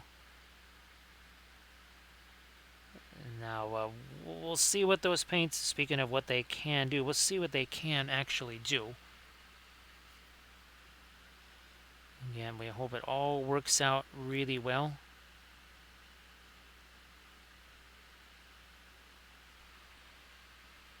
And we'll line this up a little more too.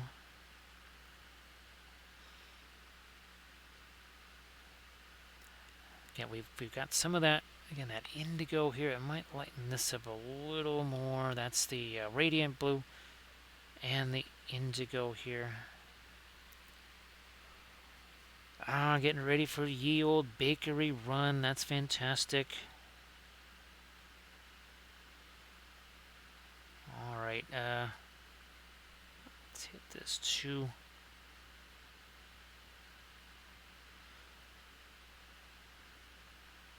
A little bit more of that over here. And actually, let me also see if I can snag this here. All right, I think that here is that. There's the GoFundMe thing. Here it is. Bingo, there you are.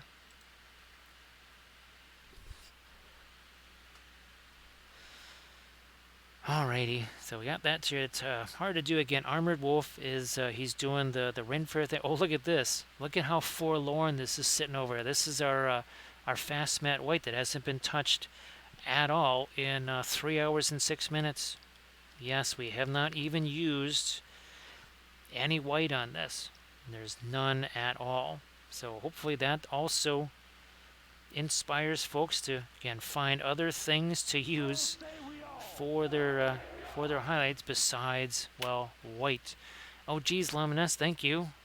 Luminous, I thought you'd already had to go to sleep there. It's getting a little bit late. It's after midnight there. So say we all. Thank you so much, Luminous. Well, I'll let you know again how that screen, that's I think supposed to show up on the ironically enough the 19th. So needless to say, we won't be putting that on there until a little bit later. Now maybe the 20th. Where's my thinner? I'm just going to throw a little bit of thinner on this. So thank you so much, Luminous. Hey, Halligan. Halligan, how you doing? So Halligan, also too, if you want to share anything in the chat. And yeah, Luminous, I still can't believe, what was the name of that one that I really liked? She has kind of that you printed it really, really large. I know Drax also has that one. He's been painting the really big one there. But yeah, that, for some reason, I'm like the most important part of that thing, can't find it. I have no idea where it is. Thank you so much, Tron. Appreciate that. And of course, never run out again. He's like, you shall not. Yeah, I think that Balrog is going to get past you. He's like, you know what? I kind of think you're right. He's like, if I had that nifty armor and maybe a shooty thing, you don't have one of those, do you? He's like, nah, I don't need one of those. I got this lightsaber. He's like, well, I got to tell you, you know, the whole lightsaber thing, that sounds good, but in practice, maybe not so much.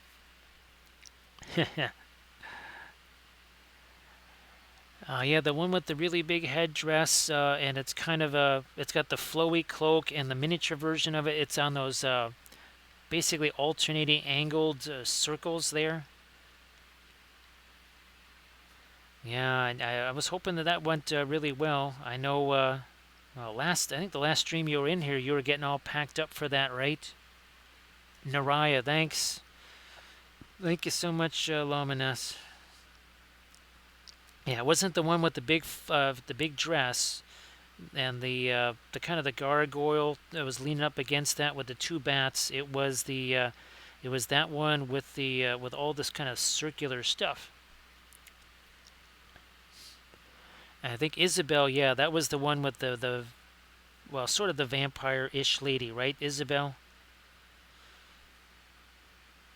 I think I actually have another sculpt of theirs that I got that obviously I never even had a chance to transfer yet. So Luminous, thank you so much for all the subs too. Appreciate that.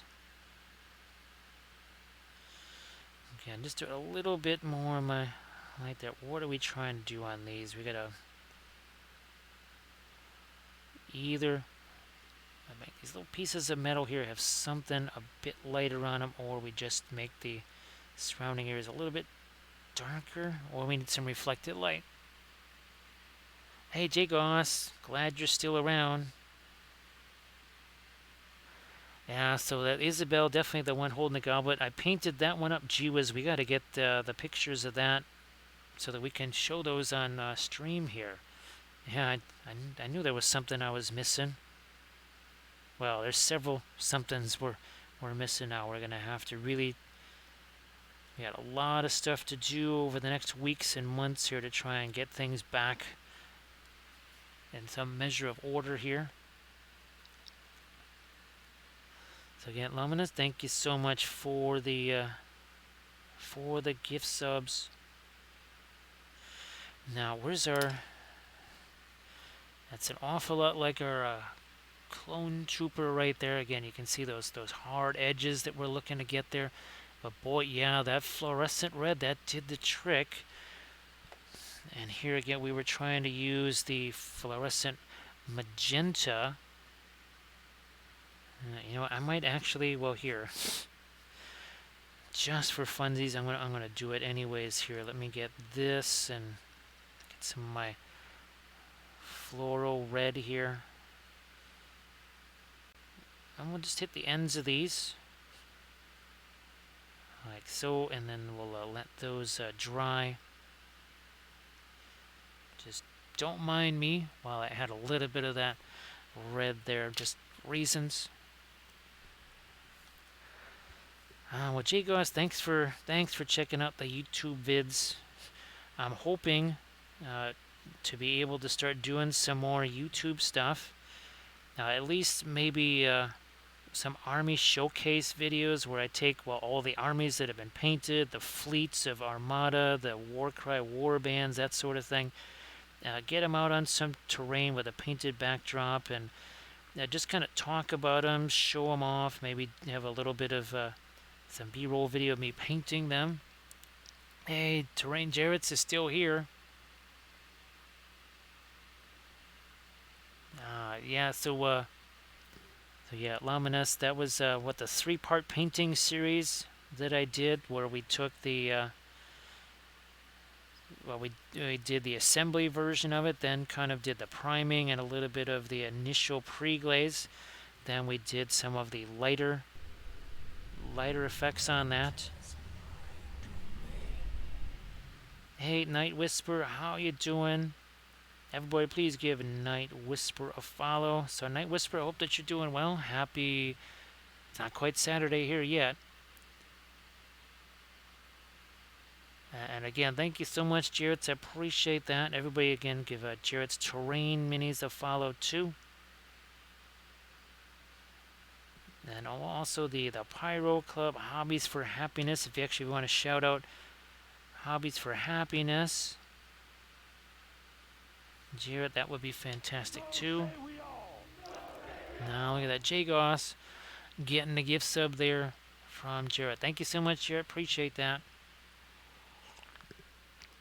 So for those on the East Coast there, about 14 minutes into a Saturday. Thanks so much, Jarrett. Appreciate that.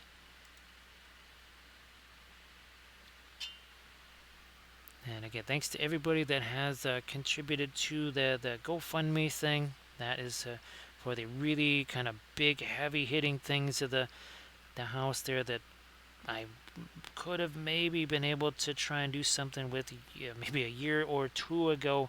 But with everything that went on, that kind of made that impossible. So we appreciate, again, everybody helping out with that.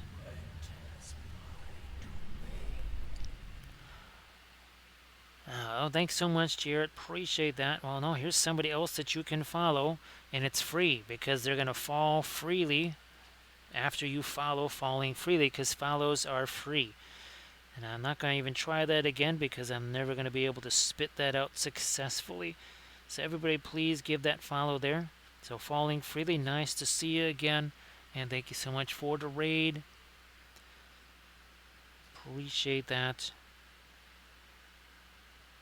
And maybe a little smidge more with our lighter color there. Yeah. So Jet, I'm hoping maybe this coming week here, maybe Tuesday, Wednesday, Thursday night or something, be able to maybe do a Pyro Club hangout, or maybe during the day. I don't know. It's just been really, really, really crazy. But I think next week there might be a little less, say, home repair action going on, and I might be able to do that. So again, everybody please give that follow to both Night Whisper and Falling Freely. And of course, Night Whisper, Falling Freely, if you guys want to share any of the stuff that you've been working on in the chat, that'd be great. I don't know if I really need to make that any lighter here. That needs to actually go back to being darker, because having that light right next to where this is on our lightsaber, it doesn't really help us very much. We're just going to take that away. Now we're just using some of the Egyptian violet there. And that's better. Much better. So yeah, Luminous, there's a ton of stuff. I only just looked at the Loot Studio stuff. There's actually some larger scale things. I think some dragon type stuff that would be, well, spectacular to print of theirs. Oh, wow. Yeah, there's a whole bunch of dark we never got down here. Holy smokes. Well, I mean, now we're 3 hours, 16 minutes in. Oh, that's okay. Falling Freely, if it's an older post, that's okay. That's just fine. Doesn't have to be something brand new or from this stream right here. Especially, well, it's the same for me. When I've just finished the stream, I really don't have anything I can show anybody, because it could be several days before I actually get anything that particular thing posted to the Instas. I think we will be posting maybe tomorrow either just Bo-Katan or Bo-Katan and her crew. I would like to do that tomorrow. Depends if I can do the graphics tonight. Yeah, let me get a little bit more of my dark right along those edges. Oh yeah, this too. Speaking of edges here, we did the light part. Now we need to get a little separation right there. Hey Aura, how you doing? Well, Aura, I know it's not quite the same, but all of these are saved as highlights. So maybe it's not as fun. You obviously won't be able to write things in the chat and such, but you can always watch this be just kind of like a YouTube video. And of course, who knows, I might try to also put this on the YouTube. No, I'm going to stick with the with this. So we're going to go with the Radiant Blue here. So yes, all of the Mandalorians, all this Shatterpoint stuff we've been doing, the Jedi folks here, the anti-Jedi, all of that stuff is saved on the channel. So you can go back and watch that anytime.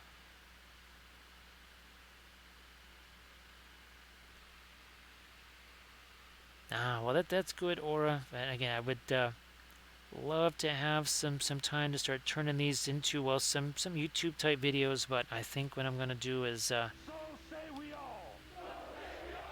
well, there's sometimes you have well, some hype trains and stuff that are generated by kind folks like Jarrett's that do those gift subs. Thank you so much for that. Appreciate that. Now again, I think, yeah, we need to get some super duper dark down in here. Again, the Van Dyke Brown, some of the indigo here. Well, Doji, I hope you have a delicious bakery run there. Now again, the stream tomorrow, it's going to be more like a nighttime stream like this. Not super late, but Yeah, I have to be basically kind of a de facto memorial sort of a thing, and that actually we'll have to do that again on Sunday. So that's going to affect the stream time tomorrow. I won't be able to start at that 4:30 time. Or I'm glad that that helped. It's shocking, and of course, Aura, believe it or not, yeah, a month from now, you'll have a fraction of the paint that you've got on the brush now, and then after that, it's just going to be a constant process of quite literally paint elimination. So see you later there, Doji. See you later, and I'll let you know. Well, first of all, what the new colors were. I'll just shoot you a message here, and of course, when those miniatures arrive, I'll let you know. And thanks again. That's what the Eldfall Chronicle, is that what that is? So yes, less is more is way too much, which is why we like to just plop some paint down there and then start pushing that around with our brush. Now what I'm also going to do here is maybe restore some of my black over here. Hey there, Patchwork Goblin. How you doing?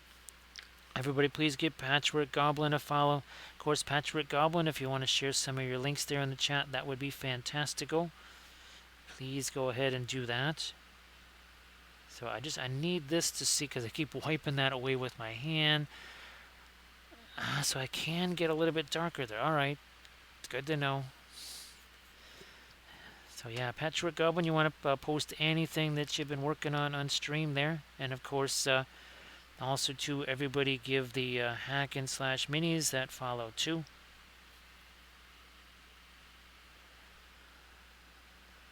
Yeah, and of course, Patchwork Goblin, if they're things from maybe something you did a couple of days ago, that's cool, because who knows, maybe people haven't had a chance to see that. Doesn't have to be brand spanking new. Oh yeah, I can go a little bit darker here. So yeah, so this is using that cork. So instead of the usual, say, bulletin board cork or whatever, this actually has from practically straight up cork wood. Now Aura, oh, this is, remember we was talking about mixing this? So this is the fluorescent pigment powder mixed with the linseed oil, and that's what I've been using here, and it really creates a very atomic red for sure.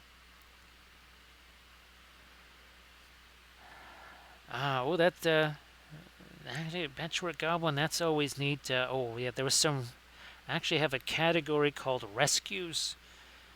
And there was always some miniatures that somebody had kind of, well, fouled up a little bit. And it was my job to resurrect those. Some of the Dragonborn or something like that, the really big guys. I think I have some of those somewhere. I'm going to have to locate those, and we'll have to make sure we do some tutorial vids and streams on those guys.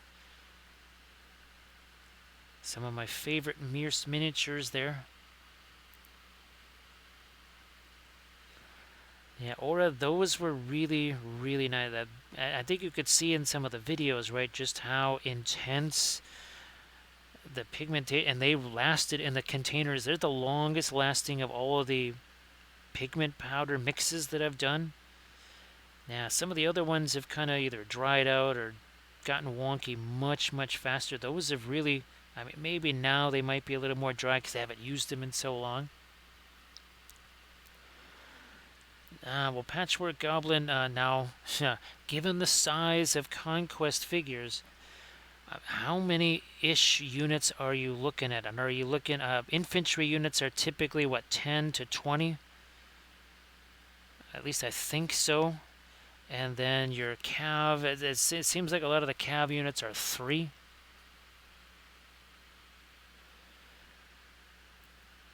So yeah, was that oh, and of course the interference powders too. Those are really fantastic. So I love me some interference paints on the latest tutorial. Oh, that's right. I also have to get that uploaded. I did the did the recording, the editing, the rendering. Now that's got to be uploaded too. So Aura, great to see you here. And same thing, Patchwork Goblin. So Aura, I have not tried that. Uh, I might have seen that. That was it last year or something? Maybe that came out. All right, we need to get some more lights. We don't have any edges. And you can see, like, right here on the Clone Trooper. Again, this was a last night stream right here. And we did the other one Monday, and our Saturday stream is going to be, the Captain Rex. We also have to get him ready to go for that stream tomorrow. We got so much stuff to be done here. Lots and lots of stuff to be done. But all right, now we've added our darks, so let's come back to something maybe more neutral here.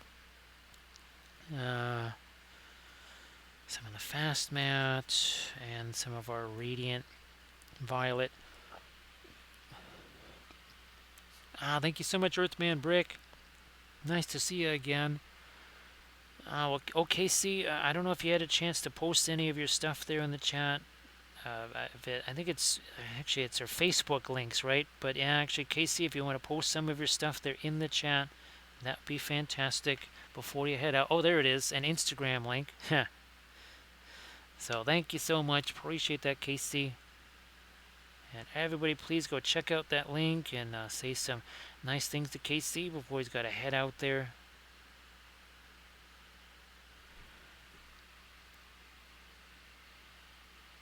Aura, now it's a little bit, in some ways it's a little bit more challenging to work with than, say, the bulletin board cork, because you never know what you're going to get.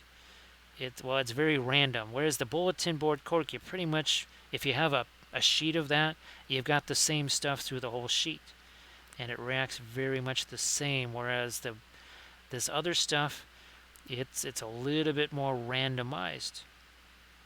You might have a really good piece for something, and then nothing, nothing like it again in the entire bag. Or you get something like Sarge got, where it's much more pulverized. Isidore, how you doing? Everybody, please give Isidore27 a follow. So Isidore, hopefully you were able to get a bunch of follows.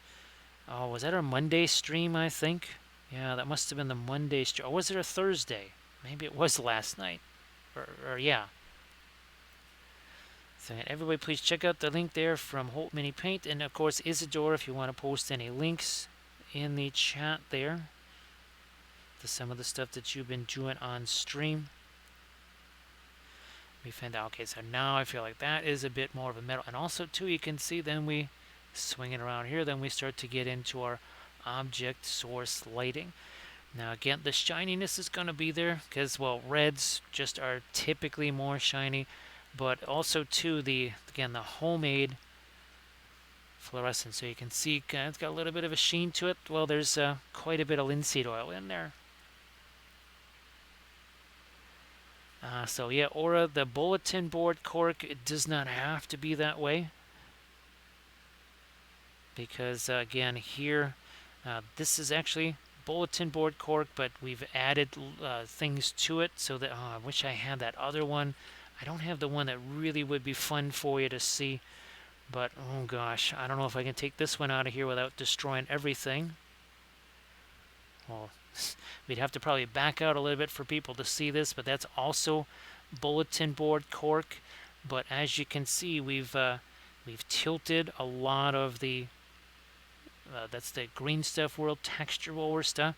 So this is the cork board, or the cork, the bulletin board cork, and also some of our fabulous some Sculpey. Well, yeah, I think all of those. Oh, that's where they are. Yeah, I think they're all they're all in my case. That's right.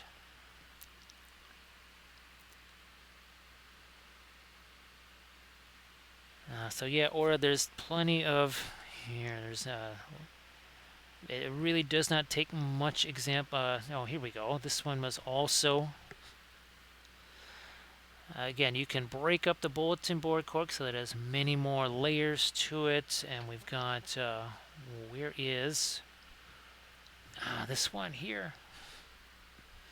Yeah, so as you can see, you really can't tell that that's a layered up corkboard. Of course, we also have our trees in place. Hey there, Galadriel, how you doing? You know what?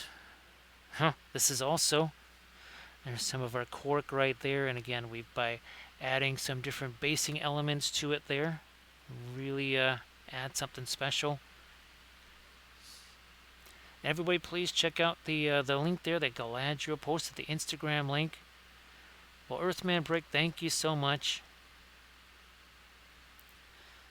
So Isidore, I felt bad because actually I looked around.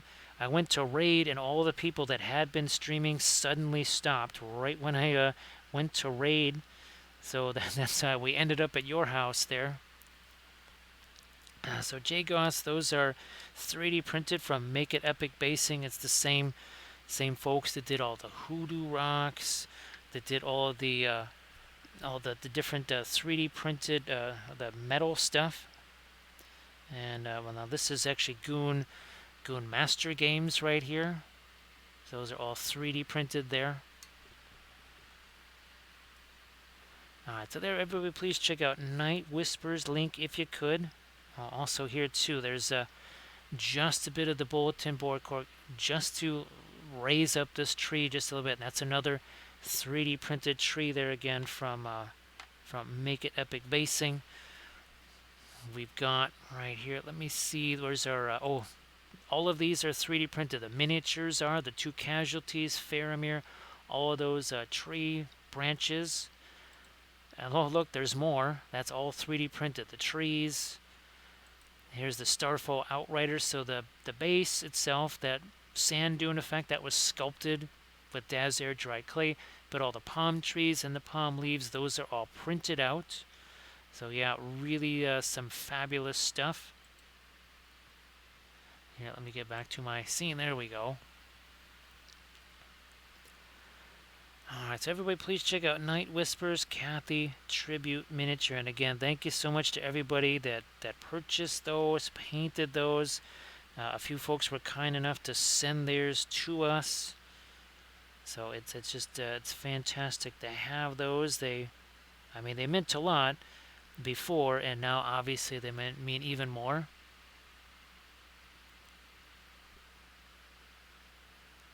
Now, what I'm going to do here is just darken the top of that, because yeah, that just was looking really, really funky there. Yeah, now, oh, this is interesting. We're going to be mixing a little bit of the Van Dyke Brown with our red there, our fabulous homemade hand-mixed oil paint fluorescent red. So fabulous stuff there. And again, we're 3.5 hours in. He had no paint on him 3.5 hours ago. Now, well, look at this. Looky here. It's an Armored Wolf who's up way, way too late. Especially given all that Armored Wolf has to be doing. The Armored... Oh, no. Well, never mind. Never mind. So, Armored Wolf, thanks for being here. I know you got a ton of stuff going on. Everybody, please give Armored Wolf a look-see there on the Instagrams. See all the amazing stuff that Armored Wolf does. So Armored Wolf, this is the... I mixed up some of this. Yeah, like I was saying, I was going to do a tutorial with this, but I thought, well, I think I have plenty of other things that we can do the red object source lighting on. Oh, gee, sorry, Armored Wolf. I didn't want to bug you because actually I thought it was another fair weekend. Yeah, so sorry about that. So yeah, Armored Wolf. Now, of course, I cheated here and I added some of that red to the sabers, but there is a difference. So again, ignore the sabers because I put the red on there. But yeah, there's a big difference from that magenta fluoro stuff. So yeah, I thought you were still at fair and doing all that, so I did not want to bug you with that. Sorry about that. Here, let's do maybe this level of light. Let me see how this is gonna work. I think the Armored Wolf, yeah, I wasn't quite sure what was going to all happen with the floral red, but it's working pretty well. Of course, it's going to take a long time to dry. Ooh, look at this, adding a little bit of the floral yellow helps. Just a little bit of that floral yellow.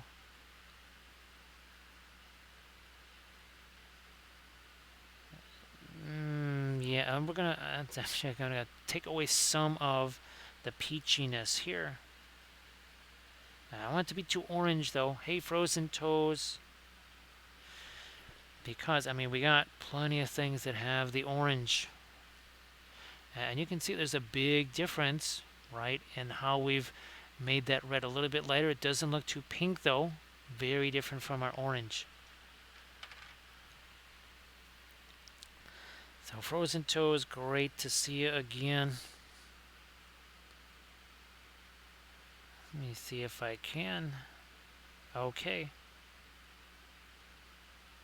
I'm going to tone down these fingers here. They were getting a little bit on the right side. That's better.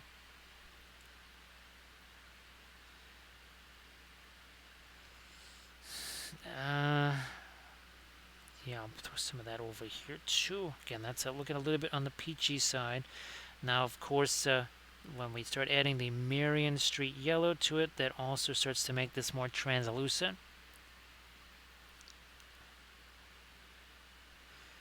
Now, the Marion Streets, you're just not really going to be able to get those outside the US. That's why I started to experiment with mixing the fluorescent paints myself, so that we could conceivably then just anybody, anywhere, you can get linseed oil, you can get the fluorescent powders, and then you can just make your own. Hey Ryan, how you doing? So Ryan, if now you are using, like I said, you're using some linseed oil in here, so it's going to take a little bit longer than say average. Of course, it depends what you're mixing them with. If you're mixing with a lot of fast matte white, then maybe they take less time. Now, even the radiants, sometimes those can help them dry a little bit on the faster side. But yeah, if it's taken weeks or months or something like that, that is definitely no good. So Isidore, yeah, we actually have plenty of acrylic object source lighting too, and the approach is almost exactly the same. I use fluorescent acrylic paints just like this. Essentially, I'm just transferring what I would normally do with acrylics to the oils. Let me see. I know we've got here. Oh, there's our pyromancers. So all that done with the. That was all done with the acrylics there. So and I think. Oh, where's my cipher lords? Where is my cipher? I don't quite know where they are. No, that's the Corvus Cabal. So yeah, I did also the Cipher Lords. No, those were Scions of Flame. That's oil paints there. But yeah, we did. Oh, actually, where is my Carnosaur? That was done also with the acrylic paints there. So again, some of the fluorescent orange, fluorescent yellow. Now here, let me get back to my scene over here.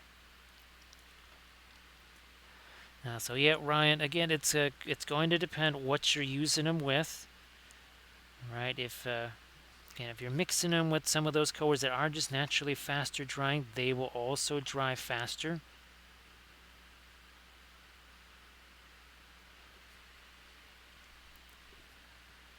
And of course, the more linseed oil you get into them, then it's just going to take that much longer to dry, because it's one of the reasons why some of those things like the AK Interactive stuff and the what is that, the Scale 75, because they just tend to chuck all kinds of tons and tons of linseed oil into that because they want them to be softer. So yeah, Ryan, hopefully that answers that. I know there was another question you had on the YouTubes there, and hopefully that also answered it too. And of course, much like anything else, Less is more. If you put less of it on the miniature, you won't have that really long drying time. And each one of them is different. The blue mixes very differently from the orange, the red, and the violet. They all kind of mix differently. So there's no proportions or anything like that. You just got to mix it and try. And when you come up with something that works with the linseed oil you have and the powders that you have, well, then you're all good. Yeah, Isidore, the gotta always have those display trays. Can't be doing all that stuff on Army, right, and not have that display tray going here. I'm going to change this up from that sort of peachy color here to something a little bit different. Especially back there.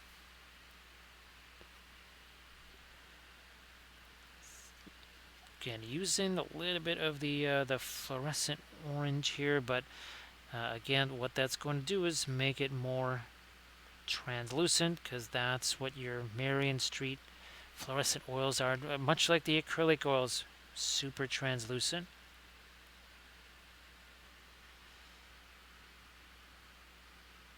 And I'm also going to take, again, a little of the peachiness away from some of this. Now this, an hour or two ago, maybe not going to work so well. Thank you so much, Lamines. Appreciate all of the subs there. Thank you so much. And I'll try and shoot you a message tomorrow. Well, hopefully the Wapelia Spellbrush figure actually does print out, and we can get that all prepped and ready to go. Saturday and Sunday are going to be really, really, really, really crazy. Today was kind of an insane day. Very distracting. But I think tomorrow and Sunday, they're both going to be really more intense type days. Here, let's do a bit more of our, again, more of the orangey stuff, less of the peachy stuff. Down here, we're going to take some of that away. Let's see. So Aura, now, I don't know if it's a really, really, really big figure right there. And again, Aura, you definitely want to have very little paint on the brush. And I think, too, remember I talk all the time about that balancing between a pin line wash, right? Too much thinner on that brush, and it's a delicate thing. I think last night I was painting that Clone Trooper, and there was a part where there was just too much thinner on that brush. Like here again, there's only a tiny bit of thinner on that brush. Or you could always, maybe you take a little bit of your Indian yellow or something like that, because again, that's a translucent sort of color, and it also is a staining color, so you could potentially just sort of gently brush that over those teeth. Maybe they actually start to get a little bit of a more of a yellowish vibe to them, or you just kind of let them dry. You let them dry, and you have at it later. That's also something that you can do. There's nothing wrong with letting the oils dry. You don't have to do the whole thing in one sitting. That's something that I learned about the oils the more I worked with them. I was kind of surprised. That was not something I was expecting, but that's it did work out that way. Now we are also going to say hello to the Zhang. How you doing, Zhang? Nice to see you. Let's welcome in all of our raiders here. Thank you so much, Snapdragon. Appreciate that. Thank you so much. And along comes Ganef, and he says, I like your stick way better. It's like, yeah, and also, too, I don't have to carry it around with me. It's like, what do you mean? It's like, oh, you think it's always extended like this? It's a stick, right? Thank you so much, Lazy Gamer. I appreciate that. Along comes this Ganef. He's like, so, yeah, there is, I don't think those guys are going to give up their best card to you. It's like, well, then I'll just make it out of Mithril. But I got to find some. Thank you so much, Driver. Appreciate that. And we're also going to say hello to it. It's like, seriously, are you going to run out of these things? Each one of them smells worse than the next one. That will be the pipe weed. Thank you so much, Steph. Appreciate that. And oh, hey, Lara Skywalker, how you doing? Well, there's a Skywalker for you right here. We are painting. This is the new Shatter Sword stuff from Atomic Mass Games. We've been really painting a lot of this. Obviously, you can see we've got some glowy, lightsabery things happen here, and we've got some more lightsabers here. There you go. So the Ventress and of course Showa there. Again, different types of glow. They don't come on these type of bases though. So all of these bases, we've added things to those. We'll show you another set here. This was our stream last night. Hello, little hobbits. Spark my gun. And this was our stream on Monday right here. So again, these two guys, again, they don't come with that stuff. So those are the clone troopers again from the starter box. Spark my gun. Clone troopers from that starter box. Again, they don't come like this. Now we only have another. We have Fast Tracks and Mint Princess. Thank you so much. And along comes yet another Gandalf. And he says, seriously, dude, where do you get this armor stuff? It's like, oh, I don't think you get it in Moria. It's like, well, that's where I'm headed, so sure I can't pick some up there. Thank you so much for all the follows. Appreciate that. And of course, everybody who's not already following the Zhang, you should really do that. Hey there, Goldfish. Nice to see you. Oh, wait a minute. Wait, speaking of more glowy things, we also have... So there's Bo-Katan and her crew. Also with all the flamey stuff there.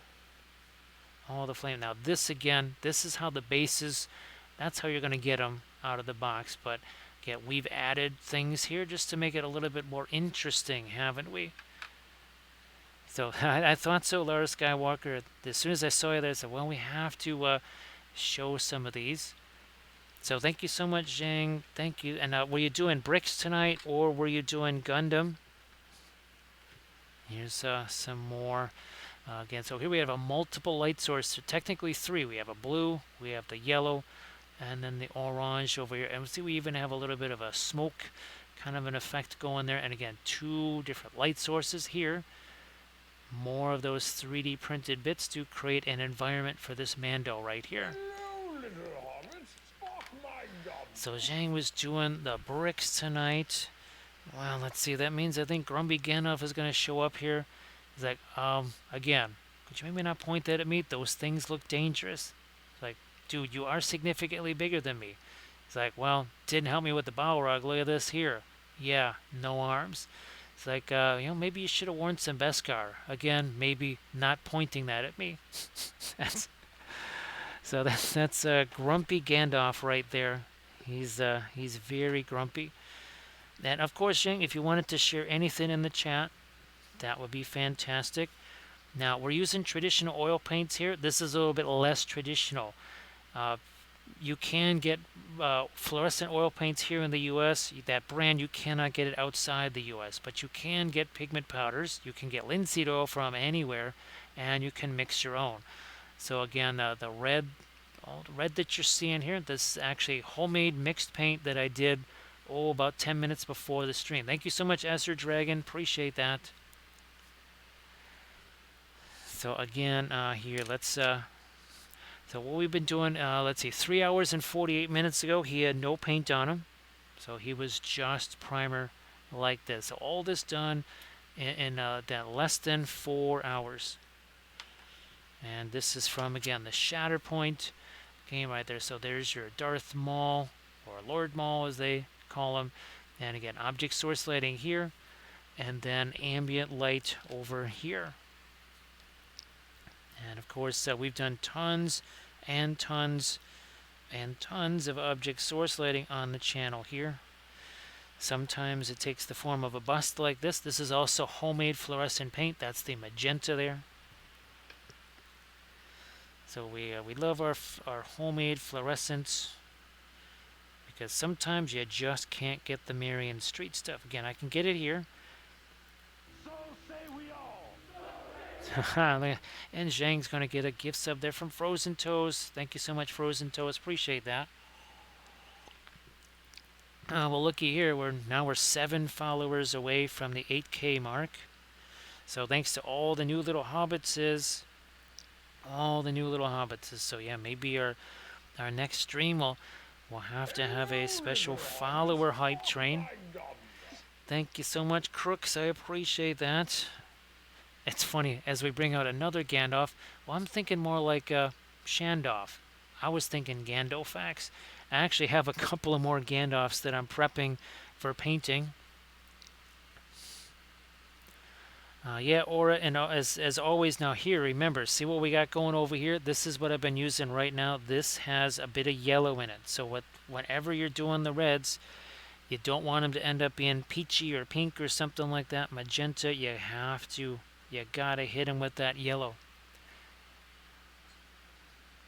And now, of course, we used to use the cadmium colors. I mean, nothing wrong with those, except they tend to be A, really, really pricey, and B, they take forever to dry. So there's a couple little downsides to the cadmiums. I mean, I still have all my cadmium paints. Now Laura insists on, well, would that be a Gundam built by Zhang, or would that be a brick Gandalf? Would be called Zhangolf. So yeah, the again, so if you want to check out some fantastic gunpla and of course brick building there, you'll get that from the Zhang. So thank you so much. We are now six followers away. Again, there's no special prize, no fabulous prizes for getting the 8K followers. It's just, I don't know, just entertaining to think about. Again, didn't really think 3 years and a few months ago, or maybe more than a few months ago, that it would all kind of work out this way. So Snapdragon says that there was a little bit of cadmium in some of those original bricks, and of course it would make sense. Now I don't know. Is it easy for me to get to my cadmium stuff here? Not there. Oh, I can get to them now. So we do have actually a cadmium red deep. There's a cadmium orange, and also two. This weighs a ton. I mean, if you were to take this and hold it against it, this is significantly heavier. I mean, if you put them on a scale, I mean, it really wouldn't maybe be that many ounces, but there's the same amount of paint in each one of these. This one feels really, really heavy. So that's when they say heavy metals, they're not kidding. They're not fooling around. So again, if you got the cadmiums there, they will be amazingly brilliant, very light. They'll last a bazillion years, but there's kind of a reason why. And they also, again, have a bit of a price tag with them. So just realize, again, that you're going to have a little, some things to think about if you're getting those cadmiums. And that's in the more inexpensive brands. I mean, you start talking Williamsburgs, the Michael Harding and the Old Holland and stuff. Holy smokes, those might end up being $70, $80, $100 a tube. My goodness, it's kind of scary. Now, also too, these fluorescent pigment powders. When I mix these up, I started to think, well, you know what? This could be essentially a substitute there for something like a cadmium scarlet or a cadmium orange. Man, maybe more like a cadmium scarlet. And also we use something like the Indian yellow, combine that with, say, the radiant yellow or the brilliant yellow pale. That pretty much substitutes as a cadmium yellow for us. Again, much faster drying. The Indian yellow has plenty of intensity to it. No doubt about that. It, however, is massively translucent, unlike your cadmiums, which are just the opposite on the opaque side. Very, very opaque. But the slow drying thing, that can be a little bit of an issue. Now, of course, if you're worried about cadmium Now, Winsor Newton makes a line of cadmium-free cadmium paints. Sadly, they cost the same as the cadmium paints. I think they might dry a little bit faster. Gee whiz, can I even find them here? Ah, here they are. Hey, Artemichael. So, see, cadmium-free Scarlet. It's definitely not quite as heavy as the cadmium tubes. So again, that's something you're worried about the cadmium itself. So now Artemichael says, oh, that's actually Artemichael. That's less than I was thinking. So Aura, I mean, unless you're planning on, accidentally consuming or eating the paints, you really don't have anything to worry about. You can see just how much paint has gotten on my hands over the last almost 4 hours, so practically none. And if you're worried about that, you can wear the gloves. I see people wearing, the nitrile gloves all the time while painting. I certainly wear them while I'm working with the resin stuff. So just like Artemichael was saying there, as long as you're not consuming it, obviously, we were never a fan of licking the brush here or anything like that, because all that does is destroy your brushes. So you don't want to destroy those, especially the people that are spending a whole bunch on them. But yeah, as long as you're not consuming it, then you're not really going to have any problems whatsoever. You'll be all fine. It's unfortunately, it's kind of folks that maybe have never used the oil paints before, or folks that maybe have a little bit of a, shall we say, an agenda. That would be big acrylic, trying to spoil our fun, where they would say, oh, you better watch out for this, this, and this. Again, this was me painting with oil paints at age 13, and I had done it, I think at age 12 was when I first started with the oil paints. So let me see, I think is that this one? No, that's this one right here. So yeah, I did that painting at 13 with oil paints, and I'm still around. So I think you can survive using those. And again, you want to use the high quality thinner, and you want to also use something like this to clean your brushes. Again, the side benefit also works with the acrylic stuff too. Not hazardous, and no vapors. So yeah, the brush licking stuff, unfortunately, your mouth is part of your digestive system, and it's designed to digest organic matter like sable brushes. So yeah, that's probably not a really good idea. Back at the academy, you were told once, don't stick your brush in your mouth. If you did that again, then they would just take your brush away from you. And Jagras, I think you've heard the story of, back when we were in high school, and where the kid, he used this part of the brush to poke into the paint tube, because there used to be the paper stuff there, and it was stuck, and it was phthalo green, as in phthalocyanide green. So yeah, Aura, you really never want to, even the acrylic stuff. I mean, okay, watercolors. Let's take watercolors. Well, that should be nice and safe. It's water. Actually, no, the active ingredient in watercolors is glycerin. And guess what? Still has things like cobalt and cadmiums. If you have a cadmium, or if you have a cobalt blue watercolor, guess what? It's got cobalt in there. Just because you're thinning it with water, that doesn't make it healthy to consume. Lara Skywalker, unfortunately, it's got something a company started years ago, and that was something that their sort of studio painters encouraged, and that's somewhat unfortunate there. So again, there's a couple of other public service announcements by Grand Oracle, and Brushlicker feels personally attacked there. And also, so yeah, again, phthalocyanide green. Let me see if I can find a phthalo green here. And again, that's, I think this is a phthalo green, yeah. So it says phthalo green. The full name is, again, phthalocyanide. again, you got watercolors, you got acrylics. Guess what? It's got cyanide in it. So again, always a good idea for the brushes to be on the outside of the face, not inside the face. That's not where they belong. They are much better on top of, or say, your miniature or your base. That's a better place for your brushes to go. So yes, really not a big fan of the brush licking stuff there. Again, I mean, you can do that. That's fine, but really, again, it does have an impact on your brushes. But it's your paint, your brushes, your way. It always is. We can only suggest things here. That's all.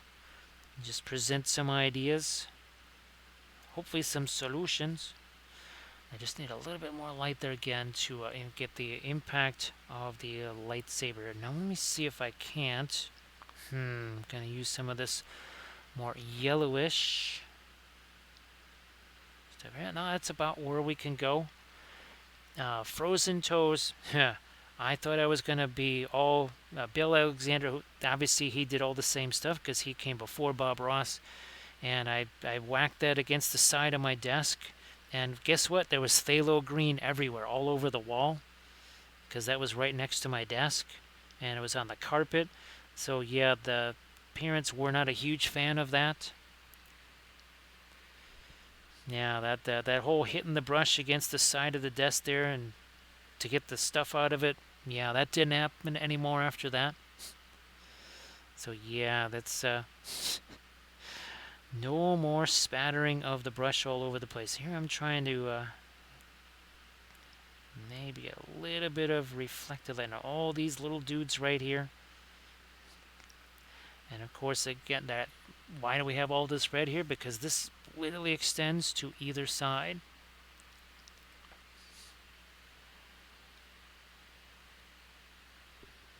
So now, of course, we love our phthalo green, and of course, we used a lot of it on this bust right here. This is another one of our tutorial videos. So that's mostly phthalo green there, and then this was Indian yellow and phthalo green mixed together. Phthalo green, a staining color, of course. We use that all the time. Phthalo blue, not so much. Prussian blue, well, leave it to the Prussians, right? Talk about a dangerous color. That would be Prussian blue. It's far more dangerous than any cadmiums. Just as cobalt blue and cerulean blue, how dangerous. Just how dangerous being around the Prussians can be. Now here, let's get some more of our orange-ish down here. Again, trying to make some of the shinier surfaces like we did. This is our stream last night here again. Now, you can see some of the reflected, see some of the base color is reflected now onto the armor. Again, it's a shiny surface, very polished, so should have that for sure.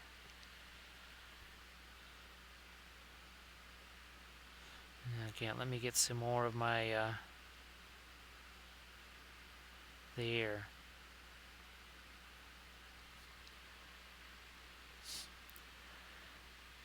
So aura, they have some snap to them, those hue colors, but they're basically, we call them faux cadmiums.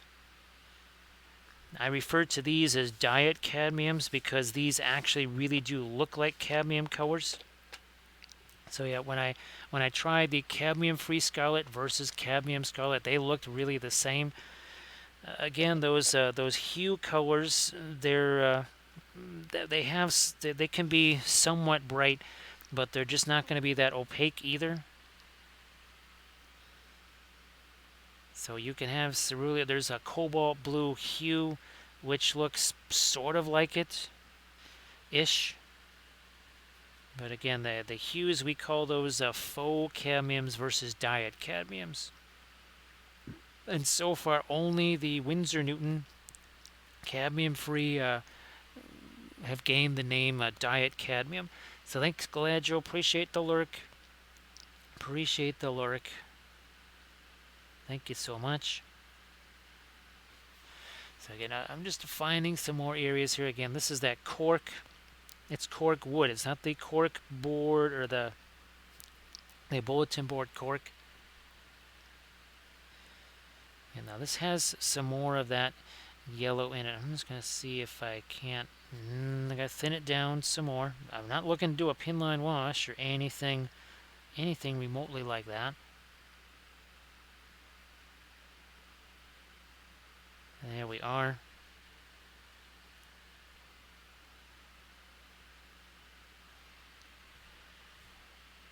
So yeah, a little over 4 hours ago, that's when we started on this thing from scratch. Again, there was no other paint on this. It was just a primer. I just take the Steiner Red stuff, brush that on. Now all of these, the bases that you saw, like our one here for Showa, I did a basing video. I think we took 8 of these. We created 4 different themes, and of course one of them was the desert theme here. Right, and I've got the Captain Rex. That's what I'm hoping to stream tomorrow. So we're going to make a quick little base for him, again, out of those 3D printed hoodoo rocks.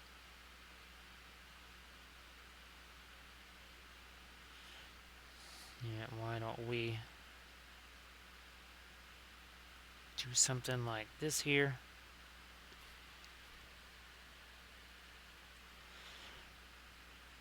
And a little more light down here too. What that'll do is make this look that much darker, sort of like our Anakin here. And you can see that shadow, that was just a pre-glaze there. We took one of our little flashlights here. We shine that down like so. And we thought, oh look, there's a shadow there. So I painted in that shadow. And again, those little lights right there, you can get those off of Amazon. Who knows, maybe even at the regular stores too. I haven't seen them there. I just, again, get them off of Amazon. Just little party lights. Yeah, Frozen Toes, there's been a couple of times I was almost thinking about doing that manganese blue hue until basically a green fairy and pun expected. Where's my Severus blue here? Where the heck did that go? Yeah, once they told me about the Severus blue, we kind of went in that direction. So that's one of our Williamsburg colors there. Not sure where our Severus blue went off to. But that's really, really, really opaque.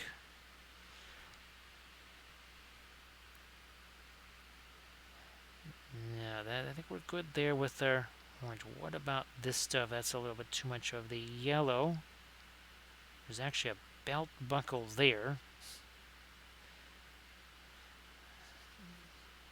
I think we've gotten all the light that we can get in there. Now maybe that we need a little bit more of this here. The one thing I wish they didn't do was, and a lot of companies do that, where there's supposed to be something that's maybe a freehand thing, they actually turn it into a texture. Kind of wish they didn't do that sort of thing.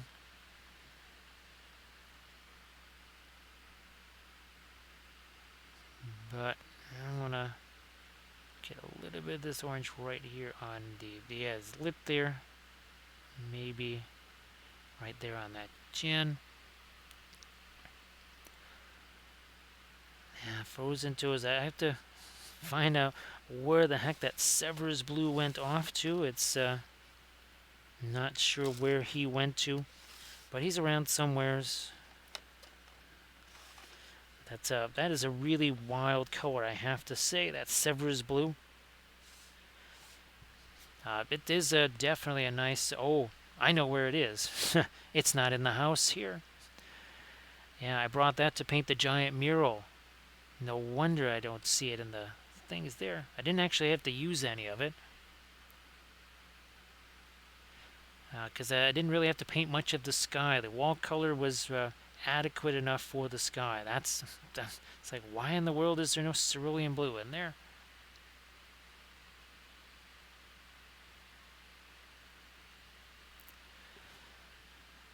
Or actually with the acrylics, believe it or not, it's the same thing there. Believe me, I've got a whole bunch of different acrylic paint lines, and they're all really, really, really different because each one is trying to do something different. And well, and some of them, of course, are less expensive than other ones. But yeah, you'll find pretty much the same thing with the acrylics too. Even watercolors were the same way, pastels even. It's there's always going to be something different in the manufacturing of the paints there. But yeah, sorry that you started out with some of the some ones that weren't as maybe as helpful. And that was something that I had to learn. I tried to obviously I try to advise folks as much as I can based on well the hard lessons that I've learned. Believe me, I have a ton of earth tone colors here that I never use anymore.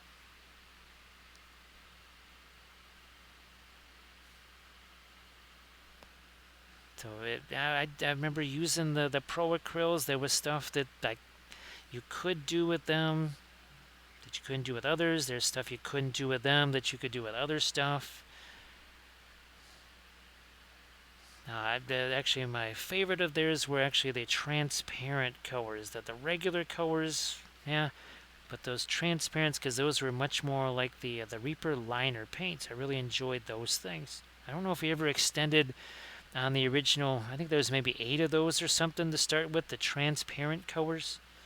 I don't know if they ever extended those out more. Yeah, let's do some more of our orangey stuff right in there, maybe.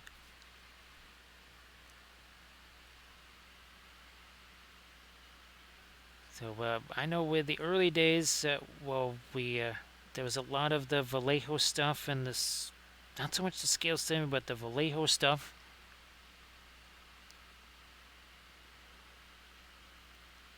Let's see. And I only ever got to try the Chimeras once. They were supposed to send me some.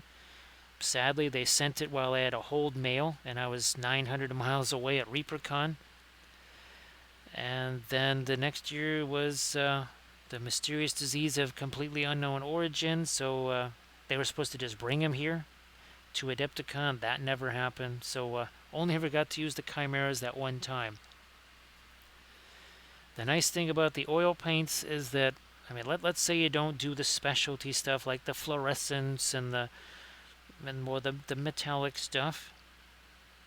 You could really do everything that I do with 15 colors max. I mean, it's pretty much the same colors on the palette all the time. I mean, you could probably even just, there's maybe a dozen that are absolute regulars that you see all the time. And sometimes, again, there'll be something like a specialty thing, well, like here, right? And even here, well, all we did was mix our own, right? And I could have mixed much less if I didn't want to deal with putting it in a container. I could have just mixed some up and then just use that, but is what it is. Yeah, trying to pick up on some more of that texture here from my cork. Now back here, let me see if there's anything more on either the ambient light or the shadows that I can do. Let me see if there's some more stuff on our shadows. Maybe, no, I don't want to get any of the brown matter there, but maybe some more of our Van Dyke brown or even a little bit of Perlene black, perhaps. Now that's our green over here. It's again another one of those colors that it used to be a printing ink for the longest time. Prussian blue was the very first of the artificial pigments. Leave it to the Prussians. Again, we're going to darken this down. That's also, again, that's got some green in it.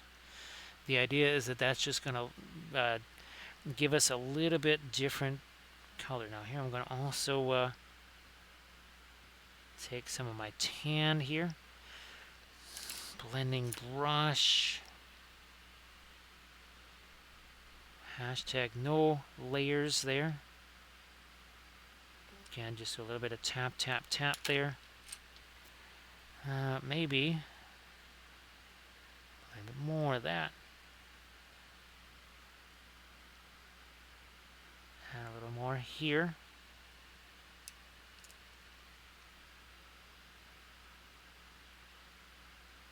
And that's better.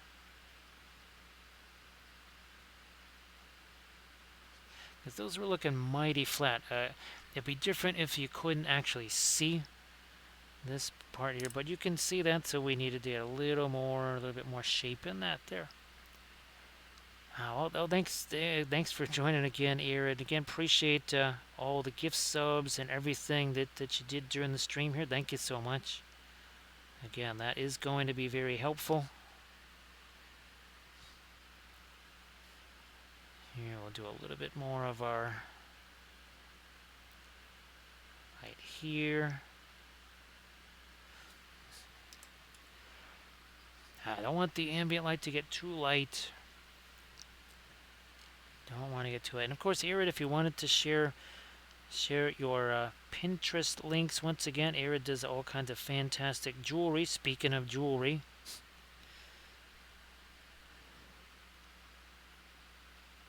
yeah, actually, Arid, I'll have to send you a message about. Well, speaking of, again, jewelry, I'll tell you and a little bit of a message there. What I've been trying to get here with jewelry and some of the memorial stuff. Here, let me try and get a little bit more of this tan right here on this fold somehow.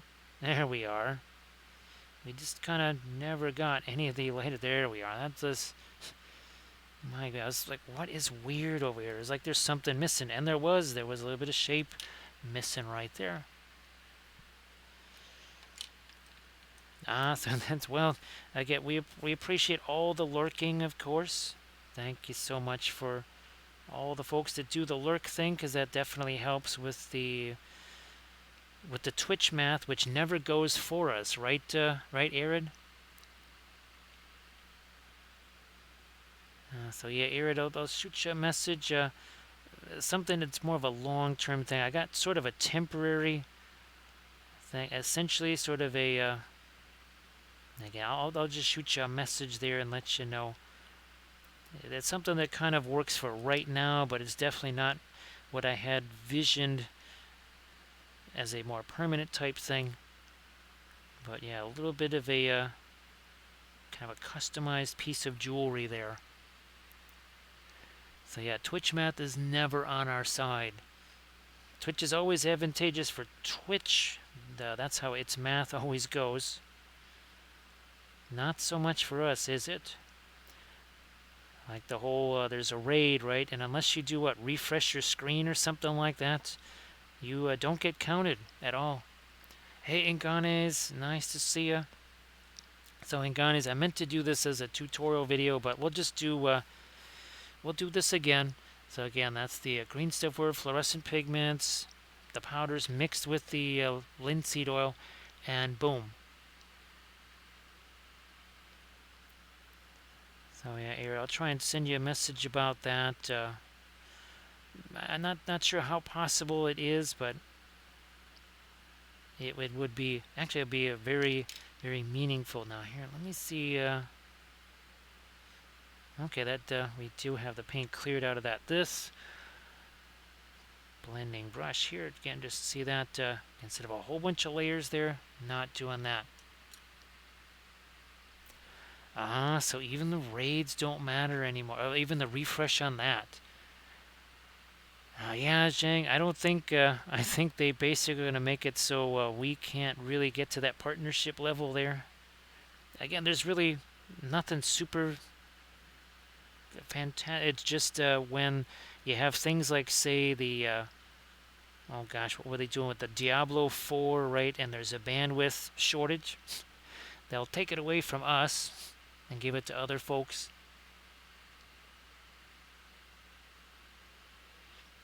So okay. That would, well, it would make sense then why the numbers are as they are. But again, of course, they're always going to kind of go in their favor, aren't they, Zhang? So I wonder how long ago it was that they took away the refresh, and hopefully, well, I don't know if people even know about that now here, because I sure as heck didn't know. I was almost tempted to put a little bit of light here, but boy, it really can't be too much because it's sort of in shadow, just like over here.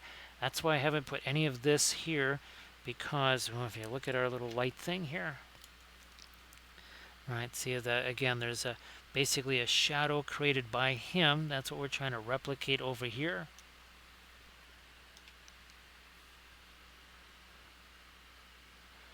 Ah, so over a year ago.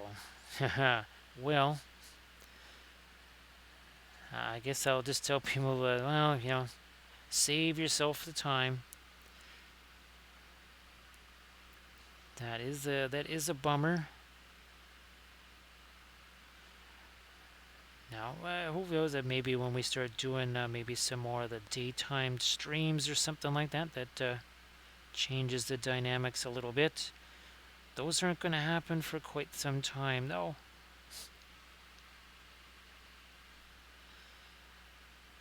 Yeah, that Twitch. Oh, that was they weren't the AI. What were the guys from Space Above and Beyond that were the androids? Maybe they weren't AIs, or were they? No, they weren't silicates, were they? No, I think that's another sci-fi thing that calls them that.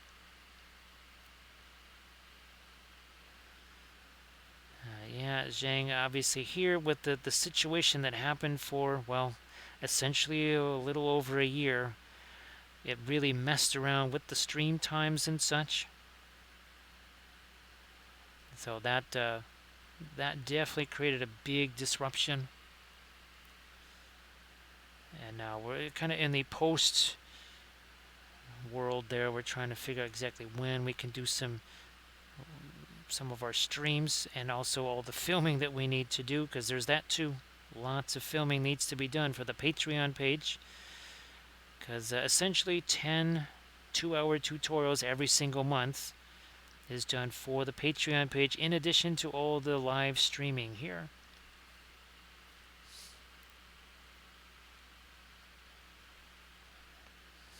Yeah, we can bring this up a little further, maybe ish, something like that. So thanks, Jang. That's good to know.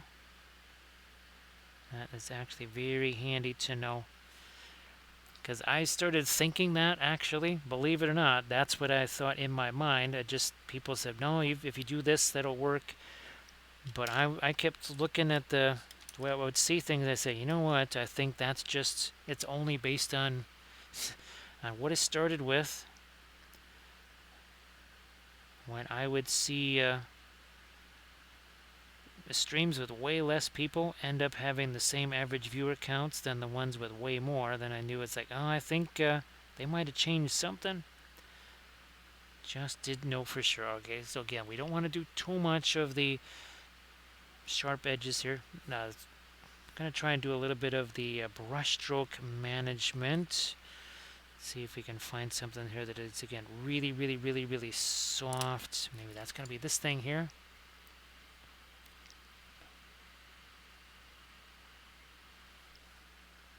Yeah, Zhang. Actually, again, I just filmed. I have a video that I have to be uploading to YouTube tonight, so that can go up on the Patreon page tomorrow.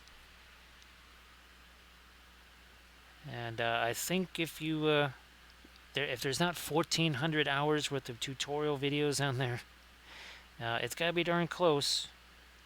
It's got to be very close to 1,400 hours.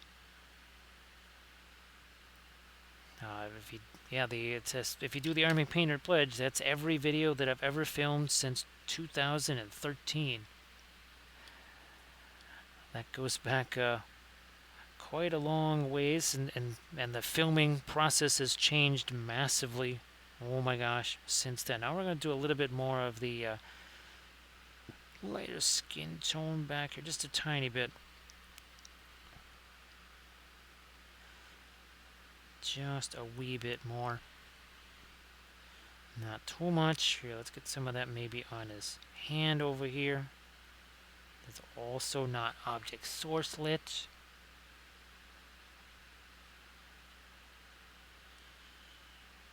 Do some more down here. Again, that's a little bit of our blue. So we have some blue here, some of the kind of ochre type color. All right, well, Frozen Toes, thanks so much for being here. Appreciate that. Thank you so much. Thanks, Snapdragon. Yeah, when I first started to do those videos, it would take somewhere in the neighborhood of 18 to 20 hours to do one 100-minute video. Between the filming, the editing, the rendering, and all that kind of stuff. Now it takes us significantly less time because we've learned a lot of different things since then. Also, too, I don't have to burn DVDs like I did back in 2013. Yes, as part of that original Kickstarter, I think I burned 1,300 DVDs in both NTSC and PAL. And also had to do all the DVD jewel boxes and all that kind of stuff. Oh my goodness, that was crazy. Yeah, no such thing then as a USB drive that's going to hold all of them, because now even the small little USBs, even those go up to 200 plus gig right there. So thanks, Frozen Toes, appreciate that. Yeah, I always hope that, well, even something like this, right, where you can't get the fluoro paints in outside the U.S., but maybe you can just mix your own because you can get the stuff there.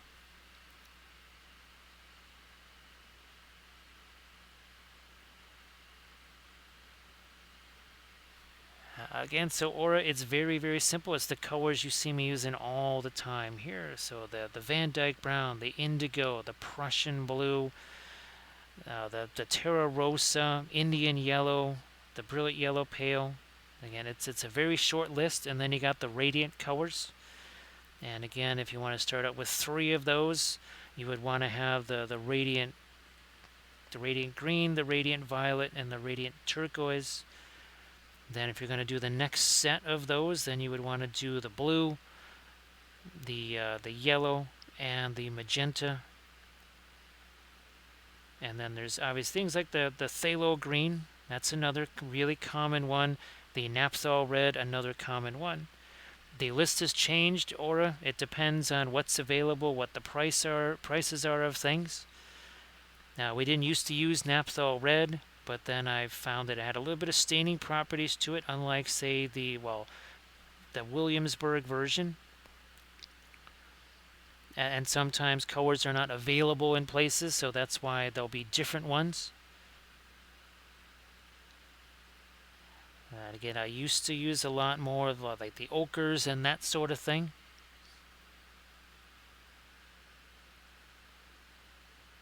But the list is pretty, it's again not a really long list at all. And of course, well, it's either Egyptian violet or dioxazine purple.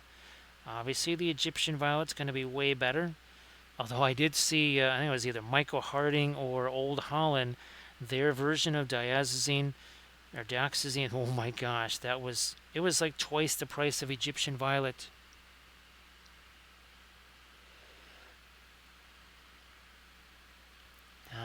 Thanks, Jang. Really appreciate that. And of course, appreciate the raid too.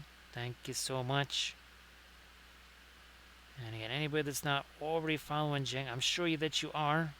But that's another place where Twitch is tricky and twitchy. Sometimes it unfollows. You don't even know it, but it unfollows.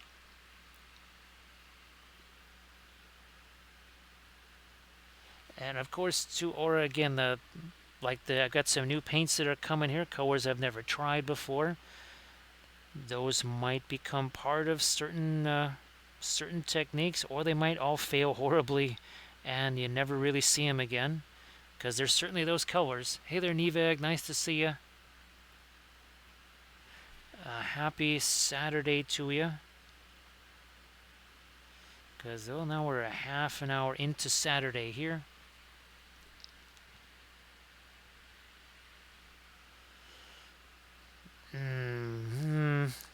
I'm just going to little bit. Ooh, that was way more than we were wanting there.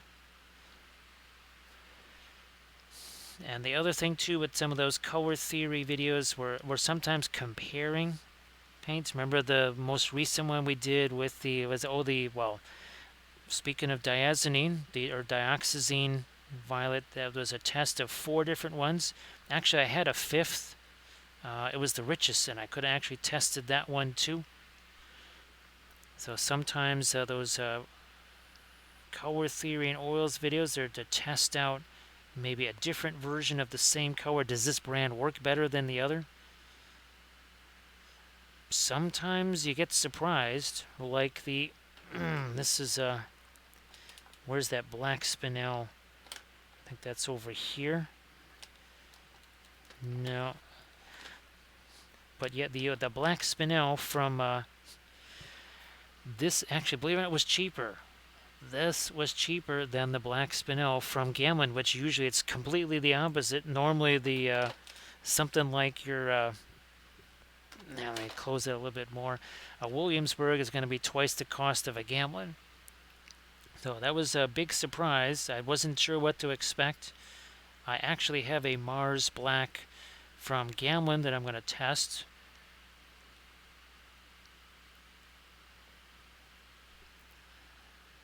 Again, that wasn't the Gamlin color. I haven't tried getting a Naphthol red and, say, Winsor Newton yet. I don't even know if they have a Naphthol red. Didn't even bother looking because I didn't realize that, well, Naphthol red and Fanchon red are the same. Now again, Williamsburg is a little bit cheeky in that they'll take a certain color and just give it a different name, even though it's kind of the same stuff. Very, very cheeky of them for sure. Again, that's well, you know, I mean, it's their paint line, right? They can name things what they want. It will just be more confusing, even for me too.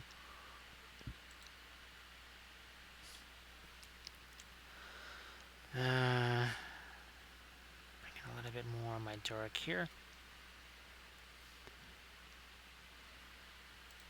So yeah, where is our 2 paints right here? Nope, that's not the there. I think they're going to be in here. So there's the Williamsburg. There is tale of 2 reds right here. So Fanchon red. Now also too, this one is about twice as expensive as the Gamlin. You turn them around here, they're both Naphthol. So again, that's a Naphthol. That's not Fanchon red. They just call it Fanchon red. So here, this is a less expensive option for people. Either one, I do like this one, but this at half the price, more people probably are going to gravitate towards this.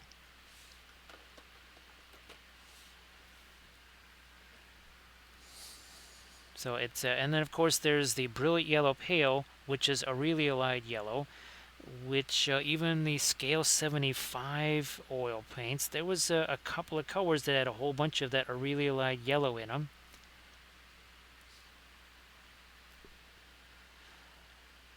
So Williamsburg, since they do the hand grinding of their paints, I think that's why they tend to give them their own names, because it does make them very different. Now here, their Van Dyke Brown is very different than every other Van Dyke Brown. And actually here, look at this, you actually have amorphous carbon produced by charring animal bones. Also, Pigment Red 101, which is Terra Rosa. So that gives it a little bit more opacity there.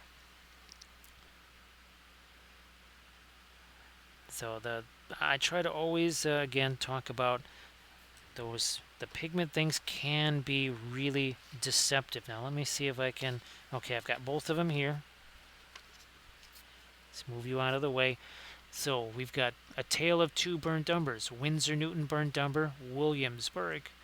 They are very different. The pigment is listed as pigment brown number 7 and nothing else. However, either it's in the grinding of this, maybe here it's burned more, maybe here they burn it less or more, who knows. But burnt umber that's 2 very different looking colors. Hey there, M-Tellies, how you doing? What was the, right here, the ultramarine blue.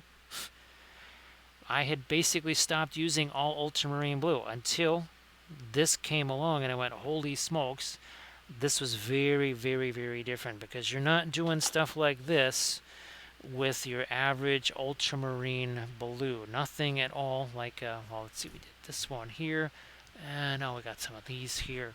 So again, yeah, we also did some of the ships with this. Yeah, if you were to take the Winsor Newton ultramarine blue, you are not getting this result. Not even anything close to that. They're both ultramarine blue. You think, well, that's basic enough, right?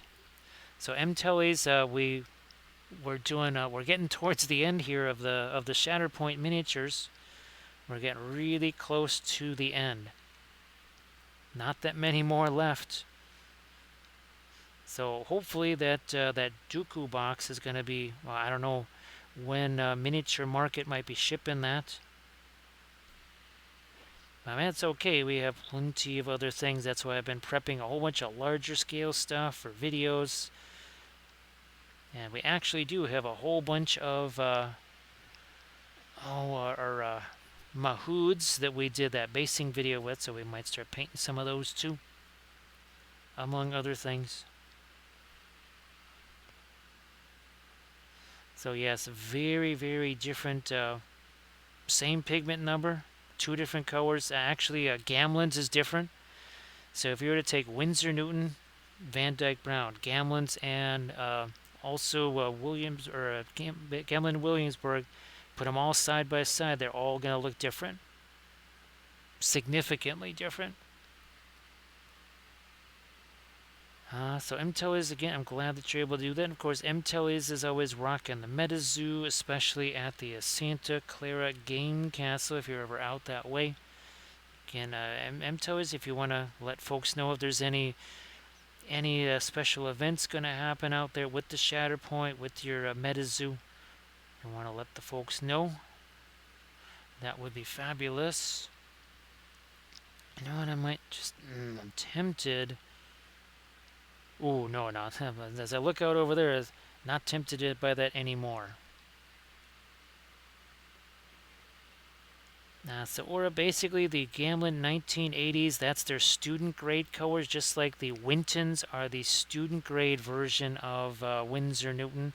And I know folks that have tried both, and they're pretty darn similar. So if you get the Gamlen 1980, you're going to be getting something really close to what the Windsor or the Winton paints are. So going to do some MetaZoo on the Saturday there. That's fantastic. Now and then a little, then some tournament action there too. So that was unexpected. I think it was, it was Steeler Rebel. That's right. She was the first one to discover there's a massive difference between Winsor Newton burnt umber and Williamsburg. Winsor Newton burnt umber, Van Dyke Brown. It basically looks like burnt umber. It has none of the juiciness. Thanks, Cryptic Paintworks. So again, I've never actually used any of the Gamlen 1980s, but everybody that's used them, they say, they're okay. They're not. They're very much along the lines of the Wintons there. Maybe a little bit better on some of them too. So that's what's really been fantastic about obviously being here on Twitch, is so many folks trying out the oils, and then we have well, that much more data to work from, don't we? Because more people trying them. That means we have more information out there. Always better. And we'll try it. Now, the nice thing about the Williamsburgs is that when you get one of their starter sets, yes, it is more pricey, but you're getting actually just a regular artist paint. It's going to be a smaller tube, but you are getting the regular stuff. So here we go. So this is again one from the starter set. If you were to get a 37 mil tube at Williamsburg, it'd be the exact same stuff. No difference between them.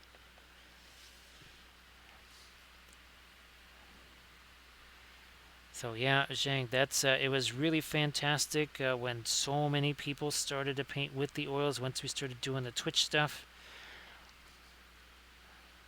And of course, there's different brands around the world, and this way, someone can say, well, okay, is it worth it for me to get this one? And someone can say, no. What was that though? The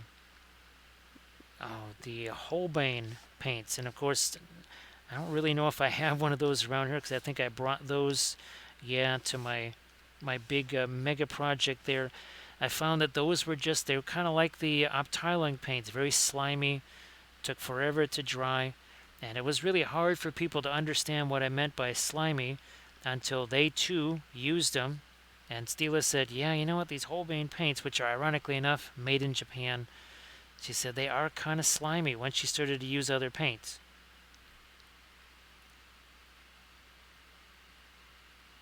So yeah, the Galwin 1980, those are student. And Frozen Toes also says that the Van Gogh is another student line there.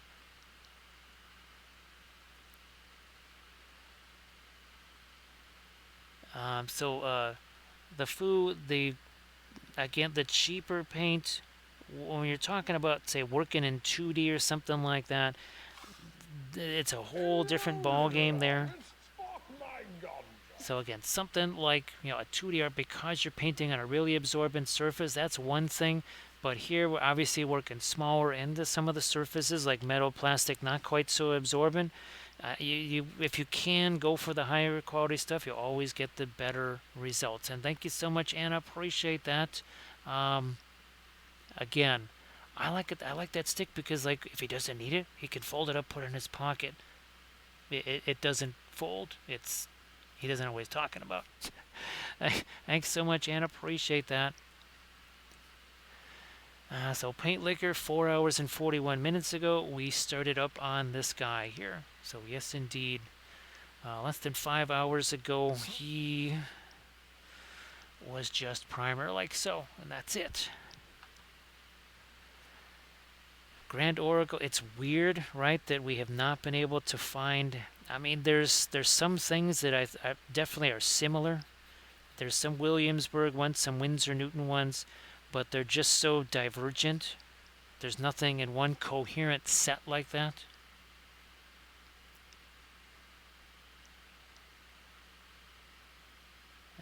Let's see. So yeah, obviously, people ask, so is this how long they would take? Now, if this is me just painting, obviously I'm painting probably 50 other figures all at the same time. So that's already going to cut things down. And well, obviously a few less puppet shows, a few less raids, but then that's what makes the Twitch stream so fun, because we have all of the above. Now, the questions that people ask, those are really important, because I have actually done videos based on the questions that I hear. Let's say there's a question that gets asked often enough. I say, man, I wonder if there's a way. Is there a type of video or something that I could film that answers that question definitively? Sometimes not. But yeah, there have been, or like with the Severus Blue and the Ultramarine Blue. Now look at that. There's Severus Blue. And enough people asked about these that I said, all right, I'm going to try them. Was it Payne's Gray? That was another recent one. That was another recent one that essentially was done because of the questions that people asked.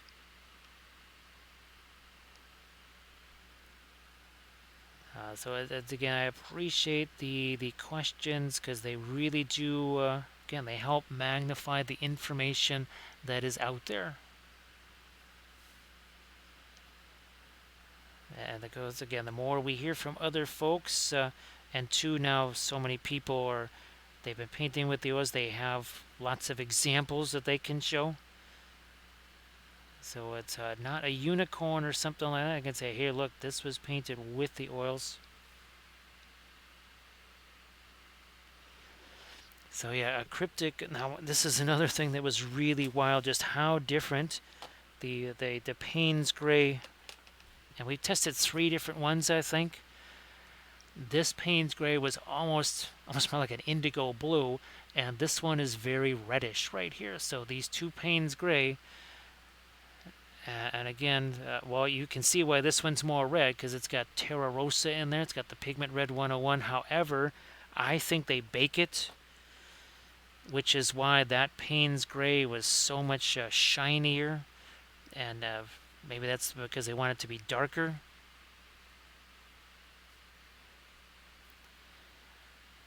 So yeah, definitely lots and lots, and it's an ongoing process.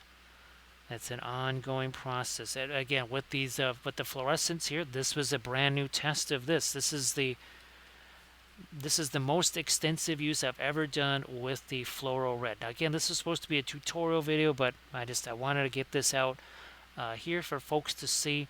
So again, this is a test of something that I haven't really used before, and it's a very different result than, say, taking like the fluorescent magenta and the yellow and trying to make something that's more orangey.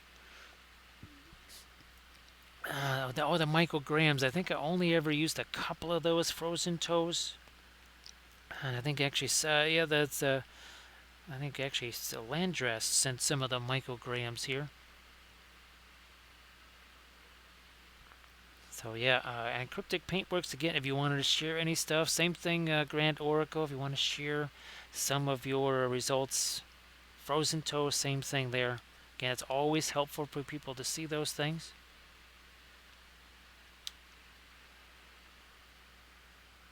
And of course, and a whole bunch of our, well, now even something like this.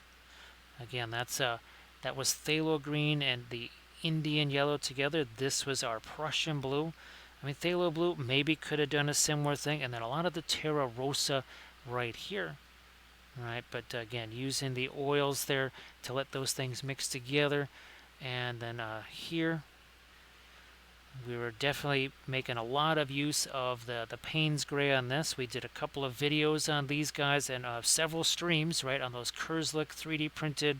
Oh, again, these are all 3D printed bits here. Oh, and this too, that's bulletin board cork, but again, it's been altered. We put other pieces on top of it. And texture paints too. Now, since it is getting to be close to 1 in the morning here, I think, I don't know, maybe we will head to Jinxed Way there. Yeah, we might head to Jinxed Way there. Because we have a whole bunch of stuff to do, and it's going to be an early morning as well. But there he is. There's your Darth Maul. Again, with the... That's some pretty intense reds right there, again, provided by this. And you don't have to get the Green Stuff World. You can get pretty much any fluorescent powder right there. So everybody, please check out Cryptic Paintworks Instagram links there. So yes, again, it's really fun to see other people's results, right? And again, it looks there's definitely a little bit of a difference here. Yeah, because here again we use the magenta and the yellow together. Here we have the straight up red. So definitely a difference there.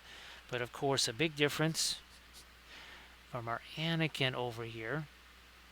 Did the same. Oh, let's do one more.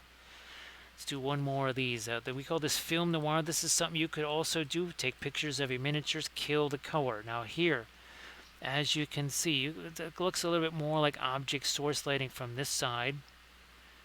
But here, a lot less, right? Why? Because here, since all we had was red and blue, we didn't have the usual color contrast, did we? Here, let's bring this color back. Zoink, like so. And then look at that. So again, here you have all kinds of color contrasts. Here it's mostly just a value contrast. So two very different approaches right there. And again, I do want to say thanks to everybody for all the bits, the cheers, the subs, and the follows. We will be painting, well, that's the plan anyways, tomorrow night. The last of our clone troopers will be painting Captain Rex, or whatever his name is. Yeah, so we'll be painting him in the same manner. We're going to be basing him tonight, so we got to get that done too. So again, we're going to get our raid countdown underway because it does take a while. I want to thank everybody that followed, all the subs. Again, we're just five away here from our 8,000.